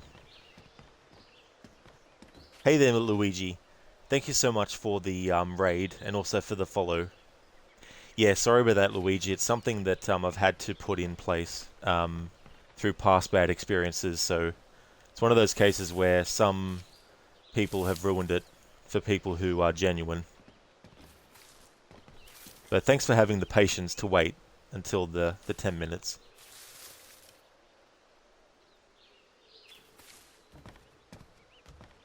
Oh, thanks, Luigi, yeah. Especially when you get those buy followers, or can I do your banner for you, or... That's why you have mods that alternate. Oh, that's good. Yeah, mods hat alternate, yeah. Yeah, it's just one of those things.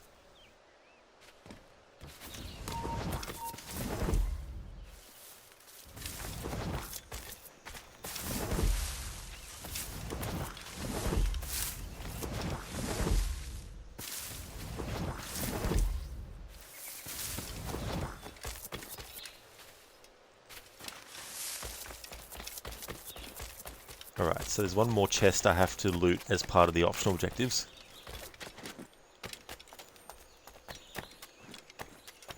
Oh really, Luigi? One is in the US with you, then one in Australia for overnight.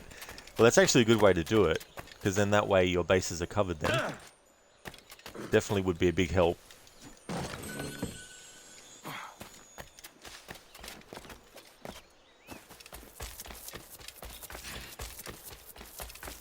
Now that we've done those optional objectives, let's go meet with James Kidd. Yeah, Godfather, yeah, it's a long weekend here.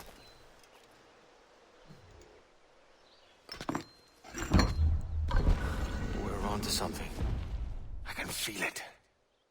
Captain Kenway? What is the assassin Duncan Walpole? Dead and buried. After he tried to kill me. We are not sorry to see him gone, but it was you who carried out his final betrayal. Why? Money was my only aim. Should I find comfort in that? You murdered our brothers and sisters in Havana. He has the sense, Mentor.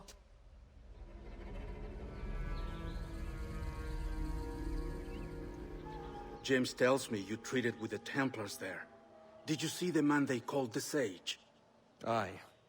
Would you recognize his face if you saw it again? I reckon so. I must be certain.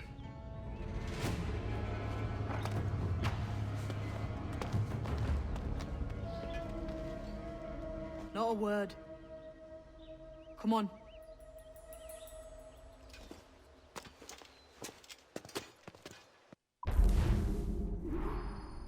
Alright, so nothing is true. Optional objectives done. Knock out assassins 3 of 3. Loot treasure chests 4 of 4.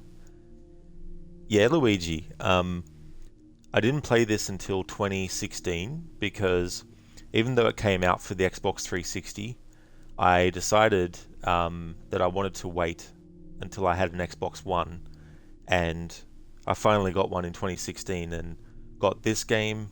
I also held out for Unity and Syndicate, so I was actually able to play those 3 games back to back, which was kind of cool to have these 3 new Assassin's Creed games for me that I could go through and play. So played through those games, and they're part of my annual series playthrough. So I've had that as part of it since 2016. But yeah, I really love this game, and these annual playthroughs, they're not literally a year since the last time, but I just do them as a tradition, because I used to have playthroughs where if a new game was coming out in the series, I'd play all the other games leading up to the release and then play the new one. And as a streamer, I wanted to keep that tradition, so I have annual series playthroughs, but then I have other playthroughs of the games that I just do throughout the year, random ones, challenges with some, just a normal playthrough with the others, sometimes in-depth, sometimes just, you know, not optional objectives, sometimes doing all of that. Ronnie, he has The Shining. Shh! Don't you mean The Shinning? Do you want us to get it sued? Afro, he has The Thing. He does. He has The Thing. Although I hope he doesn't have The Thing from The Thing, because that's a very dangerous alien. Hey there, Spectrum, welcome back. You're still streaming. Happy Saturday, you think? Maybe Sunday for you. Yeah, about 14 minutes ago it passed into Sunday. But welcome back. I hope your Saturday's going well. Luigi, don't worry, you waited to play Skyrim till about a month ago. Oh, you did? Well, that's actually good, because by the time you've gotten to it, you've also had so many things that have changed. Is it the PC version, or are you a console streamer and gamer? Or because I know they've had heaps of mods since the game came out. And it's crazy to think it came out in 2011. Godfather, is there an AC game coming out this year? And do people still care about new AC games? Yeah, apparently there is one coming out sometime this year. Not exactly sure when. Yeah, there's some that still care. I mean, I only care as much as whether or not, when I find out what happens in the story, whether it's actually good or not. Afro, you hope so. Mirage, it's called. Yeah, hopefully it's a good game. Luigi, surprisingly a small community is pretty content. Yeah, absolutely, you know. And that's sometimes the best way to be as well, with a smaller community. Ronnie, you knew I would catch that? Nice. Oh, that's good. I'm glad that we're on the same wavelength. So you're an Xbox player, Luigi? Nice. Yeah, that game I've only played it all the way through once. And that was a long time ago now, actually. I think it was 2014 when I played it last. Well, when I played it last and finished it. I did play it on and off after that point, but never finished it again. Godfather, you're also Melbourne and Sydney. Who knows? Somewhere in Australia.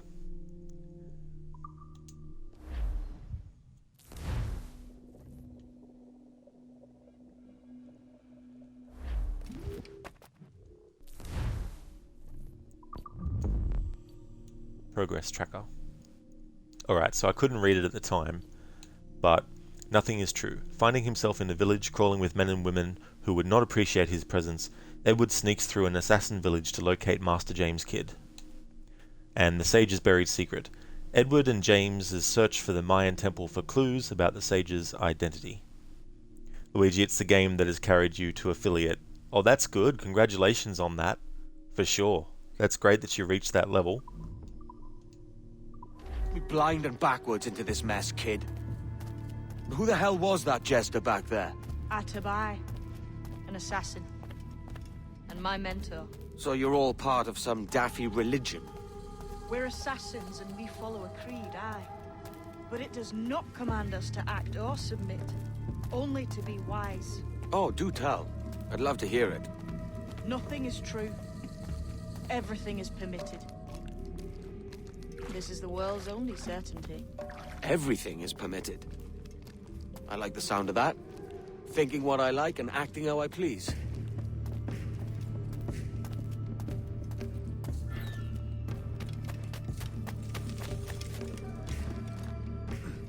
You parrot the words, but you do not understand. Don't get haughty with me, kid. I followed you as a friend, and you tricked me. I saved your skin bringing you here, man. These men wanted you dead for what you did in Havana. I talked him out of it. Well, cheers for that. Aye. Cheers.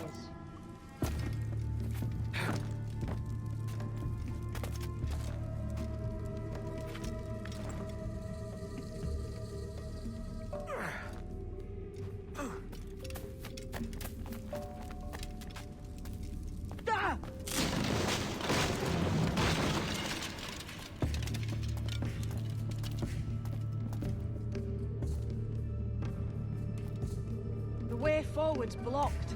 That's a door, I reckon. Aye. And there should be some way to open it. A mechanism somewhere. Like a capstan? Those blocks up there.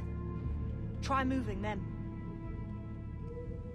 Yeah, Luigi, so if you press right on the D-pad, it'll actually let you switch to the next sea shanty. You want to get the Black Flag logo with nothing is true, everything is permitted as a tattoo? Oh, that'd be a cool one to get. I'm not really into tattoos myself, but Those if I ever blocks up were there to get seem one, like they might move with a bit of weight. it would definitely be the assassin logo. You're also trying to cosplay as a couple of Kenway costumes. Oh, excellent, that's cool. Yeah, it's very intricate, some of the detail, a lot of their outfits and stuff.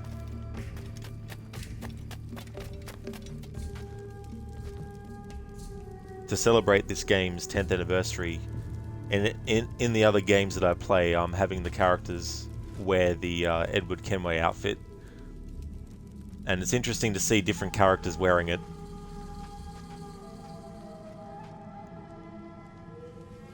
Oh, damn it! Easy, Kenway. This ain't like climbing Ratlands.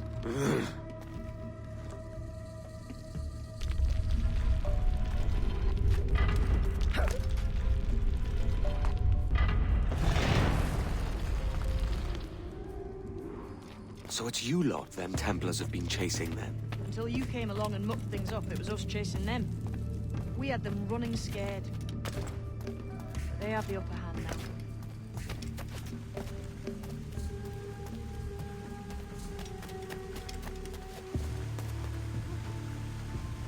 The door's mechanism seems to be broke. Let's find another way around. Follow on, man.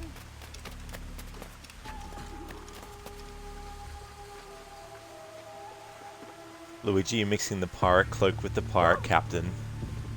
Those are really cool outfits as well in the game. I really like that pirate cloak. Ronnie, we need more bearded assassins for you to cosplay as. Yeah, that's true. So which one do you think, out of the ones that there are, Ronnie, that you'd most want to do? Luigi Kenway gets a beard.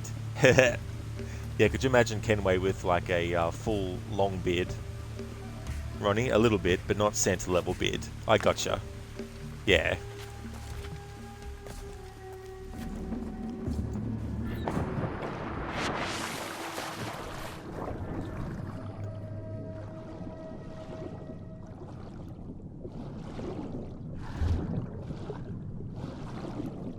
It's good to use the lunge up as a way to speed through. You're still drawing breath? Enough to curse you with, kid!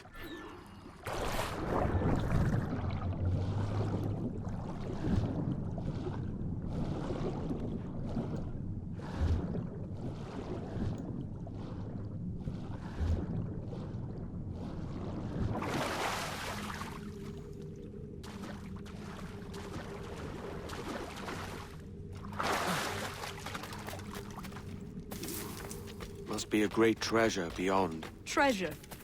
Right. Whatever's waiting at the end of this path had better be worth my time. That'll depend on you. How's that? What I'm taking you to see may spin your head right round. I only hope you could take the shock of it. I can handle myself. Afro Kenway does get a beard in the ending scene of the opera. That's right, he does too, yeah. Luigi, it's hard to try to even get pieces for the costumes. I imagine it would, you know, like trying to get all the little bits and pieces sorted out, and I guess, you know, you can just have to do the best that you can. Ronnie, yes, old Ezio gets a pretty good beard. That's true.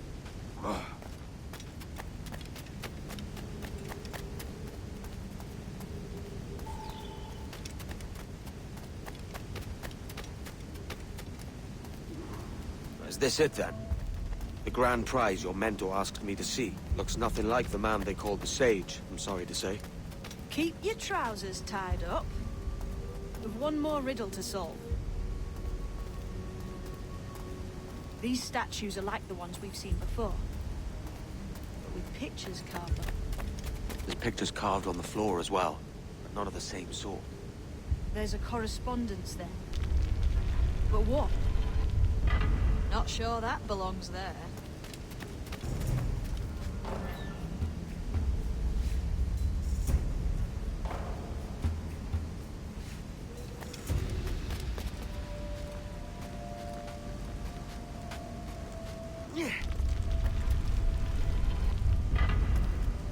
There's a difference between them animals on the statues and them on the floor. Do you see it? Aye. One group is predators. The other is prey. Which predator goes with which prey? That's the question. Right, there's your correspondence. Match a predator with its prey. Lend me a hand here, will you?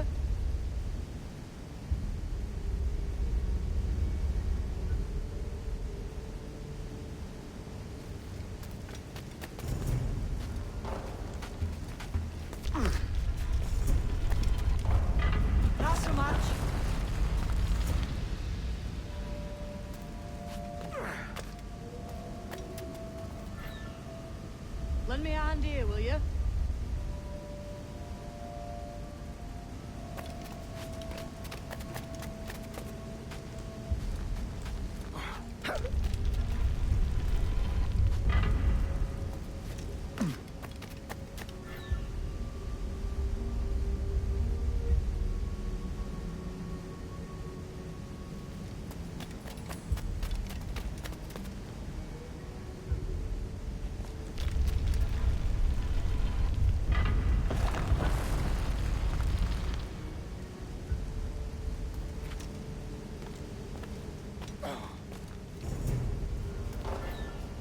Lend me a hand here, will you?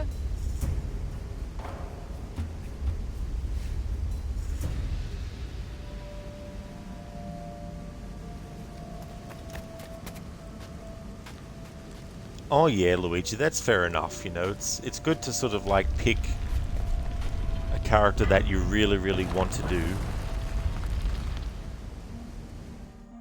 Jesus, that's him, the sage. But this thing must be hundreds of years old. Older still. You're certain it's him? Aye.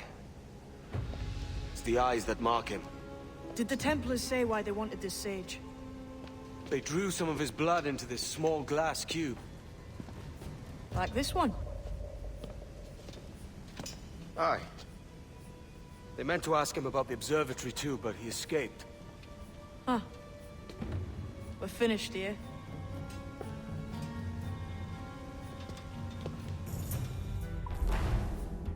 Very mysterious. Memory 3, The Sage's Buried Secret. Ronnie, your favourite costume that you did was Fat Thor from Endgame. Oh yeah. I haven't actually seen that movie, but I've seen what Thor looks like in it though. This puzzle would suck if you're colorblind. Not that color has anything to do with solving it. No spoiler. Hashtag no spoilers. Yeah. I mean, hopefully there's other ways. Luigi, you agree, but if you're colorblind, normally there are settings to accommodate. Yeah, I don't think in this game, unfortunately, but I do like that they actually have started to do that for people as well. Plus, I think mixing two outfits would fit really well. You could even go for the Crimson Cloak too. Yeah, that's also a good cloak in this game. I like the color of that one too. I also like the Kenway legend or legendary pirate outfit that Kenway can wear. That's so cool too. So there was a line of dialogue that Mary Read said about the Creed that it does not ask them to... Hang on, I forgot the quote. Almost had it, but I'll get the direct one.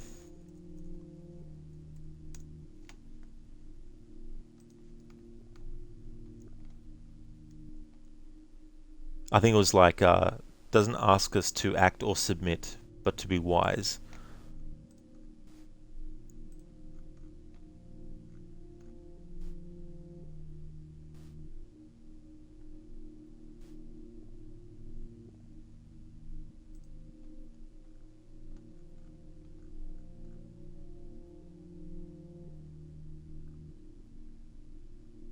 Here we go. So when Edward says to Mary, "So you're all part of some daffy religion?" And then Mary goes, "We're assassins and we follow a creed, aye, but it does not command us to act or submit, only to be wise." In Assassin's Creed 1, there's actually a quote by Altair that is a parallel to that.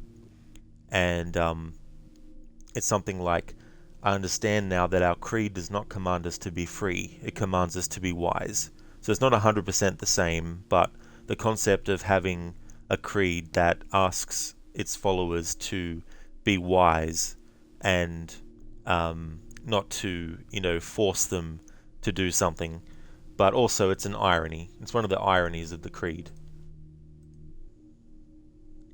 Luigi, you heard there's a secret outfit. It's from playing the other games. Ooh, that's a good question, because there is an outfit where you get Haytham's outfit from Assassin's Creed 3, but it was only available if you bought a certain version of the game or something. For the two special outfits are mine and Templar. Yeah. I guess too, if you're on PC, you can make Edward wear what you want.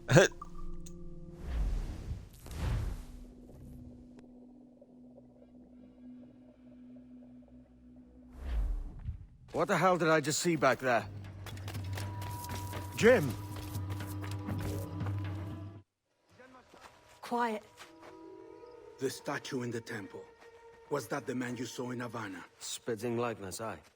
It seems another sage has been found. The race for the observatory begins anew. Is that why we're whispering? This is your doing, Captain Kenway.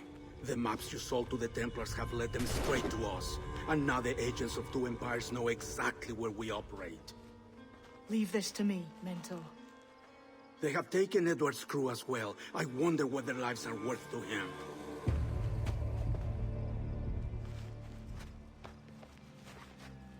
Take this. You'll attract no attention, and take fewer lives.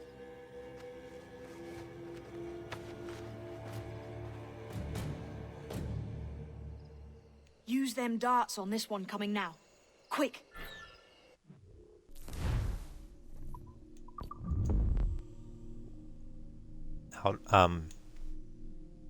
Yeah. So memory 3 that we just did was the Sage's Buried Secret. Edward and James search the Mayan Temple for clues about the Sage's identity. This one now is overrun and outnumbered. Edward must save his imprisoned crew and various captured assassins from the slave traders that have arrived in Tulum. Luigi, there's Altair's that you heard from playing previous titles. There possibly could be.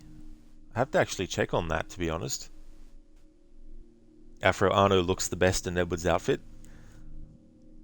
He does look good in that outfit. Yeah, I just had to visually try and remember what he looked like when he was wearing it.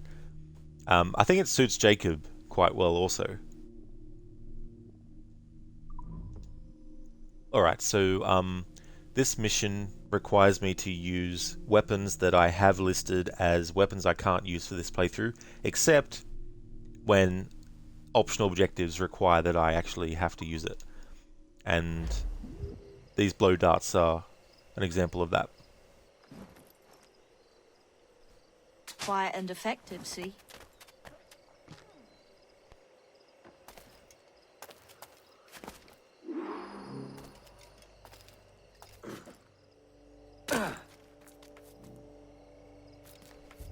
Alright, so with those optional objectives, use sleep darts on guards. I'm only allowed to use 8 sleep darts on guards. And I'm only allowed to use 2 berserk darts on guards. If there's no optional objective asking me to use those items, then I can't actually use them. But if there is, I'm allowed to, but only for the amount of times that the game requires me. So I'm allowed to do it 8 times with the sleep darts and twice with the berserk darts. After the gauntlet kind of ruined it in Syndicate. Oh yeah, how the different gauntlets are that you can get and customize.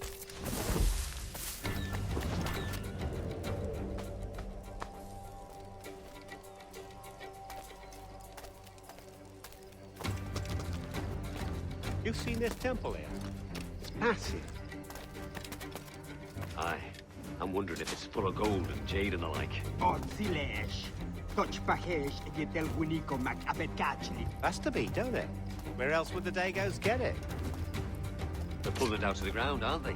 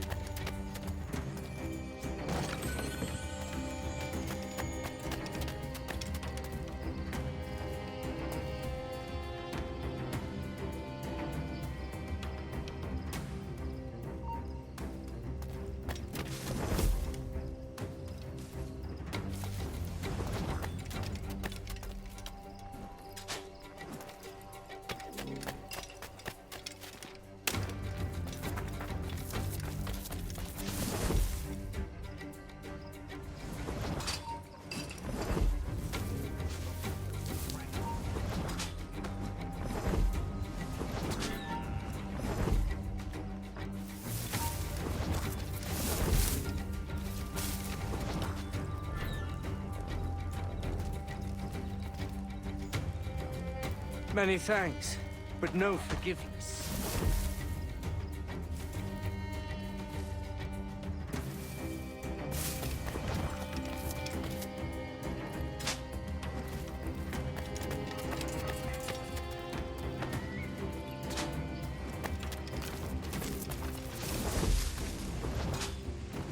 Alright, that's the 8 sleep darts used. Can't use them anymore. Now I need to get the 2 berserk darts on guards used.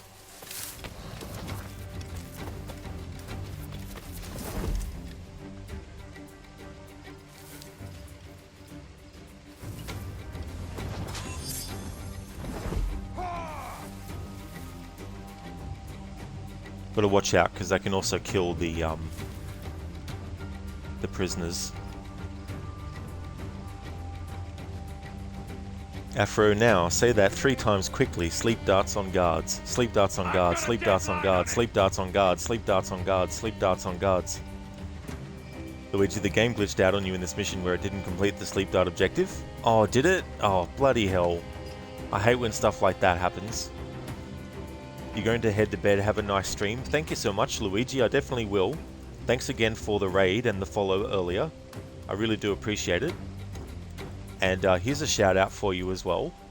So Luigi was playing Assassin's Creed 4 Black Flag as well. Recommend checking out their channel. I'll have to as well, of course, Luigi, because we haven't met before. But thank you so much for the raid. I really appreciate it. And I'll drop you a follow as well.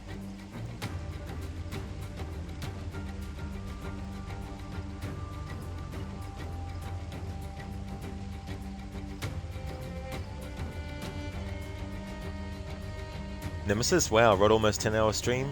That's right, yeah, half an hour away. I think once I finish this memory sequence, I'll probably end the stream, I think. Welcome back, Ryu. I hope it's going well. Ronnie, you love using berserk darts in assassination missions and berserking the target and having his guys get him. It's really it's really satisfying when that happens. I really like using that myself. No worries at all for the shout out, and thank you so much again, Luigi. I hope you have a good one. Hope you have a good rest.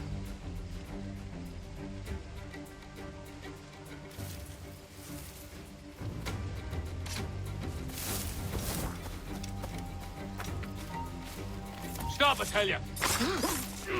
I'll have at you! There! After it!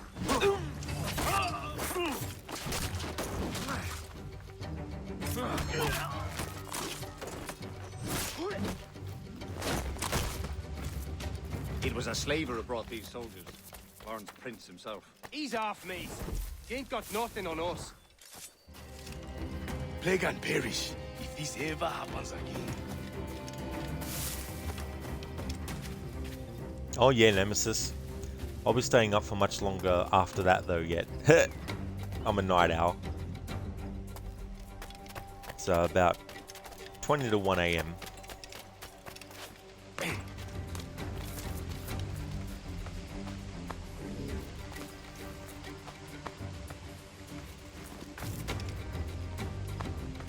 So I've got one more berserk dart I'm allowed to use to cover the optional objective, and then I'm not able to use them after that.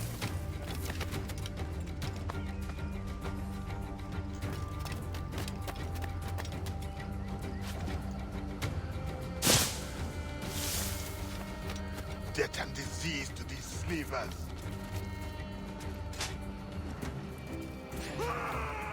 Alrighty then, that's the optional objectives taken care of. So I can't use any of these again until there's another mission that has the optional objective requiring me to use it. Ronnie, think you've stalled long enough. Time to go back to Mother Russia. I don't blame you at all. I hope your stream of Assassin's Creed Chronicles Russia goes really well, dude. Want to highly recommend people check out Ronnie's channel. He's going to be completing his playthrough of Assassin's Creed Chronicles Russia. He's almost finished it. It's the 3rd game in that trilogy. The first being China, the second being India. He's played through those games for the first time, and so now he's almost finished his first playthrough of the Russia one. He's also a fan of Red Dead Redemption, and also a doctor and scientist in real life. He actually works in regenerative medicine, working on cures for things like Parkinson's, as well as MS, and he's wearing a hat when he streams, and he changes what hat he wears depending on what game he's playing. So a great streamer, great guy. You'll have a chill time over at his channel, so highly recommend. Ronnie, you like that positivity, you will be completing it. Exactly, dude. I got faith in you. It's all part of the plan. You'll definitely get through it, dude. Nemesis, that scream was creepy but sounded legit after Soldier got hit with a dart. Yeah, it really did. You know, imagine having to be the one that does those kinds of audio stuff. That's okay, Ronnie, for the shout out. Absolutely no worries at all. I'm just sorry for lurking, but you don't remember much about this game and you want your playthrough to feel fresh when the time comes. Completely understandable, Harbinger, for sure. I don't blame you for wanting to keep it as fresh as you possibly can.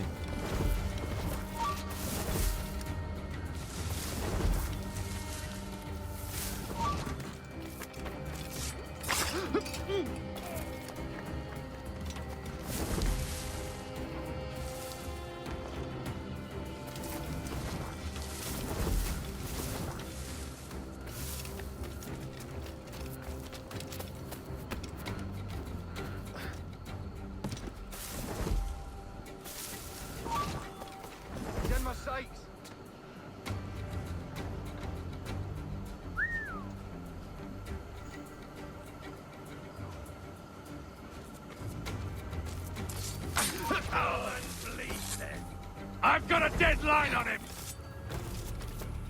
You really think we won't catch you? Ah!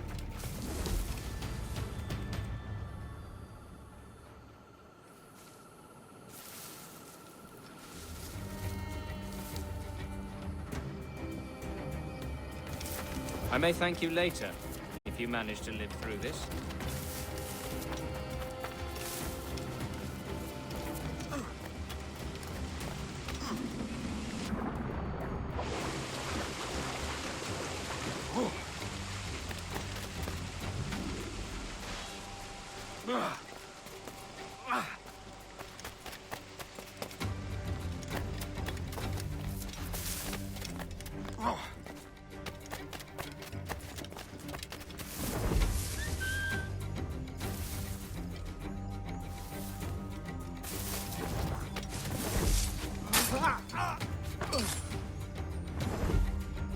Cheers, Captain.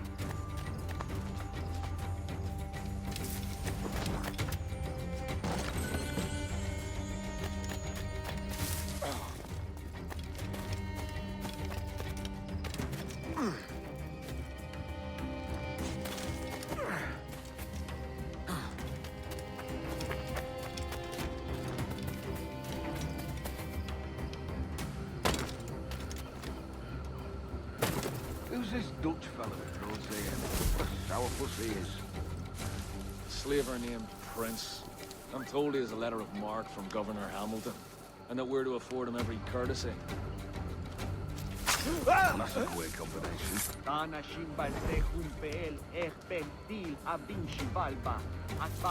Look, all I know is he's looking for someone, and we're to help him find it.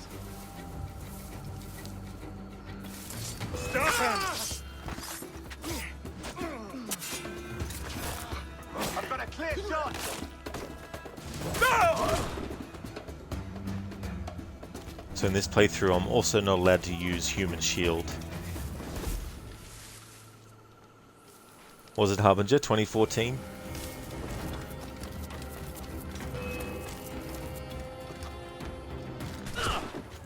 Oh.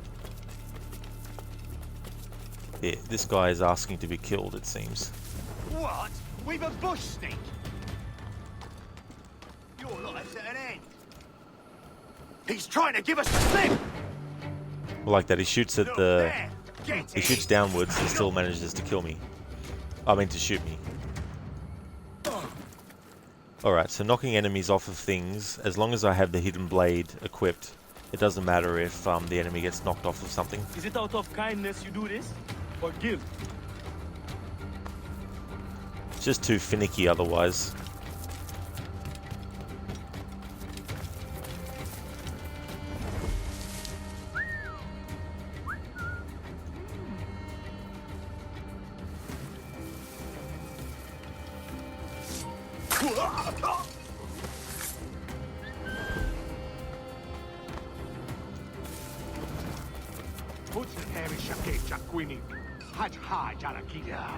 Carting old misers around ain't what I signed up for. We were pressed into service? You know. Ease off, mate. You ain't got nothing on us.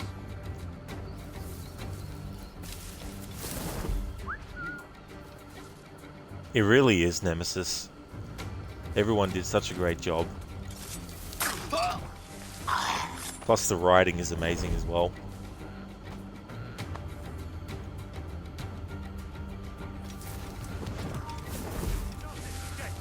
Come here.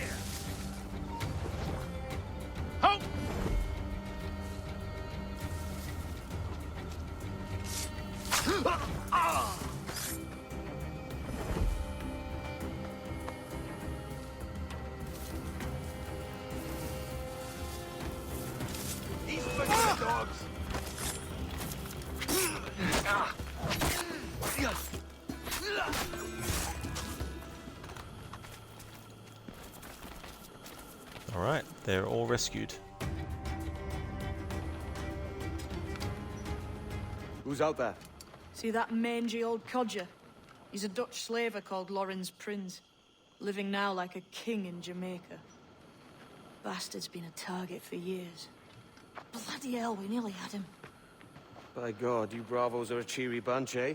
All frowns and furrowed brows. Captain Kenway, you have remarkable skills. Thanks, mate. It comes natural. But you're churlish and arrogant, prancing around in a uniform that you have not earned. Everything is permitted. Isn't that your motto? I absolve you of your errors in Havana and elsewhere, but you are not welcome here. Sorry, mate. Wish it were otherwise. He got off lucky, all things considered.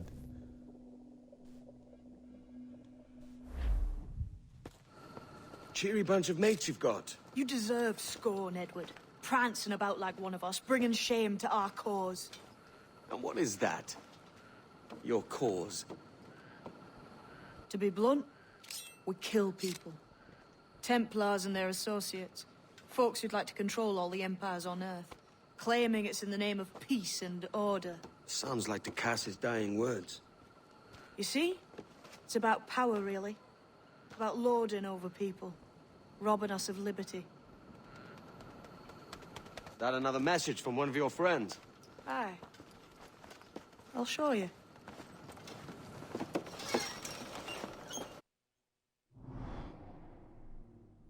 This is where the game points out to you the assassination contracts. But once you get to Havana at the start of the game, you can literally start doing these. But this is when the game actually points them out to you. As part of this playthrough though, I won't be doing these. Nemesis, we talked about the water being great, probably emulated Caribbean Clear Blue. Yeah, I mean, it really is still good. Like, the job that they did back in 2013. Now, obviously, this game wasn't just made for the Xbox One or the PlayStation 4. It was also made for the PS3 and Xbox 360. So I don't know how well the graphics were for those consoles. But this is the Xbox One version being played on a Series S. And obviously, graphics are more advanced than this game's now. But I still like the aesthetic as well. And the crispness of the graphics, but also the vivid colors and everything. And the water is definitely like that. Afro, how does these skills come natural to Edward, you wonder? Yeah, I mean, if you think about what Warren Vidic says in Assassin's Creed 1, how he talks about when animals that are born into the world, how do they know exactly what they're required to do in order to survive, for example? And he sort of like theorizes that it goes beyond just simple evolutionary and like evolution and instincts, that there has to be some kind of memory carried in the DNA to actually allow that to be something. You know what I mean? So it's a very interesting kind of concept.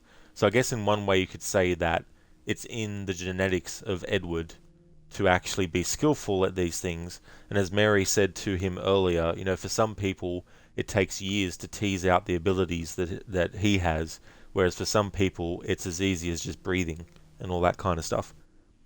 Harbinger 100% sync or riot. Well, you'll have to riot, Harbinger, because I'm only doing the optional objectives for the main story. I'm not going to be doing 100% playthrough. After this game required Monka computing power back in the day on the PS3 and 360. This game was a muddy 720 30 FPS mess, was it? Yeah, I sort of, at that time, I decided that I just wanted to get games when they came out on the Xbox One that were also on the 360. I sort of drew a line in the sand and said, that's as far as I'll go in terms of like buying Xbox 360 games. Ones that came out when the Xbox One came out, I'm like, nah, I'll just wait till I get one. Nemesis, you remember GameStop had Ultimate Edition of this game? You get a model ship with a disc version? Oh, nice. That would have been cool. Memory 4. Overrun and outnumbered. Optional objectives. Use sleep darts on guards 8 of 8 and use berserk darts on guards 2 of 2. And I only used 8 sleep darts and 2 berserk darts. So I didn't fail the challenge rule. Because any optional objectives that have any of the weapons that I have put that I can't use, I can only use them in that mission. And once the objectives related to them are actually complete, I can't actually use those weapons in the rest of the memory or the rest of the game unless there's other memories later that have the optional requirement for it. I know you ain't exactly impressed by our creed. So would the sight of money make you more friendly to our ways? As ever? Then work these contracts around the West Indies for us, and we'll pay you. As simple as that.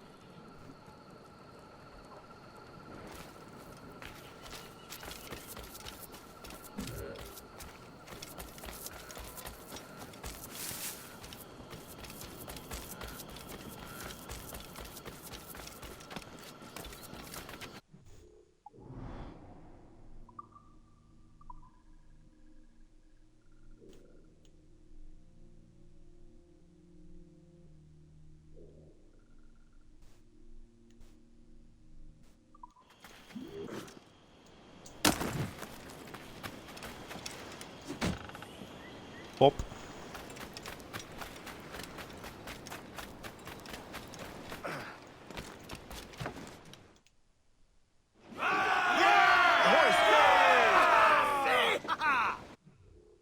Haha, see, haha.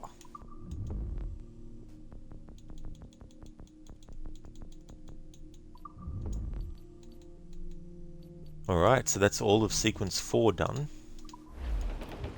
Captain has the helm. Sail to the sea.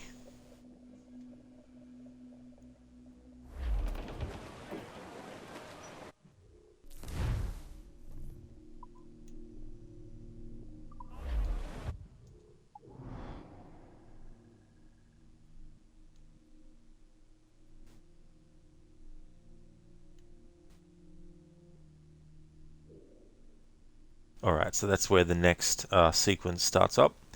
However, I'm not going to do any more story for the rest of the stream, and I want to keep going till I get to the 10-hour mark.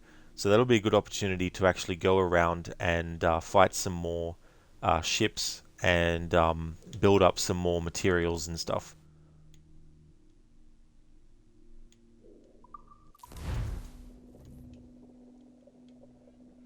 So for those who are only here for story, which is completely fine, thank you so much for watching up until this point, but there'll be no more story done in this stream.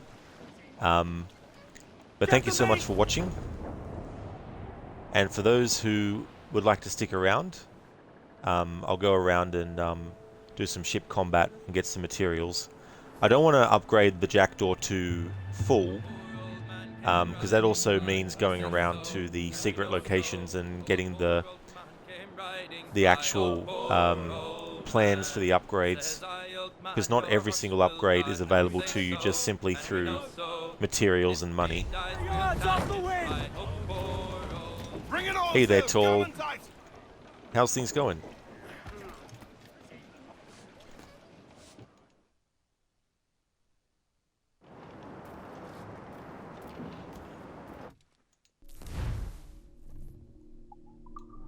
Only have one bit of sugar, but I'll sell it anyway, just to get rid of it.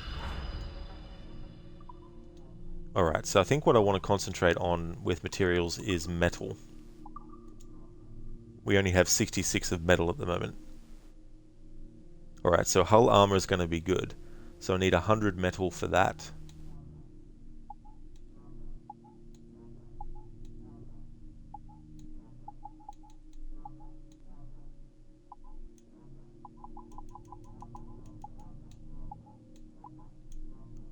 Alright, so broadside cannons. There we go.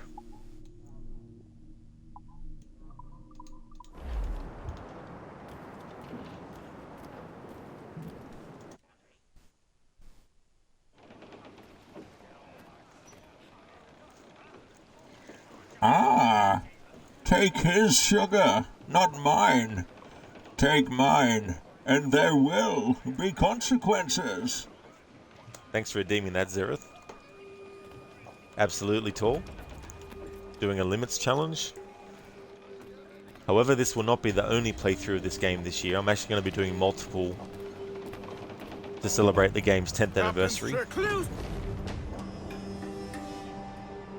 And starting, well, it's now Sunday for me, but starting yesterday for me, the Assassin's Creed streams are going to be Saturdays, Sundays, Mondays, Tuesdays, and Wednesdays until I finish the annual series. And after this game, I've got Unity, Syndicate, the Chronicles Trilogy, Origins, Odyssey, and then Valhalla.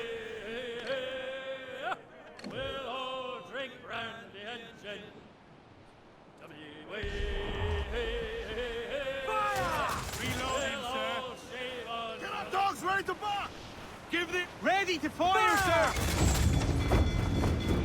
Oh. I didn't realize that this is the actual activation point for the legendary ship. What's she doing? She's coming straight at us! And there ain't no way this ship is ready to take on one of those. Hello there, Hit Pigs. Thank you so much for the raid, dude. I really appreciate that. Welcome on in to you and your raiders. I hope you had a great stream. Nemesis, it's something special about AC Black Flag, even back when you played only a few times. There is, you know, and I mean for some it's where the series ended, as in they're wanting to play any more games. And for some it's just a pirate game called Assassin's Creed. But personally there's a lot of stuff that's very relevant to the Assassins, their creed, the Templars, you know, all that kind of stuff. And while Edward doesn't become an assassin in the actual game, if you take the wider view of the actual lore of the series, then he actually does become an assassin. I mean, when we see him in the epilogue cutscene after the credits, we do actually see him quite a few years after the events of this game, and living in England, and by that point he's well and truly an official assassin. But sometimes with a franchise it's good to have a character that is different, to give you a different perspective and see it through the eyes of them. It's like in Resident Evil 7. In Resident Evil 7, instead of playing as Chris or Jill or Rebecca or Barry or Claire or Leon or Ada or Sherry or anyone like that, who has experience not only with combat, but also they have experience with BOWs and zombies and all that kind of stuff. And it gets harder and harder to create a sense of, holy shit, this character could actually die, or put them in situations where you don't know whether they're going to survive or not. And Resident Evil 7 gives you a fresh perspective on things, because your character has no idea about BOWs, has no idea about what is going on before they get there, and they have to sort of like work it out. And in that way it also works well for people new to the series, because they might be like, I want to play this game, and it doesn't necessarily need you to have any or prior knowledge of the series to actually understand what's going on in the story. Like Chris Redfield's involvement if you don't know who he is, you might just think he's just some rando character. You know, you don't know the history behind him, which is fine. And that's why that works so well. So with Black Flag, instead of playing as an assassin or someone who becomes an assassin early in the story, or even someone who goes around dressed as an assassin fighting for the assassins knowingly, you have someone who is a pirate and they don't know anything about the assassins or the Templars. They don't even know that they exist. And because they're after riches, their care factor for what the assassins and the Templars are fighting over isn't that high, as long as what they're fighting over is important enough to him in the sense of how much money it can get him. You know what I mean? So you're just showing the conflict through different eyes. And the thing about this is, it doesn't matter how something is explained. It doesn't matter if the characters or the events or whatnot is shown to be well thought out. People are still either going to like or not like it. You know, someone can make a master painting, and one person will look at the painting and they'll be like, "This looks absolutely amazing." Someone else will be like, "Nothing special." You know, and it's okay.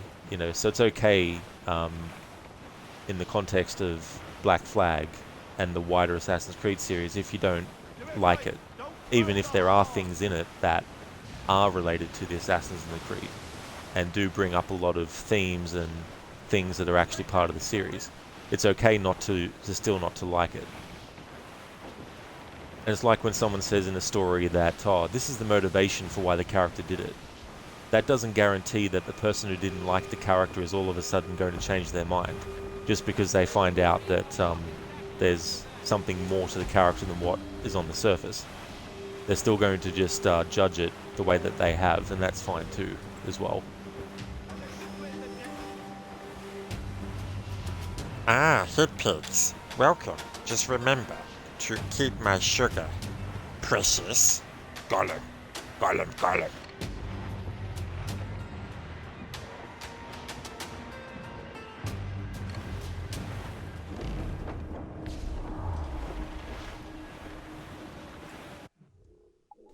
Might need to go to an area of the sea that's medium difficulty. Here we go. I have Godfather. Yep, I played it and finished it as well. I finished the playthrough of that on Tuesday last week. Yeah, so Tuesday last week. I make my own luck. Thanks for redeeming that, Hit Pigs. Where am I to go, me dinosaur? Where am I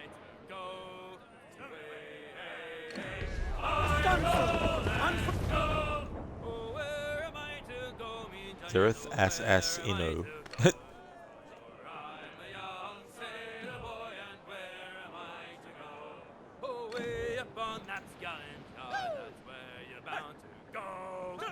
Nemesis, that's pretty cool water splashes on the deck of the boat realism.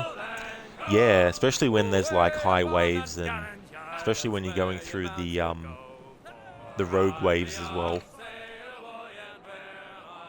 Can also sometimes lead to some funny glitches, especially when the ship gets capsized.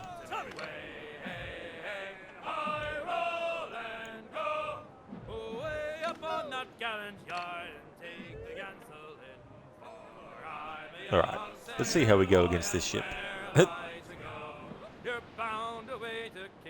Zereth Splish Splash.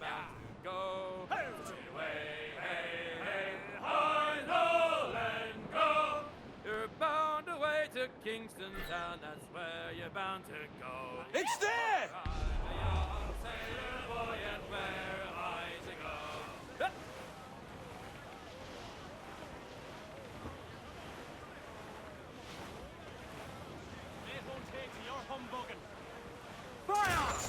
Reloading cannon! Shit coming off! On your mark, cover! Moses!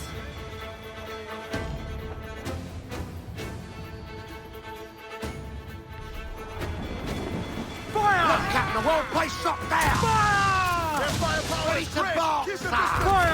They're all exposed! Take the shot, sir! Fire! She's vulnerable there, Captain! Fire! Fire! There, sir! Good shot could cripple her! Fire! Get away, son! That beast will have Fire! She's vulnerable there, Captain! Fire! Fire! Look, Captain, a well-placed shot there!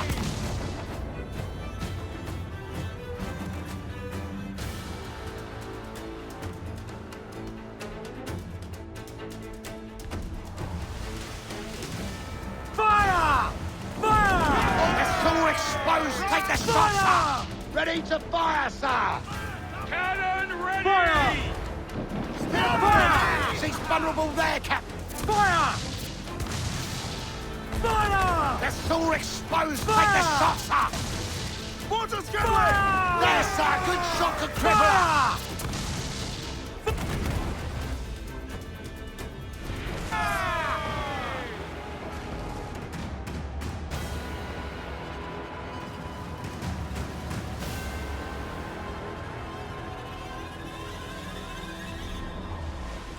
Douse the royals and tops! Douse all sail! All sail! Crowd it on! Yo, heave-ho! Heave! Heave! Quick and bloody!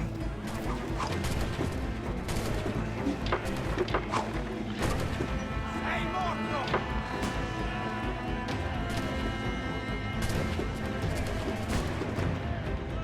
Take the fire! Quick and bloody!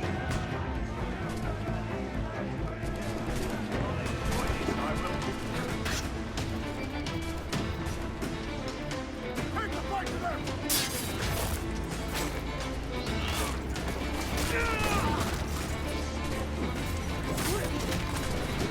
I have a shot!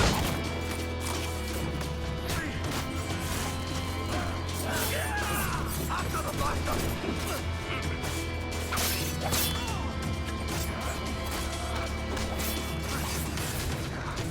Send on deck for us!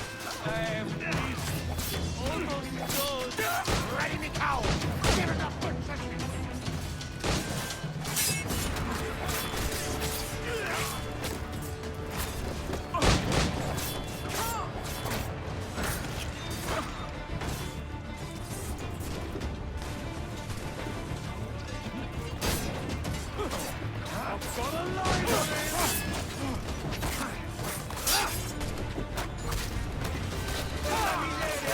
I am not bleeding!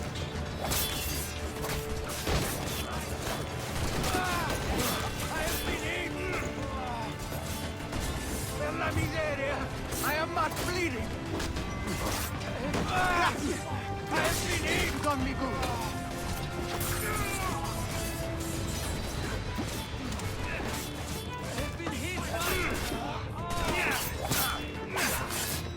Keep my deck clear! I got the clear shot! Per la miseria! I am not bleeding! I shoot the bastard!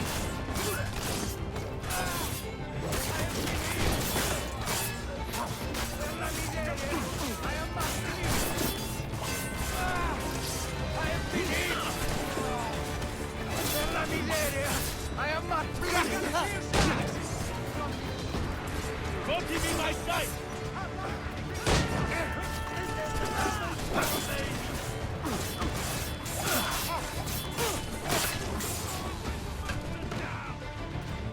Send on deck for us!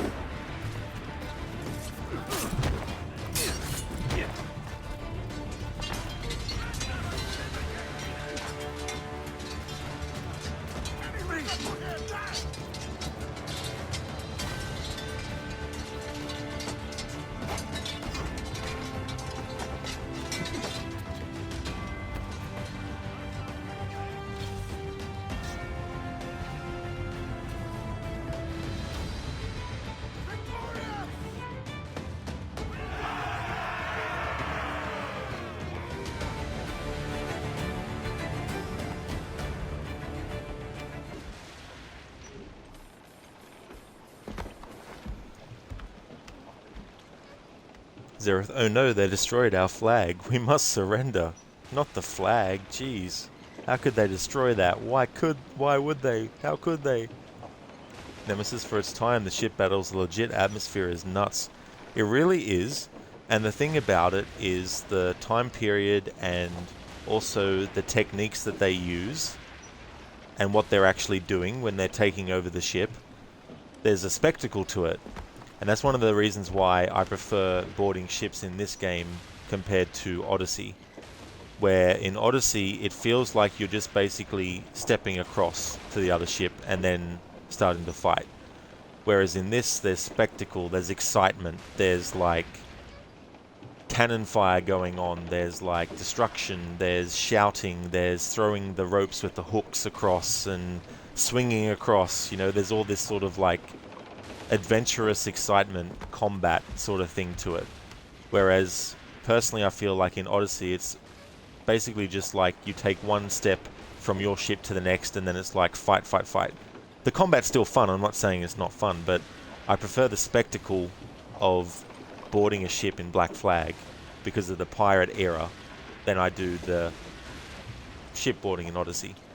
Godfather, how come so professionalism in the video games? You've not been able to get back into gaming? Any advice? Well, I wish I could say I was a professional at playing video games, but any successes that I have in gaming is 99% luck and 1% skill.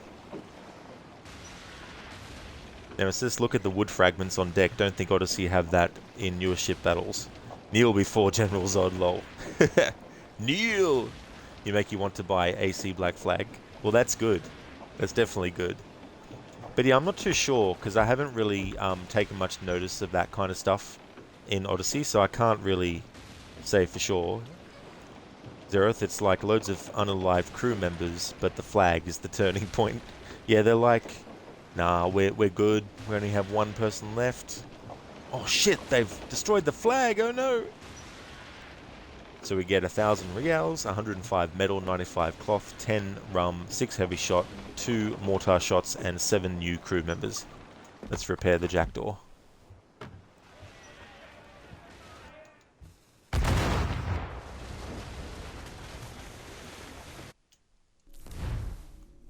We now have 171 metal. The ship's stronger, sir. Captain's out there. Let's see if I can find another ship with a decent amount of metal on it.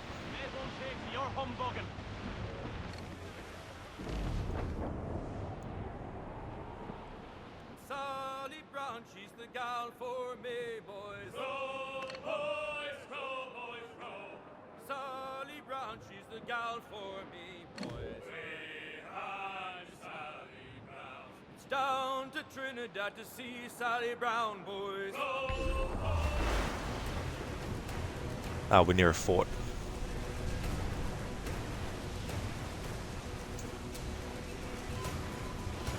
I'll worry about that another time.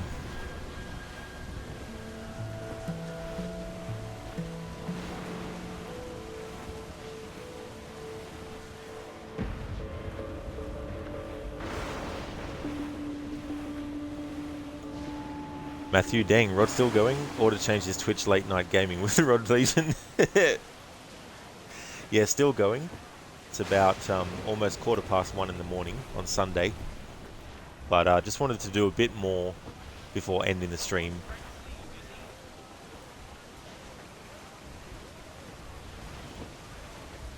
Nemesis, in your opinion, the PS Plus free games for April is bad. Sackboy game gross, to each their own. I didn't even know that even existed. But yeah, that can be annoying when that happens too. When you look forward to seeing some good games or games that are appealing. Zereth Rod never ends. I wish I could just, you know, stream without having any sleep, but... Not that I'm going to go to sleep once I finish streaming, of course, but... I probably won't go to bed till like 3 or 4 in the morning.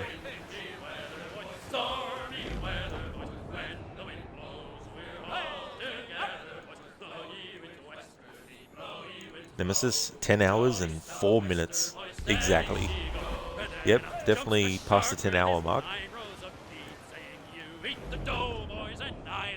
Matthew, how could you not want to do more? AC4 Black Flag is just so awesome. It well and truly is. And adding Mondays, Tuesdays, and Wednesdays as more Assassin's Creed stream days is definitely good, because it allows me to not have to wait 5 days in between streams to get to another stream of Assassin's Creed stuff.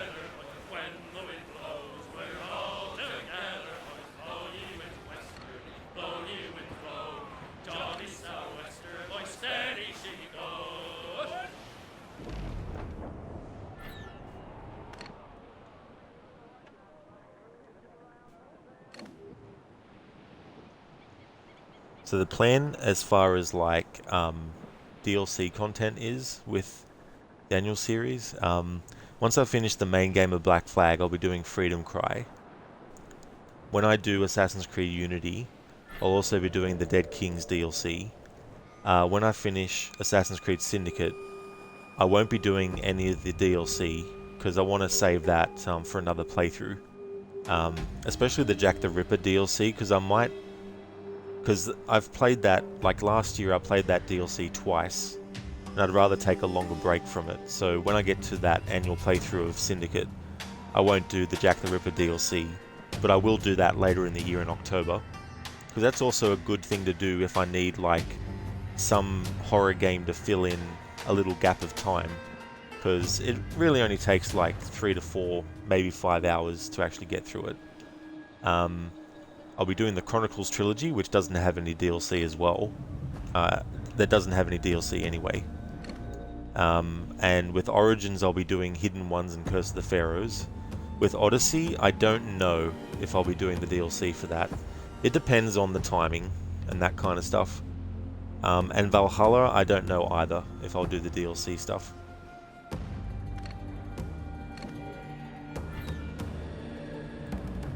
Nemesis, here in USA, the Outback Steakhouse, they used to have Jackaroo ribs on the menu. Your cousin asked for it, they no longer carry it, lol.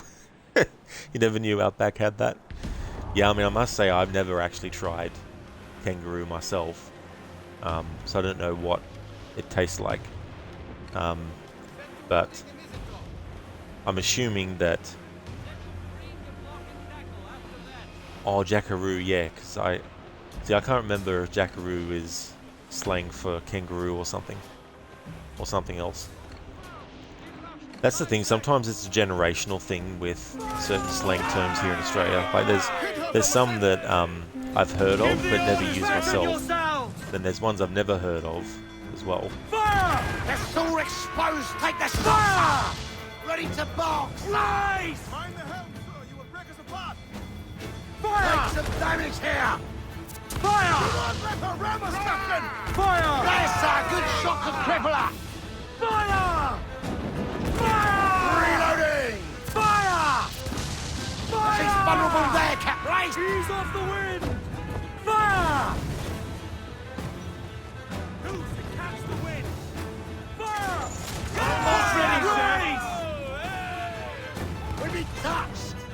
Fire! Look out, the whole place shot down! Fire! Drop mines in her path when she tries to ram us. Sail! Get off the squall! It's all exposed! Take the shot, sir! Fire! Ready to fire, sir! Be careful, Captain! Loose! Don't forget it, Royal! There's, sir! Good shot to cripple her! Repair that damage! Now, sir! I was cutting it fine.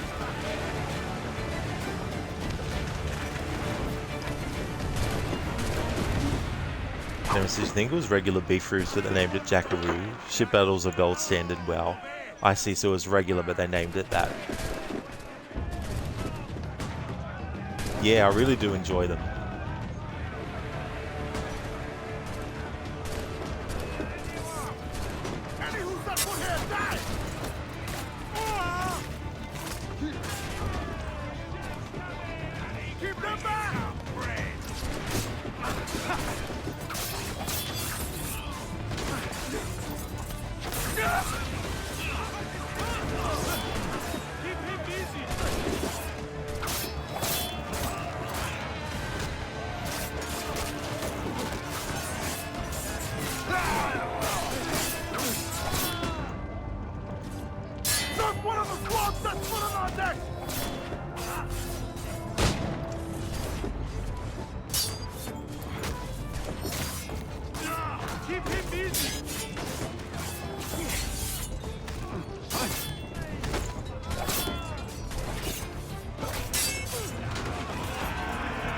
That was cutting the fine too. Don't want to lose the medal that we're going to gain.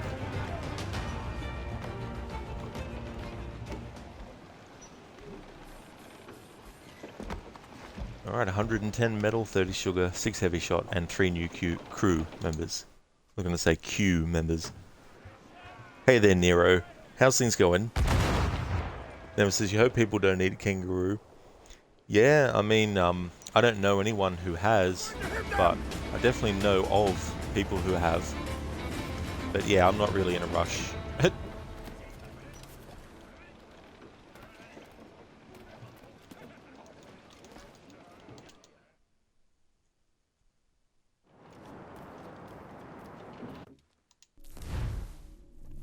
Nemesis, apparently AC Japan is getting some traction, is it?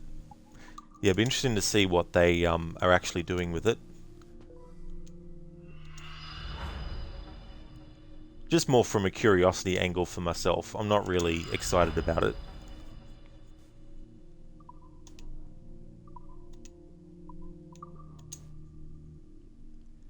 Tool, you're playing Dark Souls at the moment, Rod. Almost finished one. You're getting closer to finishing it, Tool. That's excellent. I will eventually get to those games. Now that I have a PS5, I'm going to play, although Demon's Souls, the original, because I just remembered there's a remake of it. So maybe I'd rather play the original first. Anyway, that's a long time coming. I don't even have any plans for it set in motion yet. But I will eventually get to those games. You're doing well, Nero? That's excellent to hear. I'm glad to hear that.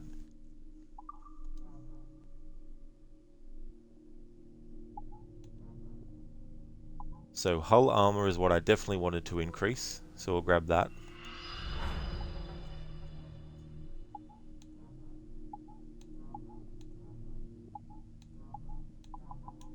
And broadside cannons as well. Want to increase that.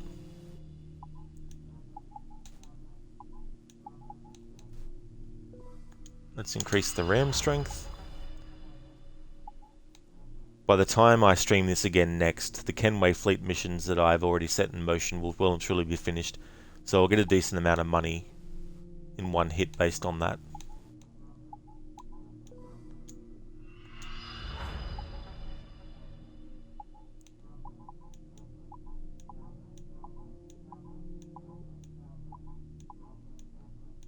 There we go. So I don't need the ship fully upgraded, but I just want to keep ahead of the game a bit, because we will get to a point where usually it will tell you to get upgrades for your ship, which you don't necessarily have to get, because you might be just one level below what is required and still be able to get through fine. But that will do for that.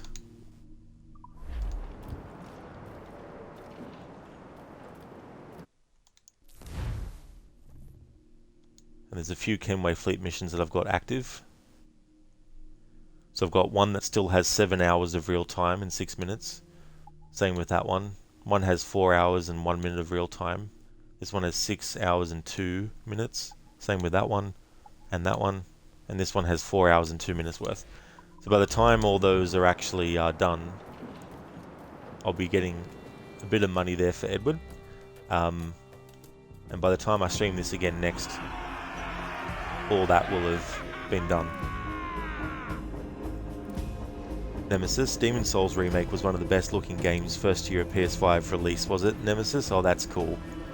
Yeah, that's the thing about remakes too, like you never really know whether or not it's going to be good. Nero, that's a lot of limits, lol.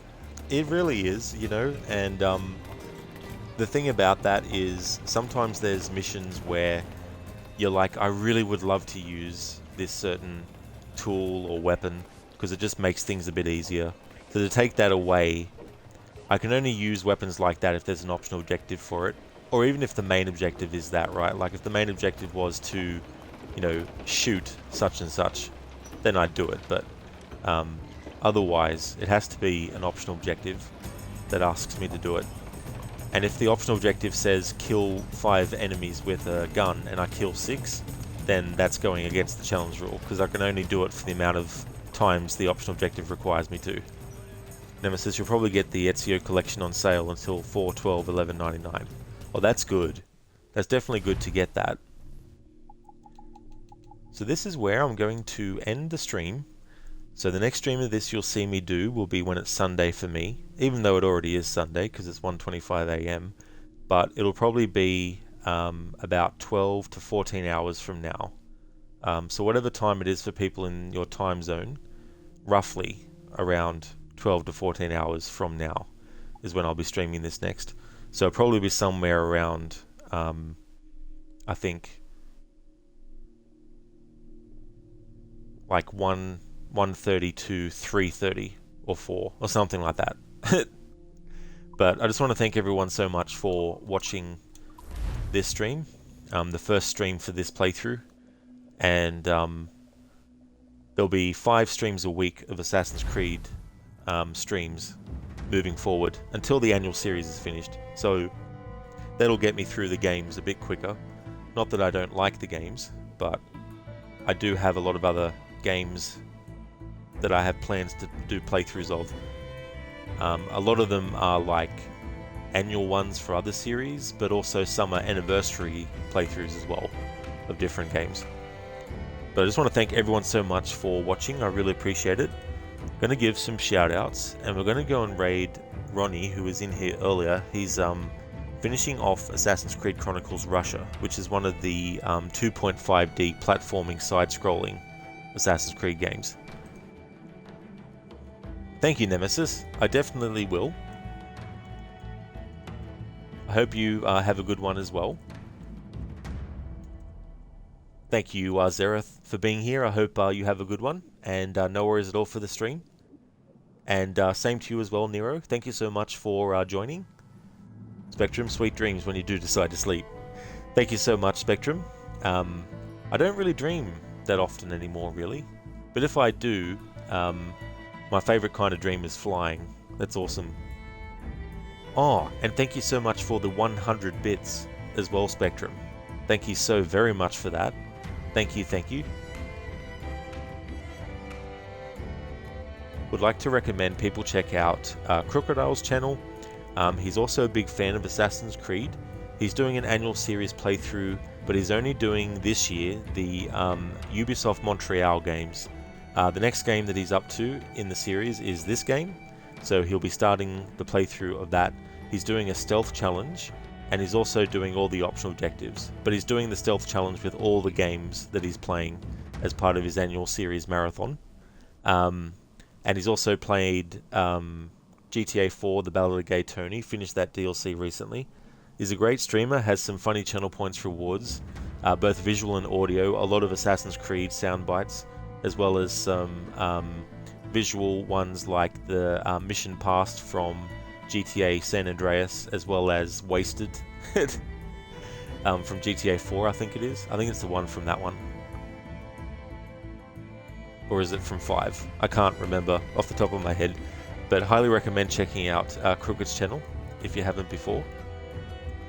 I'd also like to recommend people check out Shin, who's playing some Assassin's Creed Valhalla. He's also a fan of JRPGs as well as MMORPGs. And he's also a big fan of Assassin's Creed, so playing through that game at the moment in that series. Definitely recommend checking out Hitpigs. He's playing Assassin's Creed Rogue, doing a playthrough of that game. He's also a fan of games like the Uncharted series, and highly recommend checking out his channel as well. I'd like to recommend people also check out Lucinda. Lucinda's doing a Resident Evil marathon, up to Resident Evil 6 currently. We'll also be doing 7 and 8. Has already gone through Resident Evil 0, Remake of 1, Original 2, Remake of 2, Original of 3 and Remake of 3, Original of 4, Remake of 4, Code Veronica, Revelations 1, Revelations 2, and is now on Resident Evil 6. Also finished 5, of course. So only a few games left in her marathon, but she's also a fan of Dishonored series as well. So highly recommend checking out Lucinda also. Same with Lytus. Would like to highly recommend checking out his channel as well. He plays a lot of retro stuff. He's a big fan of Mortal Kombat, as well as Street Fighter and Tekken, as well as Streets of Rage also. He also loves Resident Evil. Great streamer. So highly recommend checking out those channels if you haven't before. And also Mauler. I want to highly recommend people check out Mauler's channel. He's playing 7 Days to Die. He's also a big fan of Goose Goose Duck, and he also plays Grounded. He's also a fan of Assassin's Creed. Most recently, one of the playthroughs he did was Detroit Become Violent. That's not the actual name of the game, for those who don't know. He actually did a playthrough of Detroit Become Human, where he did a violent playthrough where any opportunity to go the violent route in any situation, he took it. So he did a playthrough like that. Another great streamer with a great community over at Mauler's channel, so you'll definitely enjoy your time there as well. So want to thank everyone so much for being here. The next stream you'll see from me will be this again, and if you see me streaming it again, you know it's become Sunday. We're going to go and raid Dr. Ronnie and see how he's doing with Assassin's Creed Chronicles Russia.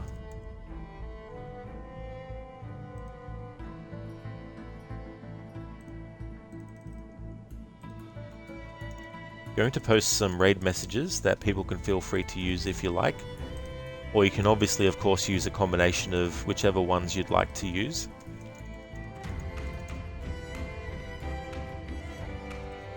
Also got some free follower ones as well.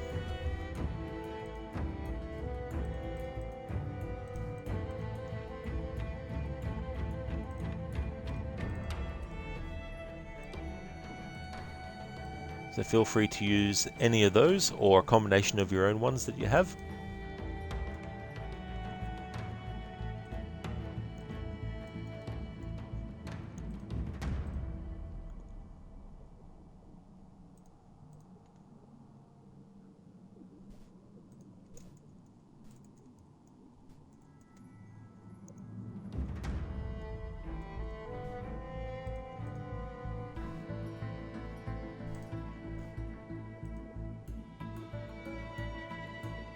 Hope everyone has a good one. Thank you again for watching. Until next time.